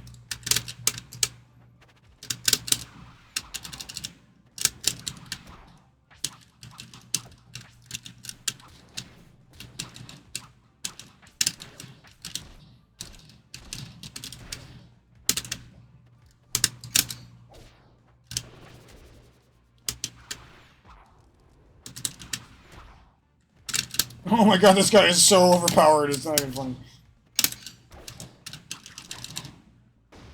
Jab combo smashes him down through his forward smash and kills him. I wouldn't want to play against somebody good who knew how to play against this guy, though. They would abuse the shit out of how big and slow he can be.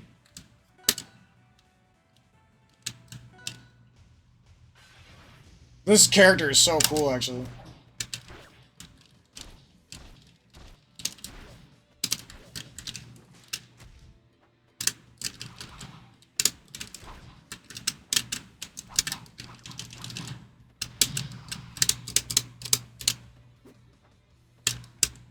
Got the Cloud, Sephiroth fucking bull. I don't know who has the.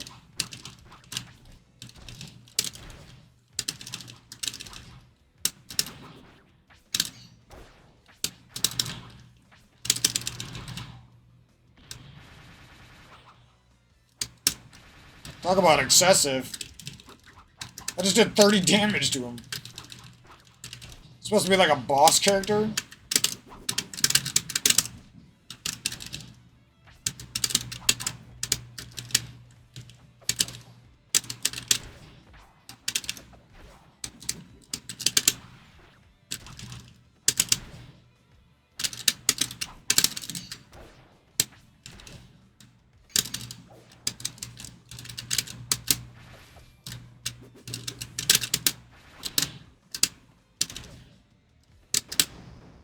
Dude, you could be so annoying with this guy if you want. It's like cycling between his two projectiles and running away and then learning whatever his fastest best punishes are.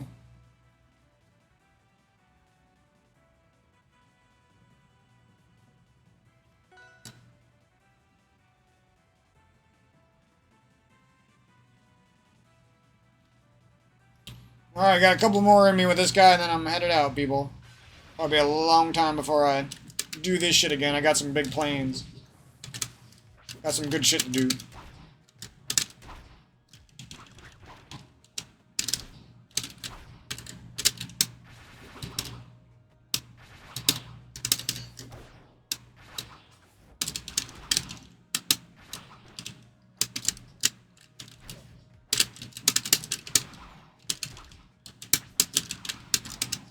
Actually, sometimes some of his moves seem pretty balanced. Like, you know, it doesn't just full punish them if you nick them with the neutral air, for example. Like, they get hit, but it doesn't kill them. It's not just free kill. Now, when you hit it with a full neutral air like that, then we're talking about some crazy-ass overpowered shit.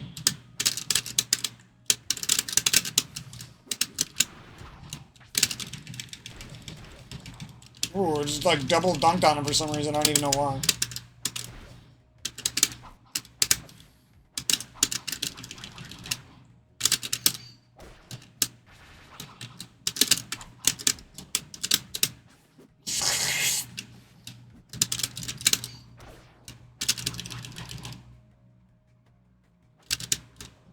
Oh, you're done. Don't even try. I'm on my way out of here. You're done. I got sandwiches to eat. I got people to keep tabs on. That's what I do. Motherfucking logistics manager. Manage all these logisticals around this joint. Who's you? I didn't say you could laugh. Who? You, the one talking in my brain. How dare you? Wait, how did I back air there? I did something. I don't know what that was. We're like doing the same lunge move at each other. Out of the blue. Me and the AI think alike.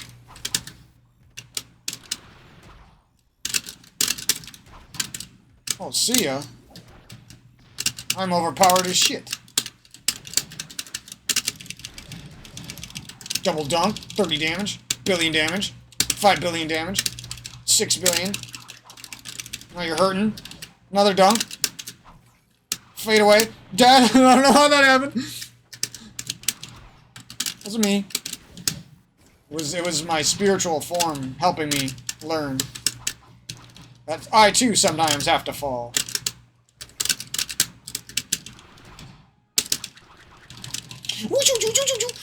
That's some Kirby shit right there. Wait, how did I slice him a bunch of times?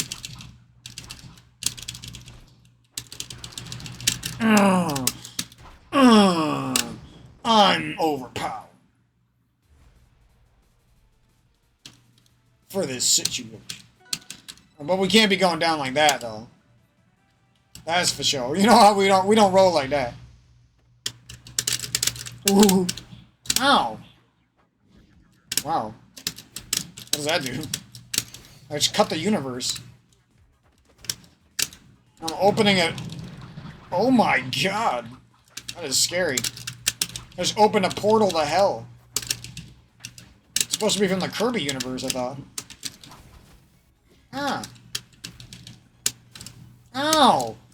I'm getting outsorted, guys. Not Mike the Sword Sortie. No, not Mike the Sword Sortie. Going down to a busted chump, trying too hard. He didn't look trying too hard. Get out of my town. I'm the sortie around these parts.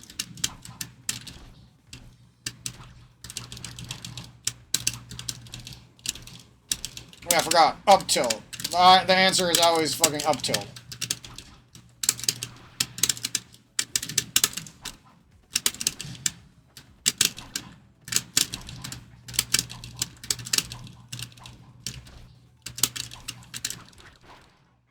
Wait, I thought the down air was a stompy move. What happened to that?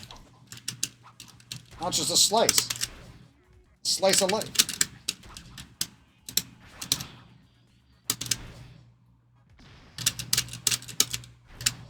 Oh, now it's doing that again.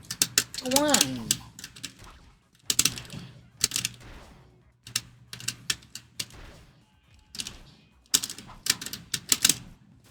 Oh, that's how you do the wings. No wonder I feel like I was missing a move. Every character deserves a back air. Oh, no.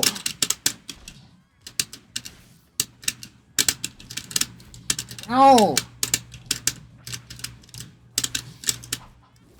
Not being able to do my back air without the C-stick sucks. I don't even know if it's... No, it doesn't even work right, because the box isn't designed for it. I mean, you can do it, but it's not optimal.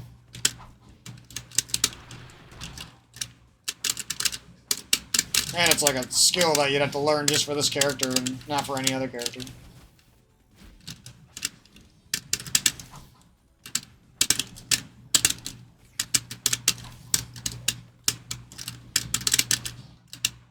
Yep, and the back air is strong. It was my key to success, but it's hard to use.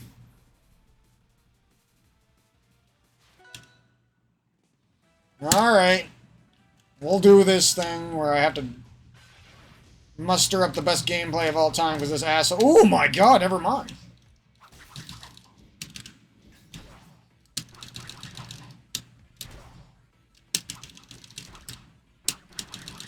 We just found out some things, guys. Get the fuck out of here, bitch. This ain't gonna be hard. What am I talking about? That's me.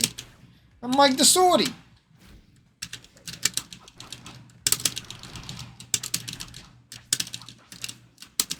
Oh, Mikey! What are you doing?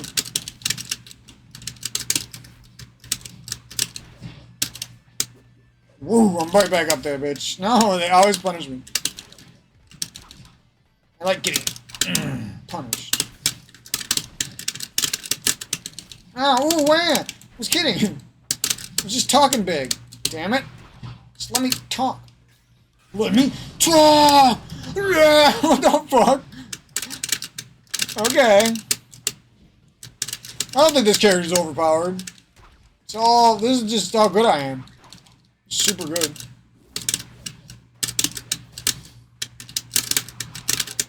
Oh, no, don't anything but that.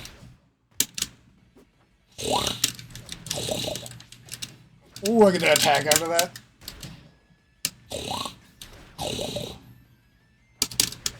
I'm that guy who drinks beers on YouTube Shorts and TikTok. Ooh, what the hell? I just blew him away with the fan swipe. Get out of here. Perfect one to end on. 777. Lucky numbers. See you guys down the road. Mike's having a sandwich. Fuck all of you who don't like Mike.